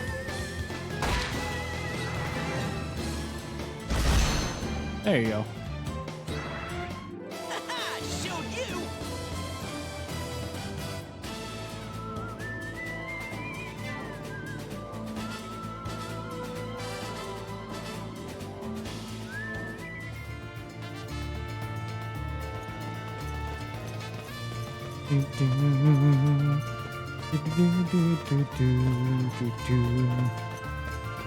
I never noticed that little windmill there. That's really cool.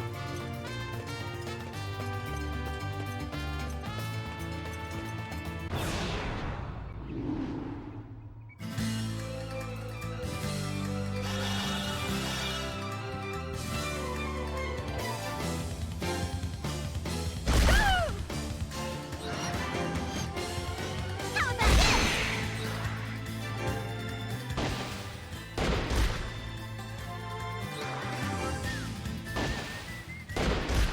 There you go. And What next?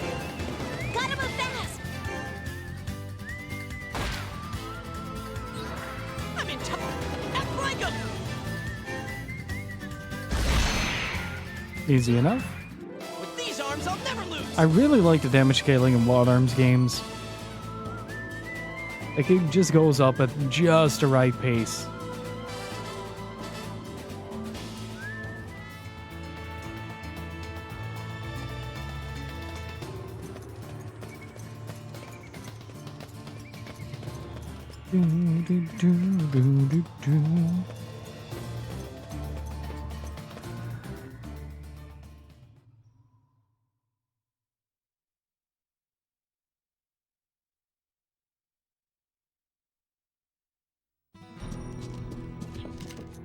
Estelle, we brought some medicine for you.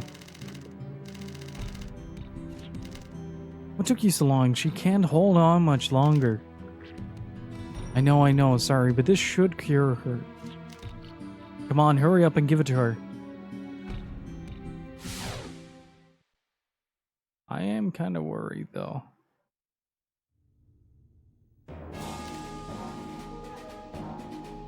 What's going on with the black box? There's been no activity of note. However, there are signs that they've attempted to start up Jotunheim. So it's not just a TF system the radicals were after. It's bad enough they're trying to get rid of humans. They don't care about Filgaia itself.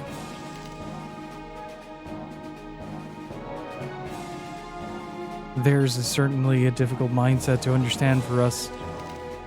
Of course it is. We're risking our lives to save Filgaia.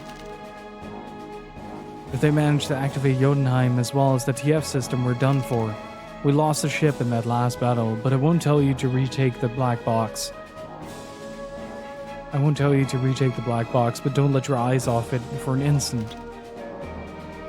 If they even hint at doing something, we'll have to go in and smash it. Yes, sir. But still, why didn't they bring the TF system to full power when they had the chance? Did they have some secret plan? Or is there some reason they couldn't bring it to full power?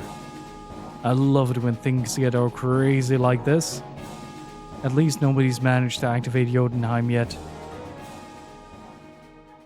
Get the feeling like that was the temple that we were in.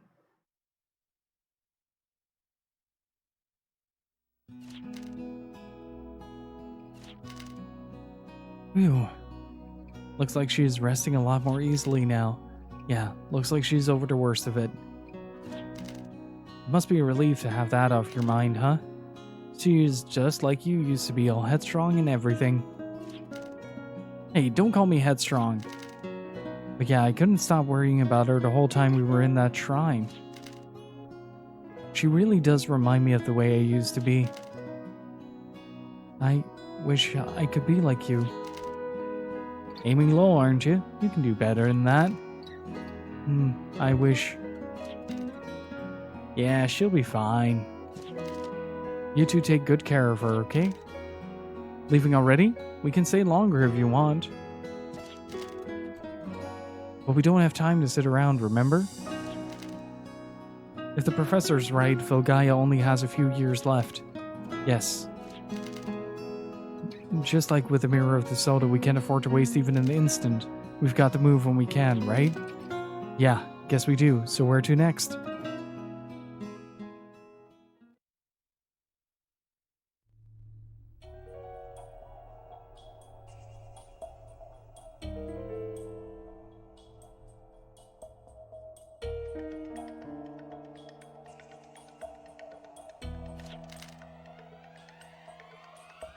But if she is the Ice Queen, we should probably keep an eye on her. Ooh, food.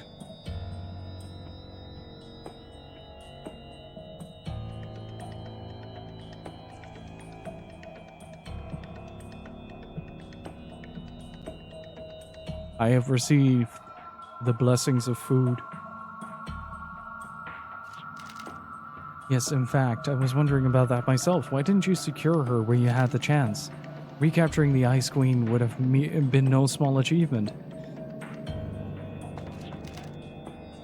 Well, how about you? It would have been the scoop of a lifetime, no? I have little interest in things I can't confirm. You know that as well as anyone. Without proof of her identity, I wouldn't even breathe a word of it. I only report the truth, after all. Yes, I suppose so. They can consider me in the same camp. I'd like to wait and see whether fate will favor Johnny Appleseed or the Ice Queen. Is that so? No matter to me, not that it matters to me one way or the other. But don't you have your own position to think about? No, I don't place the same trust in our current leaders as I do in the other Sentinels. Well, if that's not an intriguing statement, perhaps you'll let me interview you later. Don't joke around, I'm serious. Every now and then, he gets this look as if he wants to burn the whole world to a cinder. Frankly, it's scary. Now that's most interesting. Maybe I'll do a little investigation of your leader on my own. Don't trust me on this. If you stick your neck in the wrong place, you may end up losing your head. That would certainly make things difficult, wouldn't it? But in any case, I've got a more interesting story to follow at the moment. I'll head after that little group and see what truths they turn up. Things do seem to be getting interesting, don't they? This should be a fine opportunity to show off your skills. Don't patronize me. What do you know about me anyway? What's the matter? Not the kind of thing you want to hear from a mere human? Varuni, human, whatever. Makes no difference to me. Truth is all that's important in my book. And that's why I don't like you. You and that cloak of lies you wear.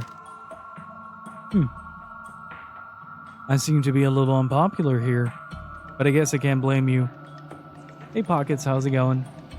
My favorite thing is when damage scaling goes to absurd amounts that they have to truncate the numbers with abbreviations for how many millions or billions of damage you're doing. Kind of like the Disgaea methodology. And D. Otter. Thank you for the follow, I appreciate it. After all, who'd ever guess that I'd be working with Varuni leaders to destroy the human race? I'd love nothing more than to rip that cloak to shreds and show the whole world who you really are. But with that censorship that's going on right now, that's regrettably not an option. And you let mere censorship like that stop you? Some reporter you are. Don't misunderstand. I'm angry about being stopped from reporting on the truth that deserves to be known. But just wait. One day I'll expose you for the fraud you are. Please, by all means, when that day comes, I'll be glad to tell you and your camera the whole story. You two certainly get along. Well, exactly how did you get well from this? Never mind. I suppose you wouldn't understand, but one day I think you two might find that you need each other. Right now, though, you really are about as different as two people can get. A Varuni who seeks the truth and a human who hides behind lies. You'll both have to find your own ways to get over that wall between you. Sister, you made it over and you were so happy. Wait, is Avril her sister? That would be a twist.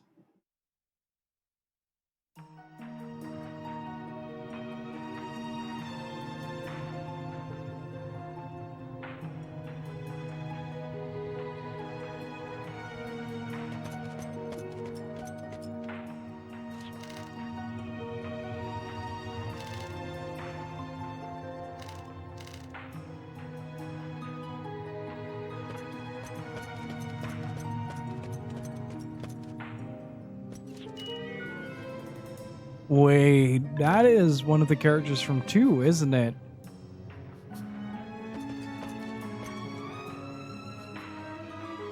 Oh, there's a little cat. There's a little cat up there. This is important. We have to stare at the cat, chat.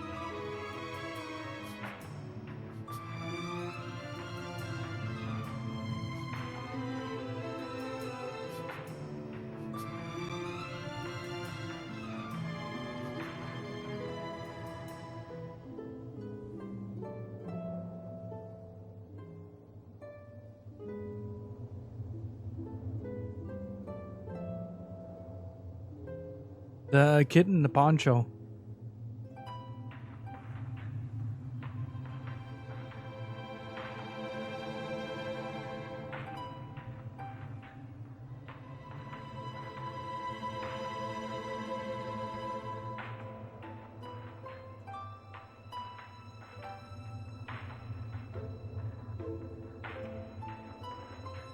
Gotta check something real quick.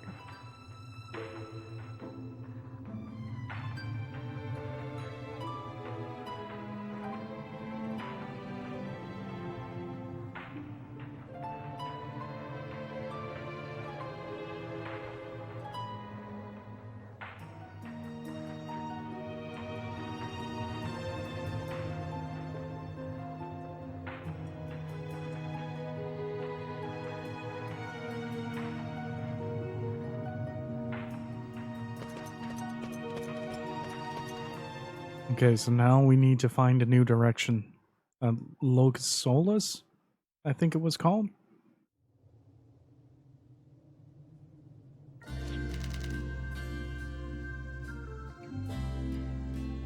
So where should we head next? We could go back to Layla Bell and see if we can find out more. We can find out anything more about Johnny Appleseed. Well, I don't think we're likely to learn much more than we already know. Hey, Carol, where were you headed? You're looking for that professor, right? Yes, I am, if I can ever find him. I wonder where he's gone off to. Who knows? I have no idea what goes through that man's head. The professor has probably been looking for me too. But as soon as he finds something new to study, he forgets about everything else. And he gets lost really easily, so honestly, he could be wandering around just about anywhere. Well, where were you thinking of looking next? Well, I haven't really decided myself, but I was thinking of maybe heading for Honey's Day. Honey's Day, huh? Maybe I should give up on Layla Bell and try someplace else too. But wouldn't we need train tickets to get there? Hey, Kelvin, how's it going? No, you can reach it on foot. There's a tunnel southeast of here that leads there. There is? Then why don't we go and try going there? Maybe we'll be able to learn something new about Johnny Appleseed. But then Dean would have to give up on becoming a golem hunter. I wouldn't want him to wouldn't want to cause him such trouble. Well, I guess I don't really feel as excited about becoming a golem hunter anymore. Because of Nightburn, huh? He sure was different than you expected, wasn't he? Yeah. Is that so? That's unfortunate. I liked watching you chase after your golem dreams. Don't worry, I'm not giving up on golems. That's totally separate from golem hunters. Even if I don't become a golem hunter, I can still look for golems, can't I? Yes, I suppose you can. That's a relief. On these days, sounds like a good idea for me too. I've always found it easier to pick up new info in an unknown place than to squeeze out every last drop out of an already known one. Then that's what we'll do. There's Johnny Appleseed, of course, but I want to see the world as well. I never imagined I'd see the kind of things I've been seeing. The relations between humans and Veroni, towns like Mythosmere, everything. So I want to see more of the world. Is that okay with you, Afro? Yes, if that's what you desire. Johnny Appleseed may be awaiting us there after all. Okay, then let's get going. Carol, as long as we're going in the same direction, you want to come with us? It'll be a lot more fun together, don't you think? Yes, if you don't mind, then of course I'd like to go with you. Wait! Escape the heat of the office, time to chill? Nice. Ooh, we made it in time. Estelle, what are you doing up? You're not fully recovered yet, you still need to rest. But I wanted to give these to you as a thank you present. We found these in Layla Bell discarded. You wouldn't believe how quickly they throw stuff away. Look at how good a shape these are in. Ooh. Ooh. Ooh. Ooh. I hope they'll be useful to you. Thanks, Pastel. You too. I'll be back sometime, I promise. And I'll practice so I can show you an even better act. Thanks, I can't wait. Alright, then we're off to Honey's Day. It's cooled down quite significantly here. Went from like 30 to like 20. Faradun. Where is Persephone? Friggin' discount Lazar. As I understand it, she is currently in the television studio gathering information. I apologize for my delay. If indeed you wish to apologize, perhaps you could demonstrate that by providing me with some useful information. How about it, Persephone? Well, I'm afraid it may not be as useful as you desire. I have confirmed that humans are beginning to experience the effects of the TF system. However, there has also been a report that a child in Mythosmere area has managed to recover from those effects. What? What is the meaning of that? It would seem that the Beskars have become involved. The Beskars? Is it Johnny Appleseed then? I'm afraid I haven't been able to determine that. My apologies. If you do not know, I suppose there's not much that can be done, but those Beskars, they should have just stuck to their own research. I have to let their activities go thus far in respects of their supposed neutrality.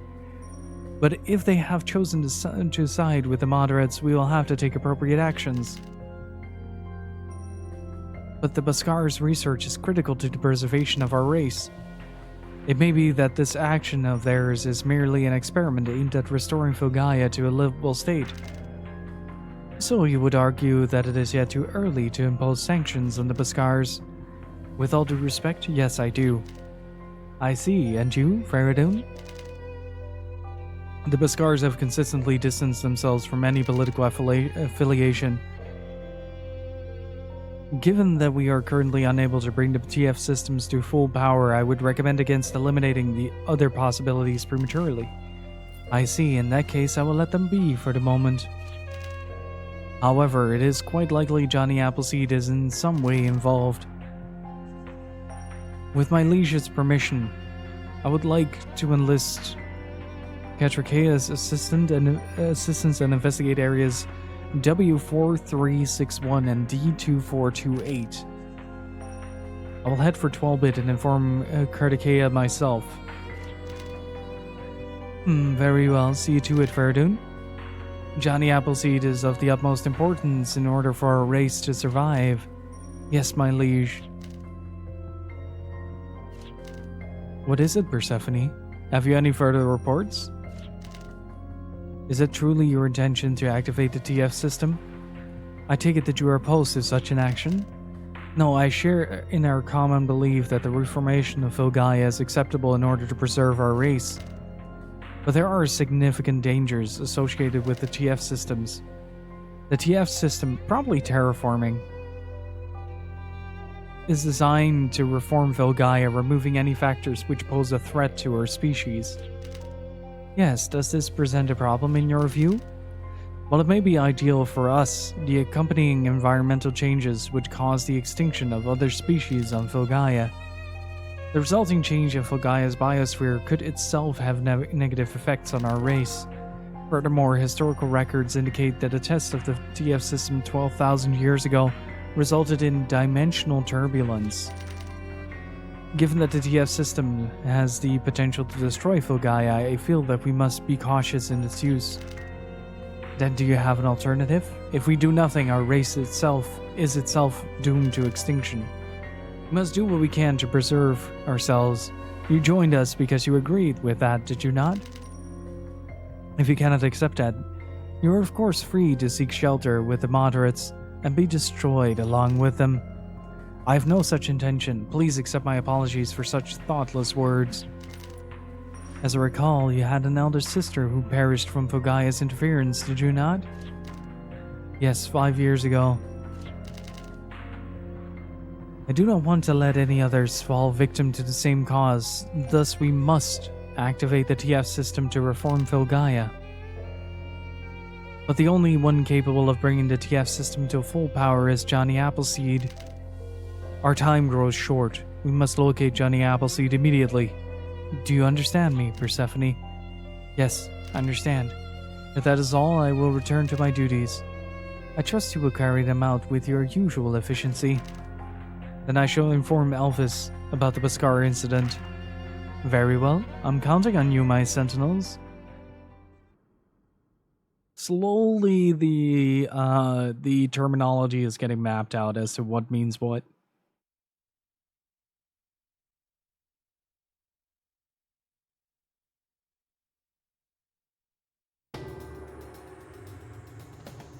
I'm gonna take a bite of my food.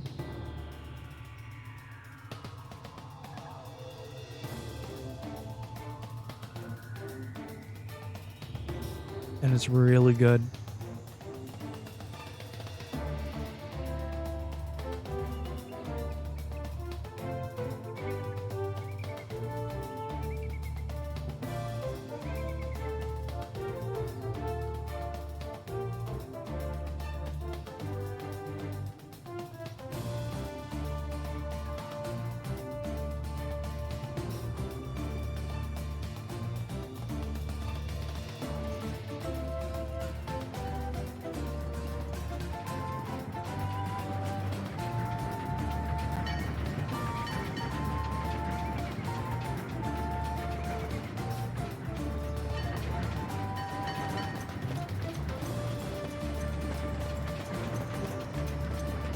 Okay, so there was an entryway somewhere around here.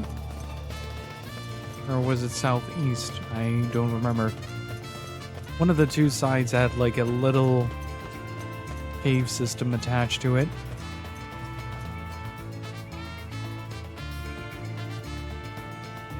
I don't think it's there. I think it's on the other... What's going on in the background? Oh boy.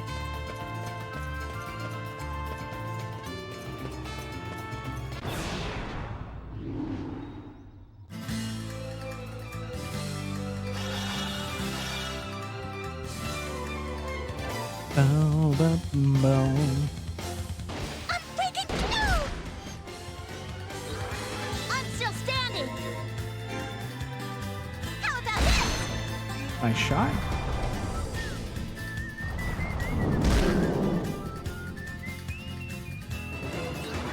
Psyched and ready.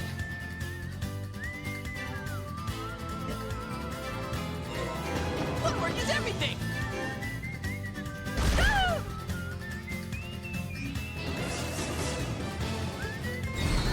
Oh, that's gonna hit Dean. Yeah. I'm not going quietly. Burn to the ground. I'm still standing. Man, I really want to unlock that force attack with Carol.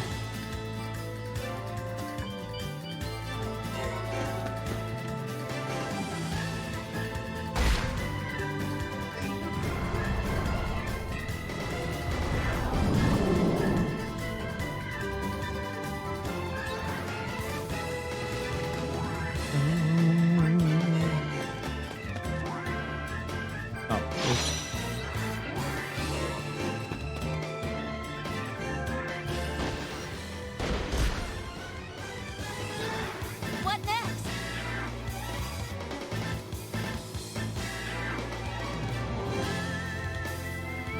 I don't know if there's like an affinity system running in the background or something. Depending on me. Maybe, but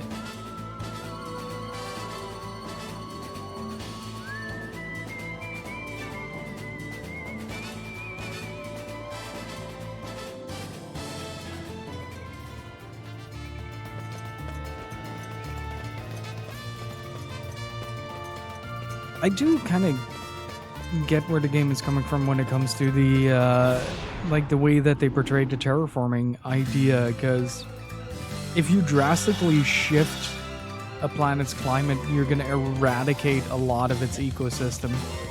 Footwork is everything.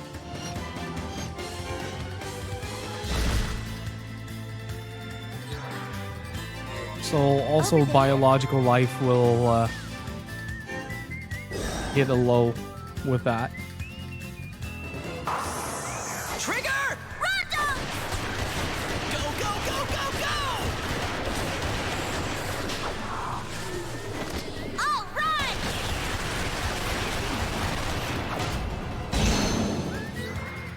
Dean's really something, but I'm gonna keep up.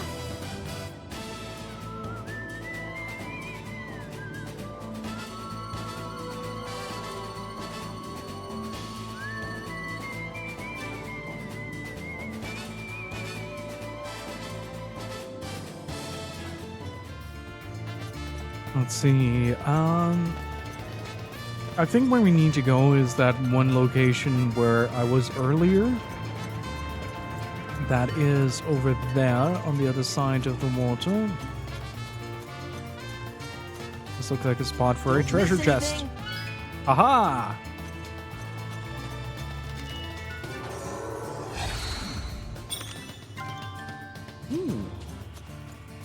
Just take a look around.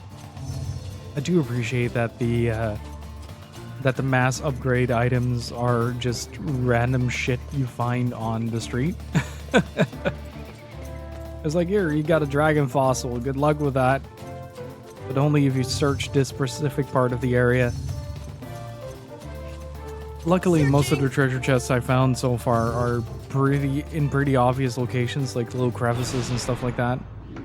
But there has been one that was just in the middle of a field. I don't know if you're supposed to guess that, except by just randomly mashing the button.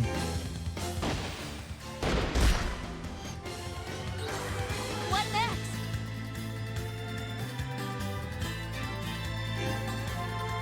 How about this?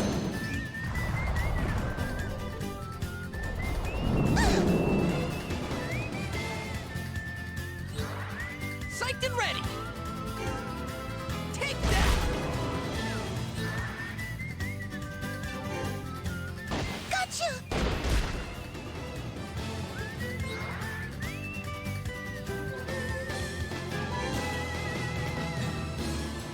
No mercy.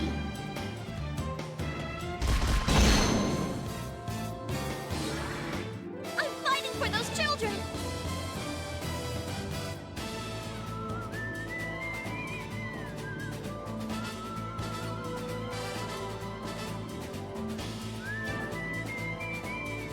Wait. Victory quotes change based on story progression? That's pretty cool. Is there even another game that does that? Outside of like major events where you have like maybe a unique victory quote for a boss fight or something like that. Which is something that Tills does a lot.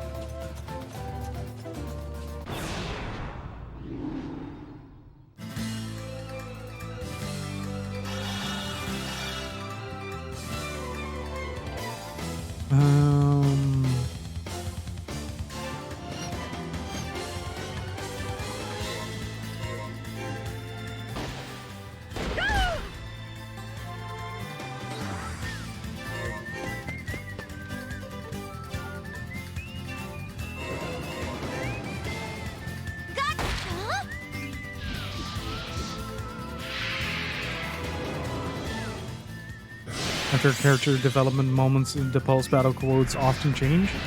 Not as situational as this. Gotta stay calm.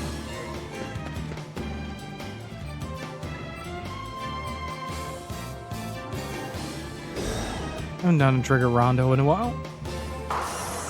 Trigger! Rondo! Go, go, go, go, go! All right!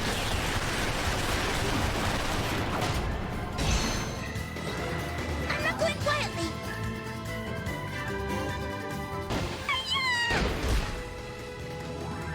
Hey, Foxhound, how's it going? This is it! No problem! We gotta protect everyone!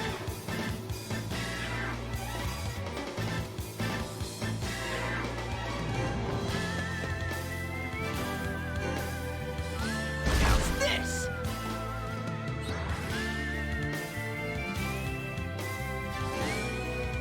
I felt that one. Teamwork saved the day.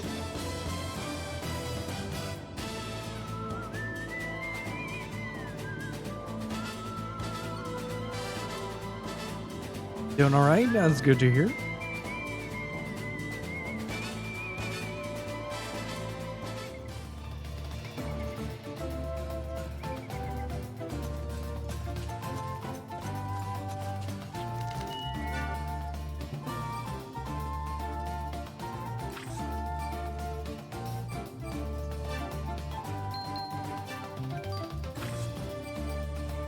Yeah, I think everybody is fully equipped on everything already.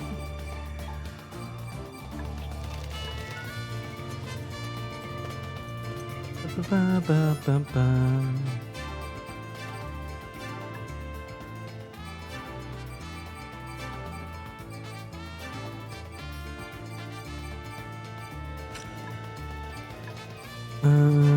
What do you have equipped?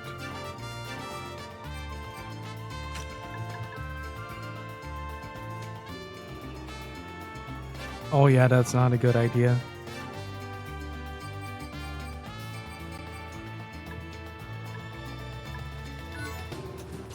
Well, let's try it. Maybe this configuration does work miracles. Woo! Fully recovered!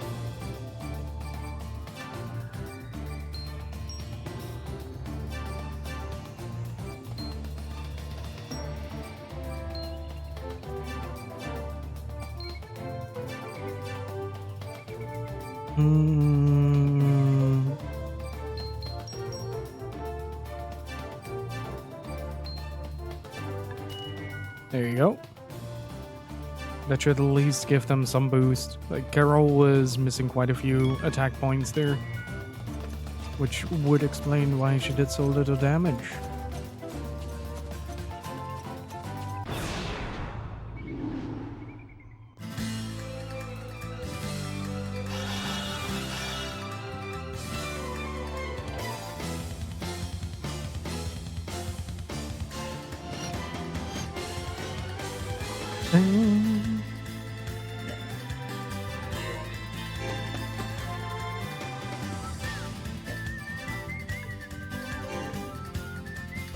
This! Now it should kill those two. Gonna be one major strike! Nice. Where should we take him from? Don't be shy now. Stay calm. And If I recall, they all have a specific attack with Greg as well. Freaking Greg in a stupid hat.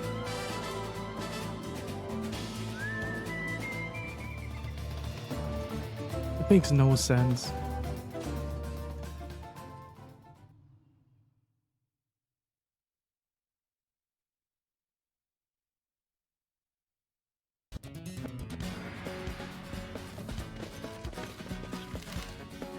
We just have to get through here, and then we'll be to Honey's Day, right? Let's get moving. Honey's Day. I wonder what kind of place it is.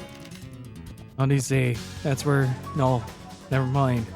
Best to let you see for yourself. Hey, come on, don't leave me hanging like that. It's not such a big deal anyway, for you now, anyway. A little while ago, and you probably have gone crazy, though. I don't get it. That's a face that really says I don't get it.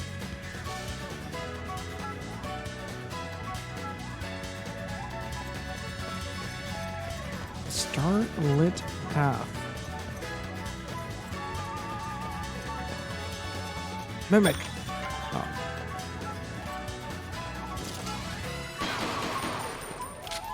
Can we find anything? Time to nail this down.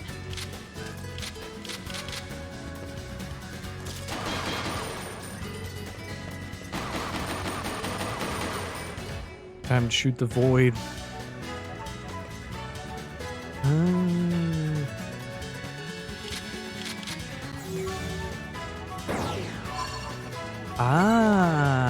In addition to locating treasure chests, the detector can also reveal hidden floors or secret passages in walls.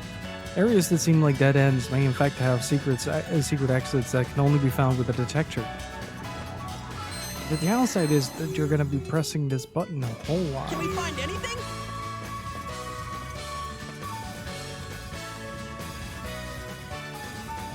Can we find anything? Oh, it also reveals like the magic things, right?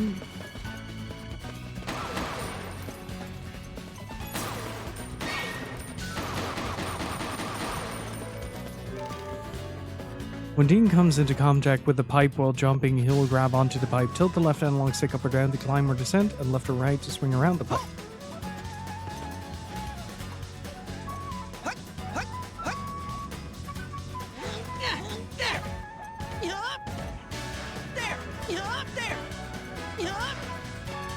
A lot of Dean noises.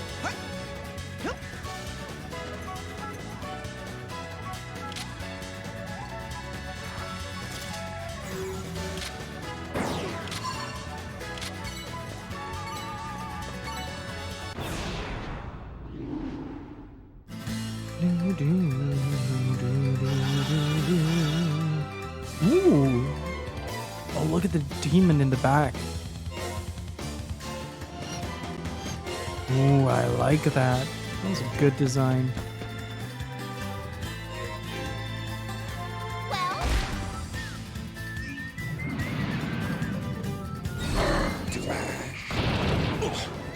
Oh, jeez. A lot of damage, though.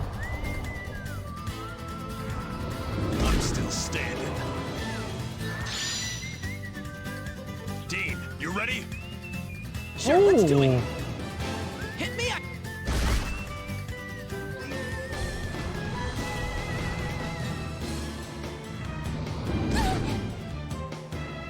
you have to hit specific parameters.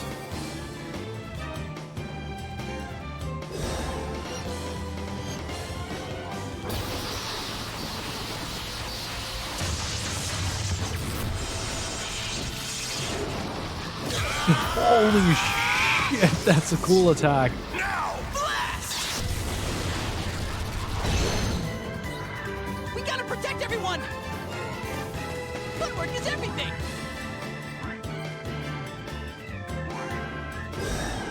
It's gotta be the hat. Don't give any credit to the hat, please. Go, go, go, go, go! all Just ignore it. It's not there to begin with.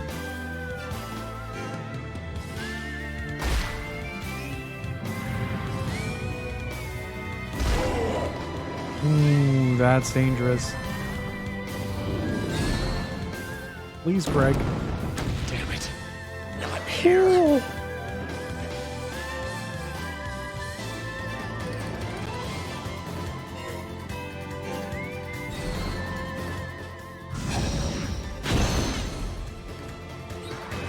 Oh, Greg is freaking dead.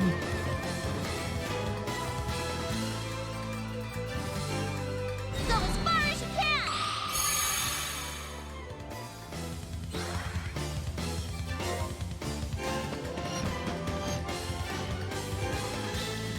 This is the end. Nice.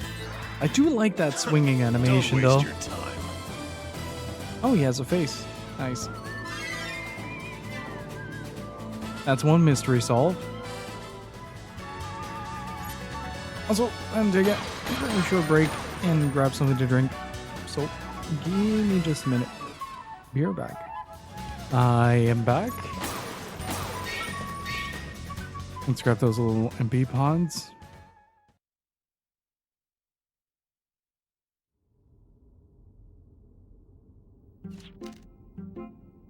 Do you mind if I ask a question? Of course not. Ask away. Well, I'm not sure whether it's proper to ask, but have you and Rebecca been together for a long time? Hey, we're not. You bet, since we were born, in fact. Wow, since you were born? Dean, that's not what Carol's talking about. Huh? What do you mean? Dean, we're reaching critical mass here. Like, your density is impossibly dense right now. Hopeless as always. Carol, what he means is that we've known each other since we were very little. That's all, really. Depleted or uranium dense. Let's see, what's the densest material?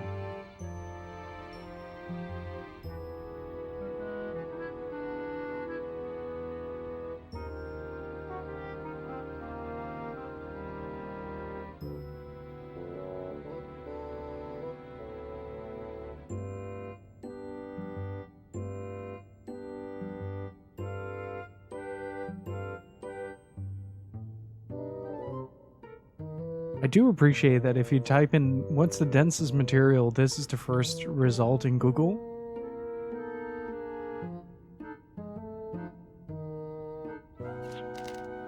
What do you mean by sketchy? What exactly were you asking? Oh, now I get it. No, Dean's response is all I was looking for. Is something wrong, Rebecca? You seem unusually excited. No, nothing at all. I just got a little ahead of myself, that's all.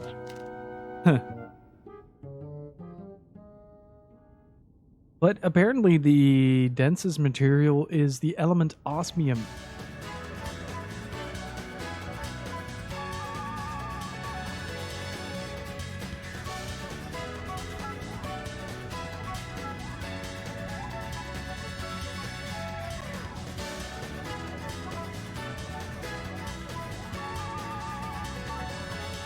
Denium. I'll take it. How's it going, Adrian?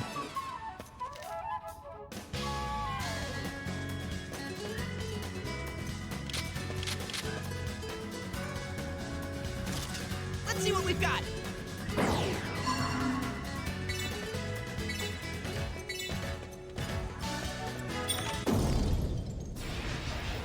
I was asking for that. Onyx Mephisto, thank you for the follow. I appreciate it. How's it going?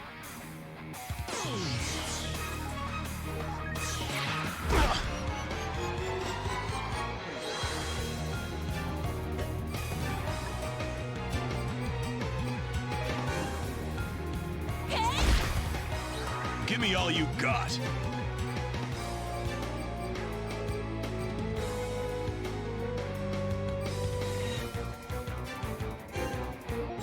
Gonna lock him inside of that. I'm in top shape now. Make it move! I'm gonna settle this now!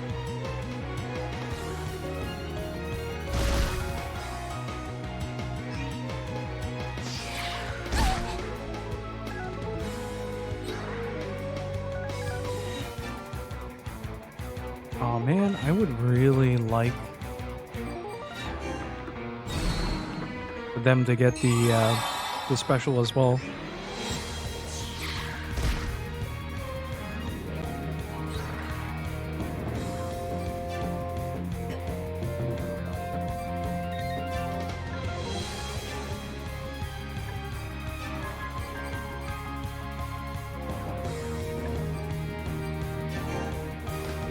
There you go. Well, that animation for a regular attack. Yeah, there's a lot of love and care in this game. Outflank him!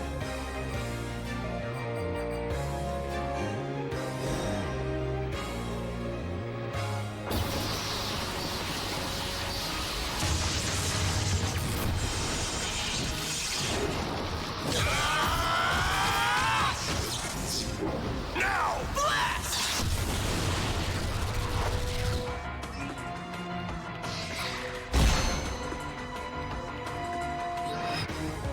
Oh, he's fucking dead.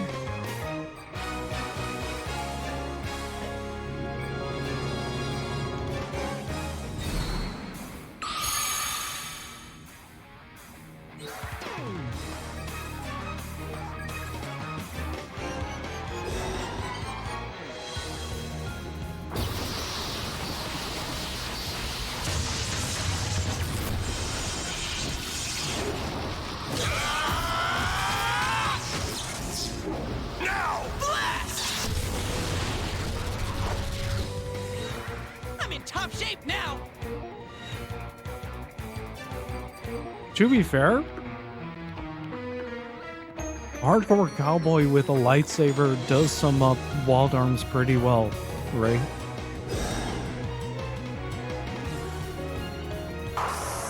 Trigger! Rondo! Go, go, go, go, go! All right!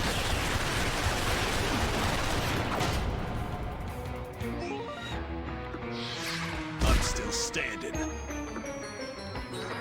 I can't lose this! Now you can fight again! Just getting started!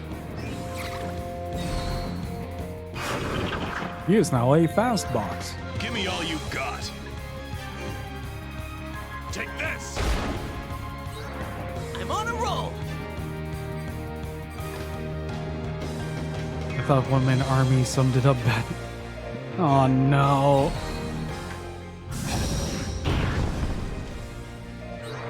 I'm still standing! Gotcha! Gotcha! I'm still standing. Uh-oh. Woo!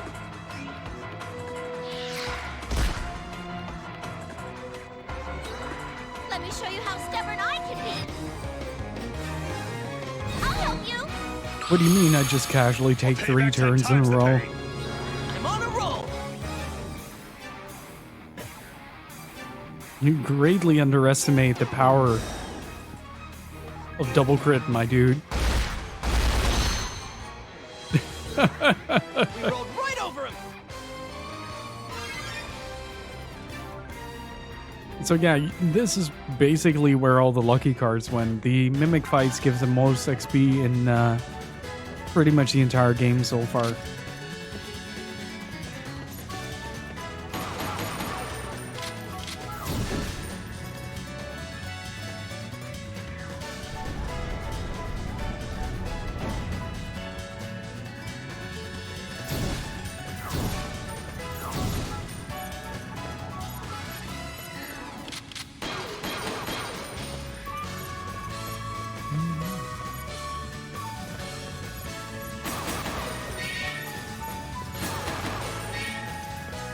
It'll be easier if the double crit reflected on the damage preview. It would, but it wouldn't be half as much fun to just see damage go woo.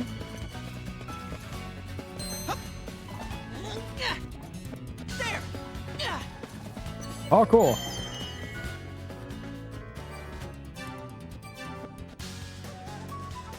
I do think I'm gonna grab Averill again, though.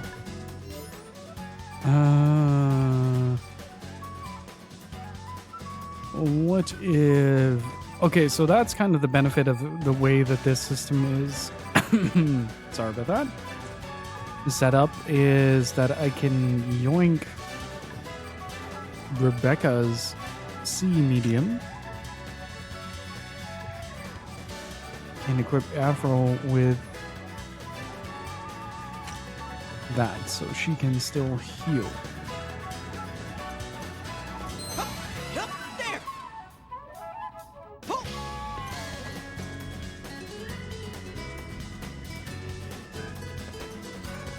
Okay, what can I do? I still need to find something for those chests.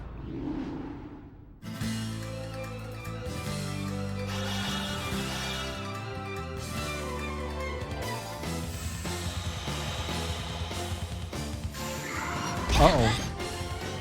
This might have been a dumb idea. You'll pay for that.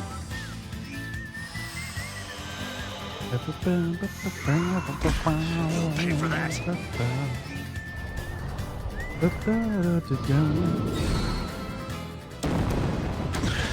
That one really hit home. Alright, she gets crisis action now, of course. Makes sense. Don't hold yourself back. Time to spread a little pain around.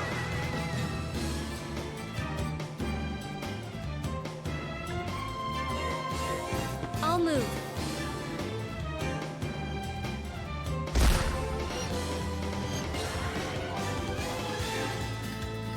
Final shot. Ooh, that is a good amount of damage.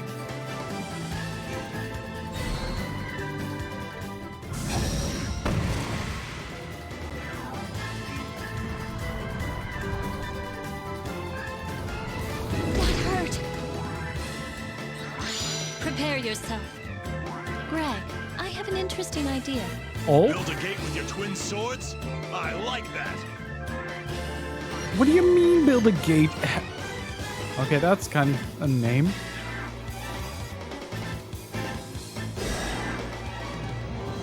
Redemption for all their foolish existences. Who dare to stand before us? I, who stand in the full light of the heavens, command thee, who opens the gates of hell, come forth, divine lightning. This ends now. Indignation. See ya. That's more of a mystic cage, but... I can now see the road to our future. Get sacrificed.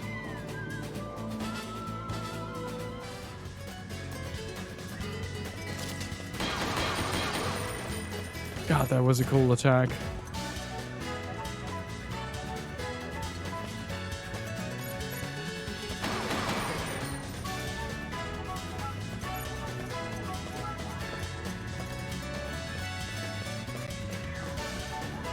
Hey, Bacon Wrath, how's it going? Oh, gotcha. Oh, Uh, wow, that felt good. Yeah.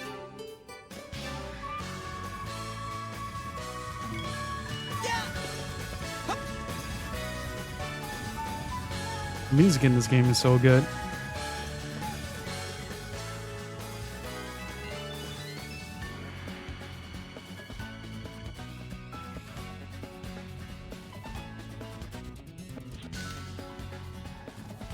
So once we're out of this tunnel, we'll have been to all the continents. I never thought our journey would turn into such a big adventure. I apologize, Rebecca. I didn't mean to cause trouble for you. No, you're not causing any trouble. If anything, it's more fun than I imagined. Getting to see all these new places, wondering what'll be in store for us when we arrive. Besides, Dean and I are both really bad about sticking our noses into other people's business. We can't just ignore people who are in trouble. Really? Yeah, of course sometimes we cause more trouble than we solve. We've even had people get really mad at us for trying to help out. I certainly don't feel that way. Dean, Rebecca, I'm truly grateful for your help. You are? That's wonderful. Sometimes I start worrying about worrying whether I'm really doing the right thing. Whether I'm really being helpful or just a nuisance. Especially with you, Avril. You're the first real friend I've had. Dean is standing right there, though. Yes, I suppose we are friends, aren't we? Please don't worry yourself about that. If anything, I always worry that I'm just dragging you around. Of course not. Dean and I at least are having a great time. Right, Dean? Yeah, it may not always be easy, but it's always fun. Thank you. I'm truly glad I was able to meet you. Well then, in order to continue this lovely journey, we're on here. Ooh. Let's take care of this roadblock. He's just been standing there this whole conversation. Right, here goes.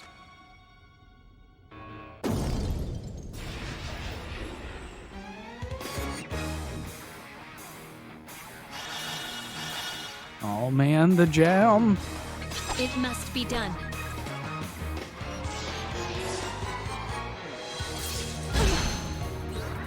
Let me teach you a thing or two.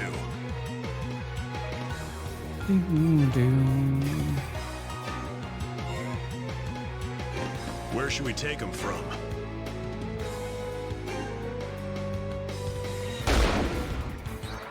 Prepare yourself. Should I move there?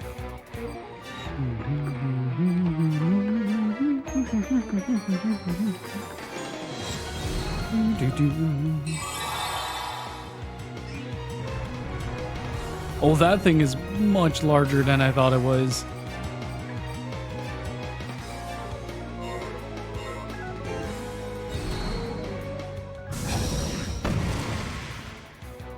Well, that probably could have been a lot more damage, though. That hurt. I'm gonna send you packing. Oops. Position is the key to everything.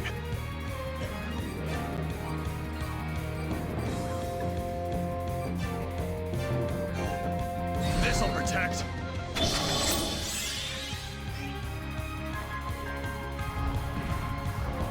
Don't kill Avril. No problem.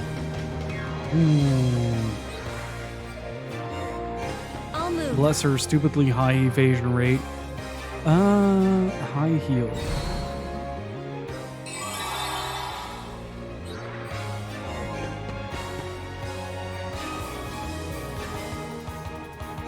I want to see how much damage this does.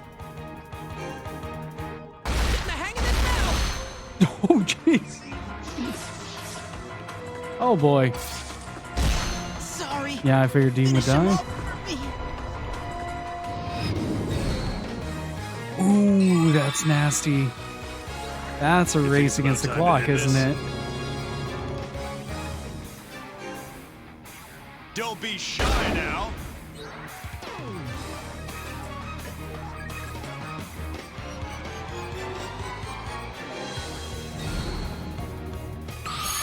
I'll make it up to you later.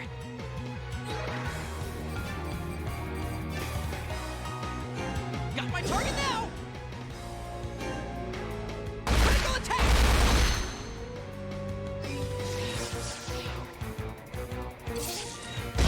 I cannot go on. Oh, this is bad.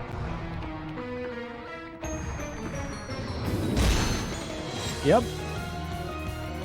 That's it. You think it's about time to end this? That's it. Gotta try that again.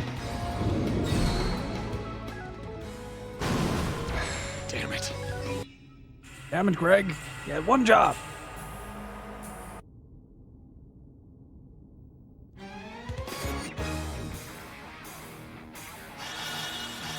That got me worried there for a second.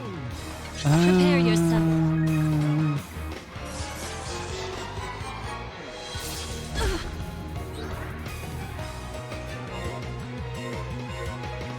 All right, I'm headed over there.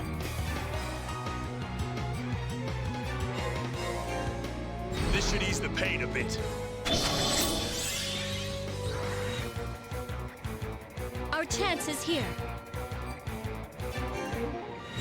Gotta heal up. I really gotta get rid of that dude as soon as possible. Uh-oh. That's a dead arrow. That's uncool. I shall muster up all my remaining power. Ooh. I can fight longer. Let's do this! Footwork is everything!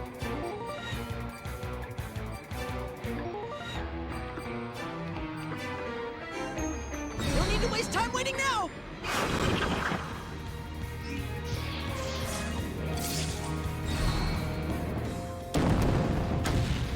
Oh, I'm okay with that.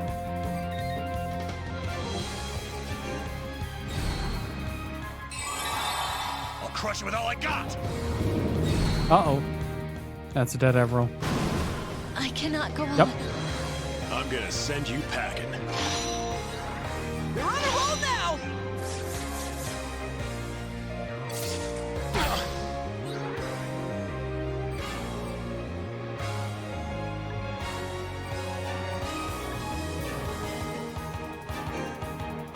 Yeah, I made a mistake there. I started on a specific platform, and I probably need to get him first. Got your weak point! Getting the hang of it now!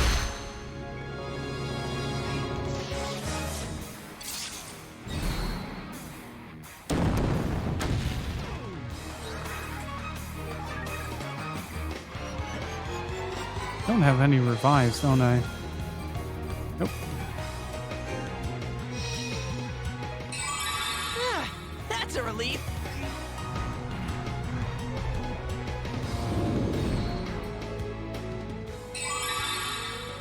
Yeah, I don't want to extend the fight Here too we go. long here.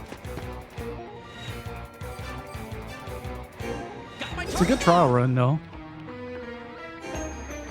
This is refreshing!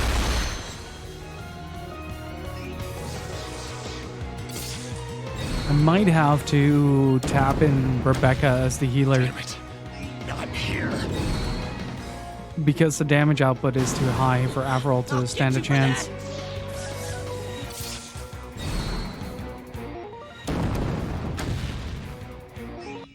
Yeah.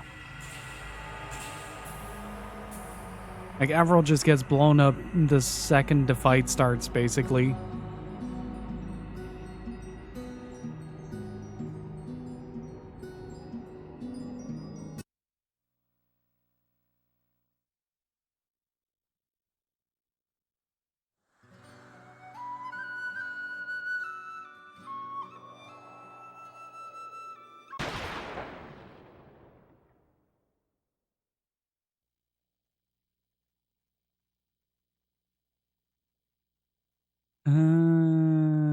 Load. I think it was this one. Yeah.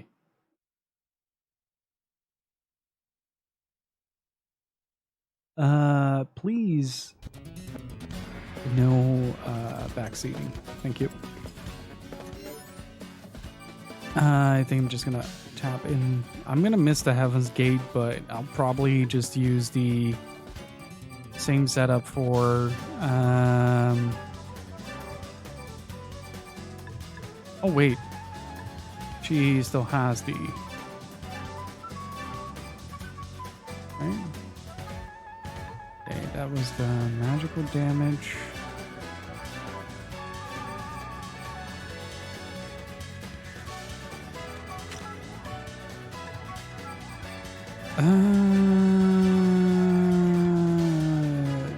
This should be high heal.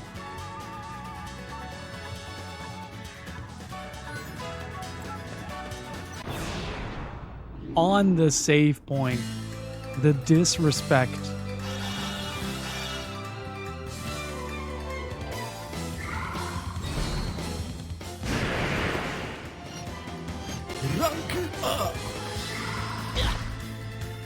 My back is sore and wrecked from thunderstorms. I am amazed at my ass down, thank you. Dano. Wasabi, how's it going, dude? Thank you so much for the 20 months of support. Really freaking appreciate it, dude. Still Can I standing. get some Kevin Richards in chat? Thank you so much.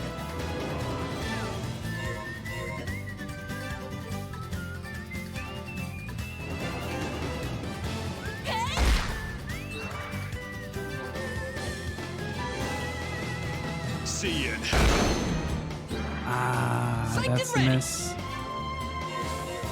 I'm gonna take over this one. Gotcha. At least take care of this.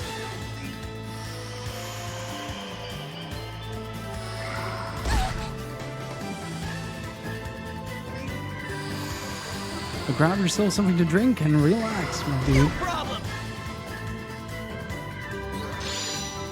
Oh, Great. Give me a hand here. All right, I'll time it with whatever you.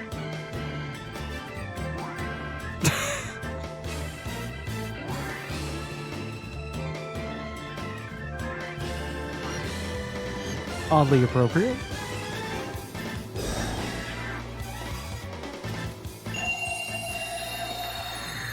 Go ahead. Go!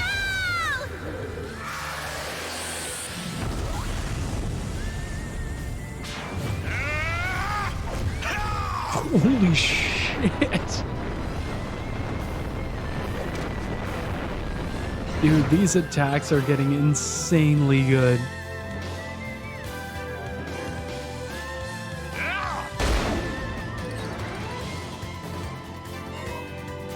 Stick and move.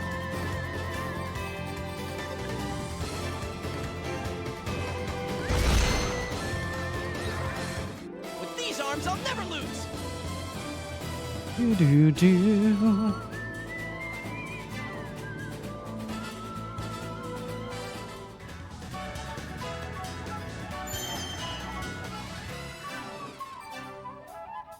Okay, that kind of makes up for it.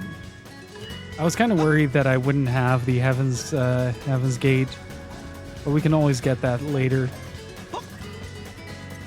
Gonna see if I can get one more level, because I feel like that might actually make a difference. Yeah, the 100 HP is gonna make a difference.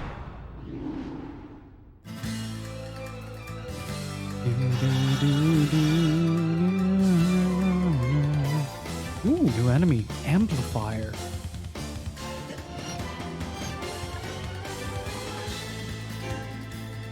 Gotcha.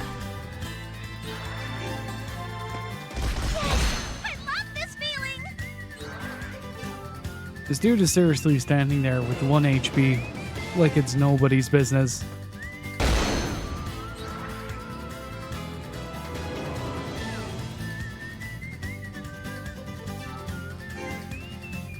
I wonder, are there,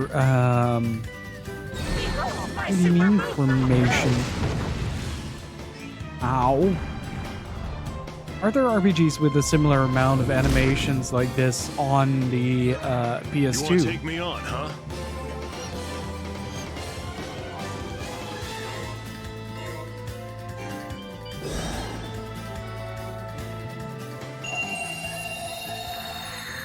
Go ahead.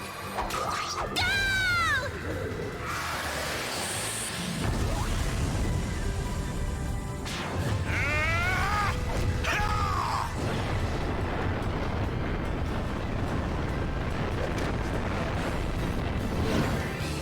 Let's do this. Ha! Got you now. Oh, is that a critical I see? Oh, I'm still standing. well, it was worth a shot.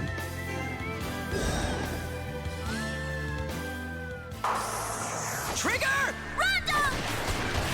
Go, go, go, go, go. All right.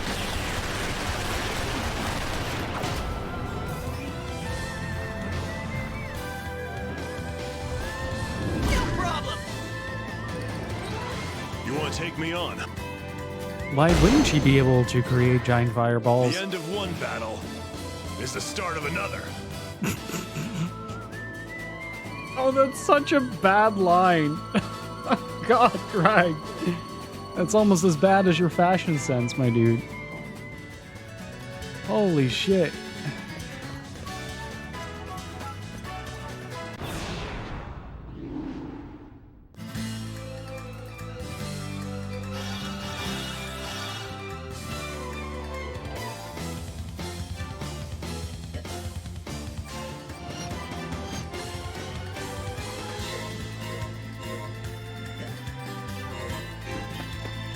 I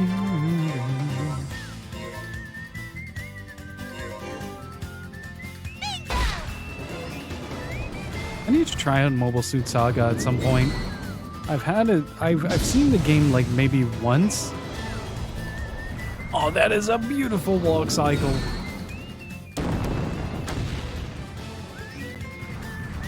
Look at him go. What do you mean Dino has new emotes and I didn't know about it? What is this madness?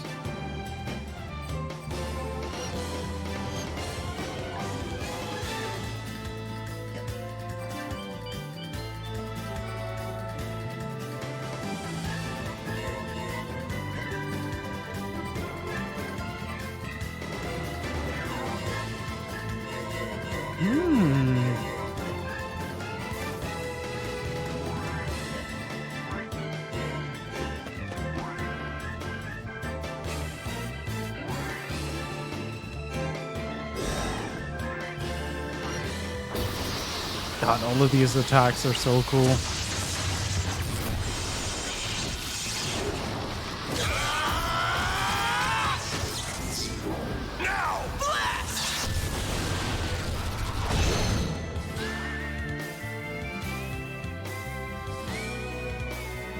I appreciate Stray for putting dumb cat puns in their own titles like Alcatraz. God damn it.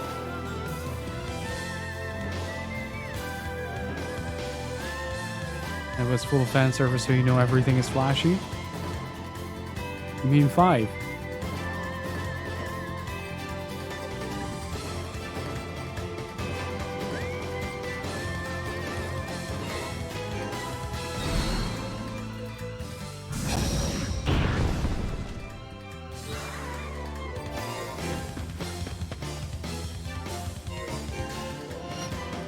I'm going all out here. Miss. Oh. Oh, that run cycle is beautiful. Go easy on a girl, will ya? I don't feel like losing today.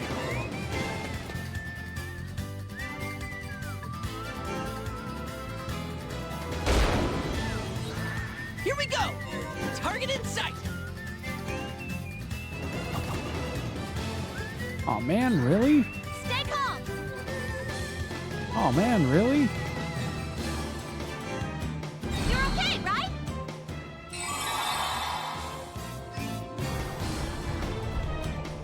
If it was a PS2 RPG that had animations like this game. Yeah, but there is no Wild Arms 6. There you go. Did he just scream bagel and then shoot a golem in the face? I appreciate this, man.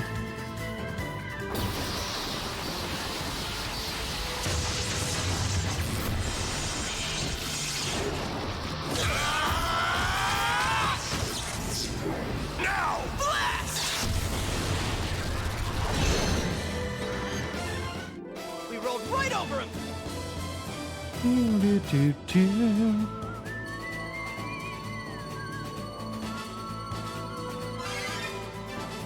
Yeah, I think we can at least try it now. There! There! As far as I know, the series ended with 5. Good.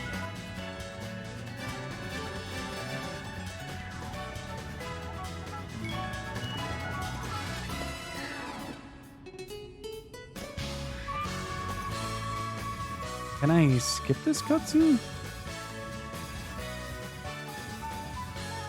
Yeah, you still had Wild Arms XF. I don't know if that came out in between, though. Oh.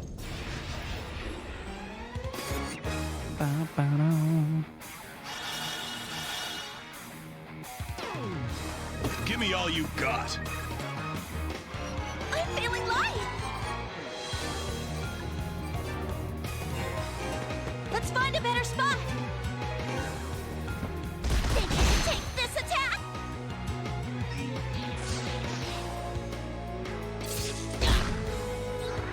I'm gonna send you packing.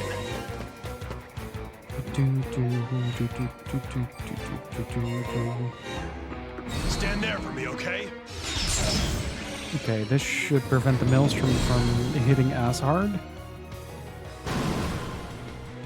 Oh, it still hits hard. Can't let this beat us. Uh, You gotta have guts.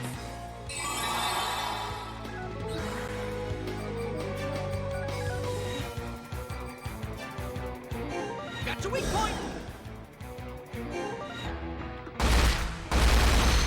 I wonder if that is a got line luck on my shot, side. though. That should be the best position.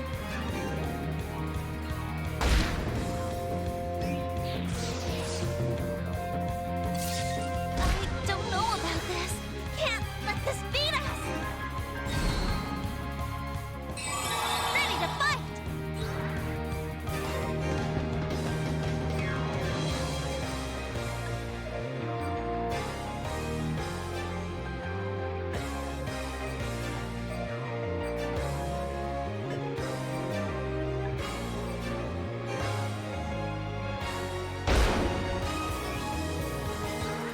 I'm in top shape now.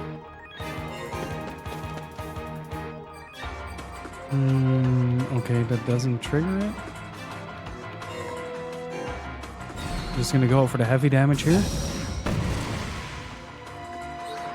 I've got luck on my side.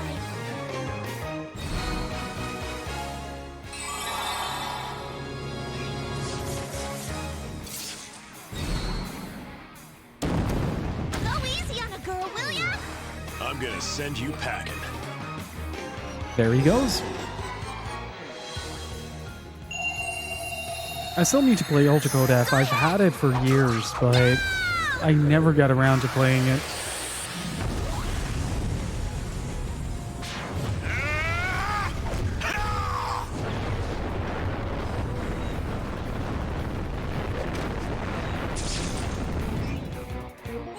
I'm in top shape now.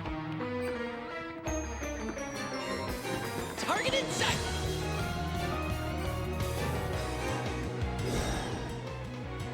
Oh, he's guarding, of course. This is refreshing. And that didn't do too much.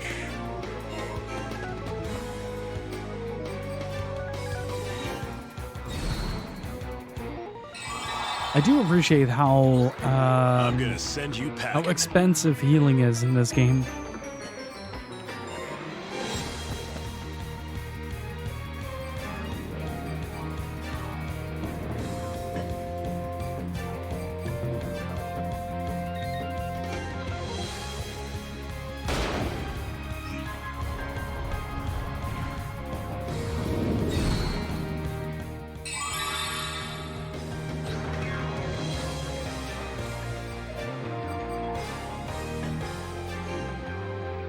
How's this?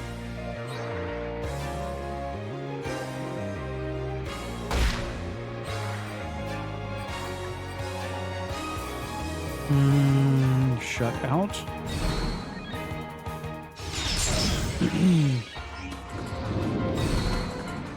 That should do a reduced damage because I'm on the water tile, right?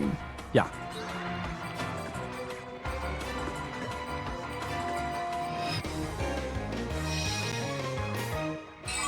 Back in action.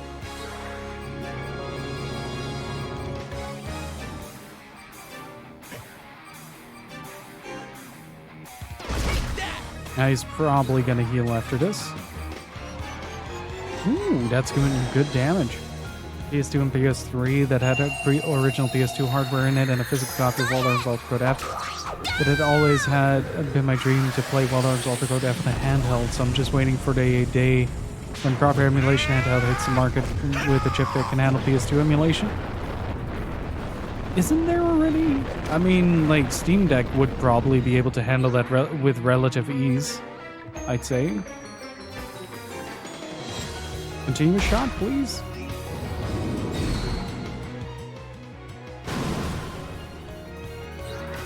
Let's do this.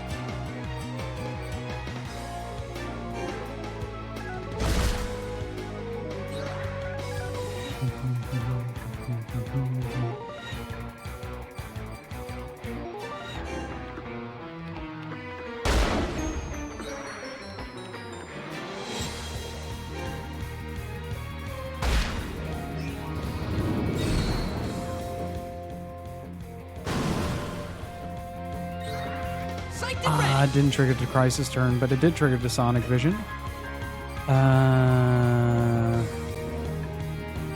Actually...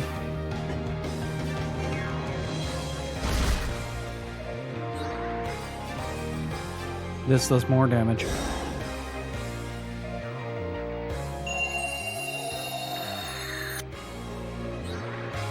What next? You're okay, right? Back in action! Uh-oh.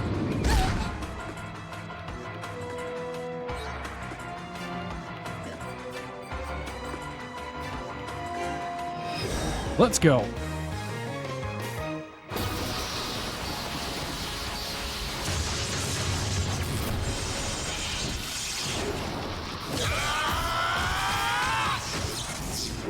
Now, blast!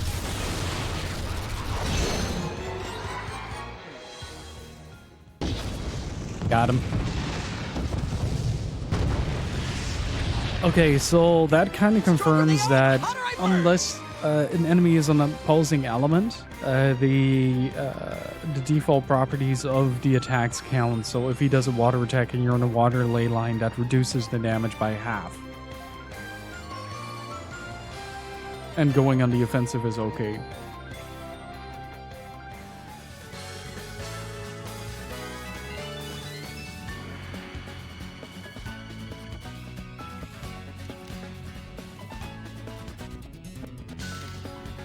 That was a cinch. No matter what gets in our way, we'll just keep on moving. Honey's Day, here we come.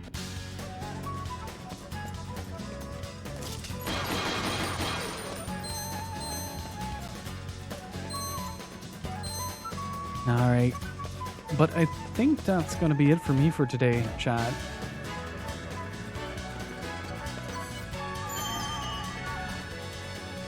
Let me save this up real quick.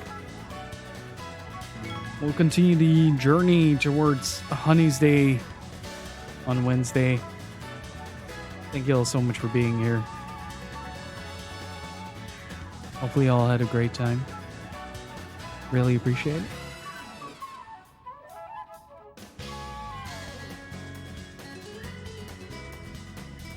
The quest for the Seed of Apple. But yeah, generally I feel like emulation is getting to a point where handhelds might be able to do that pretty well. And thank you all so much for being here. Hopefully you guys enjoyed it. Thank you for joining me on this this Monday. And a extra shout outs to Recat Who Dat and Angfa for the bits. Really freaking appreciate it. Thank you so much for the support. And let's see, Durand, Angfa, and Wasabi, thank you so much for the resubs. Really freaking appreciate it. And Nab, thank you for the raid. Thank you so much, everybody. Really appreciate the continued support. You guys are much too kind. And if you're new to the stream, do consider hitting that follow button. We also have a Discord. If you enjoy hanging out with this community, feel free to join. And I also have a YouTube channel where I post separate content. New videos are in the works. ETA is still unknown, but I am working on them. So do look forward to that. And hopefully we'll see you guys soon. Thank you so much for being here. And until next time, stay beautiful, keep on gaming, dudes. And I'll see you all on Wednesday. Bye-bye.